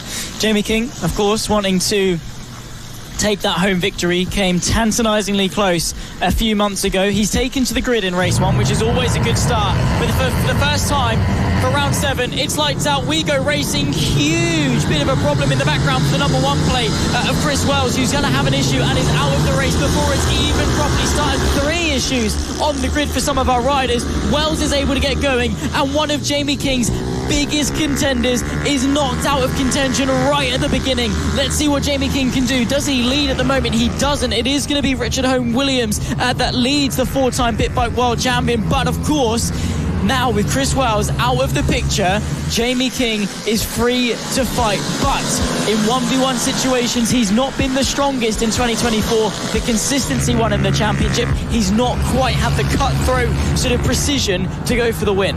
Well, let's see if he makes up for that here. He'll be gagging for a home win here in 2024. Again, missed out at the previous round at Ellough Park, second round of the season after intense fights with Lucas Brown, who took the win in all 3 races. This time, no Lucas Brown, just Richard Holmes Williams. Of course, Chris Wells, issues at the start, alongside, I believe it was Alfie Garrett and Robert Leveridge, who also failed to get away. Chris Wells already tried to side his way back through the field, but with 9 laps left to go, he's got a long way to go if he wants to try and challenge the race leaders. Holmes Williams from King then up the front of the pack. The 126 ahead of the 76. Oh, a little bit wobbly there from Jamie King heading into that back section. He had a really, really big accident there a few years ago. Actually broke his back in a couple of places. But it wasn't bad enough of a break, which means he could return to the bike very, very quickly. He doesn't want to repeat that one, but he will want to try again up into the race lead. As we see further behind, some more battles going on. That's the number 9 of Bailey Lawrence fighting with the 112 of Keats and Payne over the final podium place. Those two have been fighting all season long, it seems. Every different track we get to, it's always Keats and Payne and Bailey Lawrence out there side by side on the racetrack. Of course, Bailey competing in the highest achieving female racer award across all categories here at FAB-Racing, brought to you by the House of Moto. Currently looking to secure the Vice Championship, which you can do this weekend, so that'd be fantastic for Bailey. Picks up a few podiums this season as well. Let's see if she can get her hands on another one. Yeah, of course she does want to. I mean, at Rowra, that was the biggest time that we saw Lawrence and Payne tussle for podium positions. Of course, they did swap it, pretty much alternated in races over Rowra. Of course, Keaton was the one that had the measure into Rowra 2, essentially, of Sunday's action. So Bailey Lawrence hasn't quite been able to take a podium since Rowra, but of course right now is her best opportunity to go and chase it, as well as we say the Vice Championship in the House of Moto All-Female Rider Cup, which Nelly Nuth won a little bit earlier on, but the Vice Championship up for grabs. There's the 20 of Alfie Garrett looking to the inside of the 7 of Rory Jones. That's for 9th place as they close in on what could well be Daniel Gilbert for 8th as well. So plenty of battles up and down throughout the field. Just wanted to note that Chris Wells is up in the 7th place despite the issues at the start. So climbing his way through quite quickly, but nowhere near enough to close in for the race win contention. Alfie Garrett, though, with some good form, going for 2 overtakes on 1 lap. Yeah, Garrett looking very, very racy on this tour of Ellough Park. Look to the inside, look to the outside, couldn't quite find his way through. Daniel Gilbert on the number 91, but there he goes. Man, oh man. Alfie Garrett, talk about pulling the pin and sending it as the pair almost come together. Daniel Gilbert had to properly get out of the throttle to avoid an incident, as that's the number 12 of Sean Whittaker going very, very slowly on the AMR machine. What's happened to Sean Whittaker? Coming to a stop, the visor was up.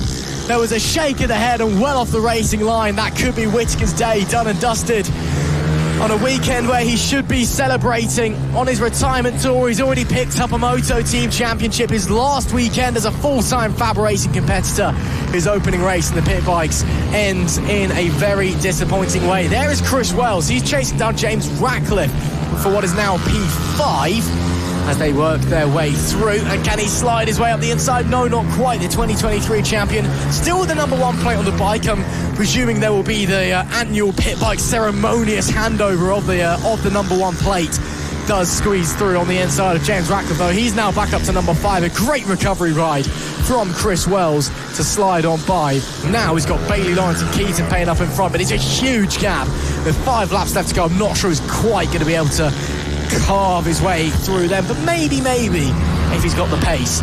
Great stuff though from Chris Wells after that problem at the start. Yeah, exactly. Have just noticed that Jamie King is saying faster lap times. After faster lap times, they did swap lead on that previous tour. We're following Chris Wells at the moment, but with 4 laps left to go, the fight for the lead is coming down to the wire. The newly crowned 4-time Pit Bike 140 champion of Jamie King searching for his 3rd race victory of the season. There they are. He managed to get his way back through turn number 1. 4 laps left to go, and the 76 is through ahead of Richard Holmes-Williams. Oh, this is brilliant pit bike action as they almost come together. And that was almost jumping out of the seat, Richard Holmes-Williams. The 126, the 76 are leaving it all out on the circuit. King hungry for a win at home. Holmes-Williams hungry for a win on his return to FAB-Racing as they blast down to the tricky back section of the circuit. Bit of traffic up in front to negotiate with. As there we see Holmes-Williams, the tractor boy, of course, another local hailing from Ipswich. It's been a long time since we've seen him here at FAB-Racing, but now he's back and putting on a show. 3 laps left to go at a line. The 76 Pit Bike Sonic trails the tractor boy Richard Holmes-Williams, who will be on top at the end of race 1. Well, let's find out. Bit of traffic to contend with as we've touched on. 3 laps to run. Jamie King, what can he do in terms of finding a gap? They split the traffic either way, or at least they think so. I think Jamie King is going to look for the inside. He does. Nicely done, but the up and under is there from Holmes-Williams. They're going to emerge 3 wide on the inside of the traffic. Back through goes Holmes-Williams to retake the lead. They swap hands once again as Jamie King searches for that home victory. He's running out of opportunities to do it, but whatever Jamie King can throw at Richard Holmes-Williams, Holmes-Williams throws it right back in his face and takes the lead off him again into the penultimate hairpin for what will be the 3rd to last time. They round onto the penultimate lap, and Jamie King is getting desperate. Yeah, great stuff there from Richard Holmes-Williams. Picked the wrong side of the traffic as they came to the infield hairpin, but using all of his skill to muster his way back into the lead of the race. Jamie King once again looking, not close enough. But the 76 is leaving it all out on the racing circuit. Can he find a way through Richard Holmes-Williams, who is very aggressive on the defence to the infield hairpin? Jamie King with a very liberal take on track limits there. If I was race steward, just ban him from the weekend, to be honest. But the 76 continues to hound away, shows how hard he's pushing the rule book, the regulations to the absolute limit, trying to find any way through the 126 of Richard Holmes-Williams. 1 more lap to go. It's anyone's guess who's going to be on top. Yeah, exactly. They round at the final corner for the penultimate time. Last lap flag is shown. A quick look behind. Jamie King, you are free to race. There is no worry behind.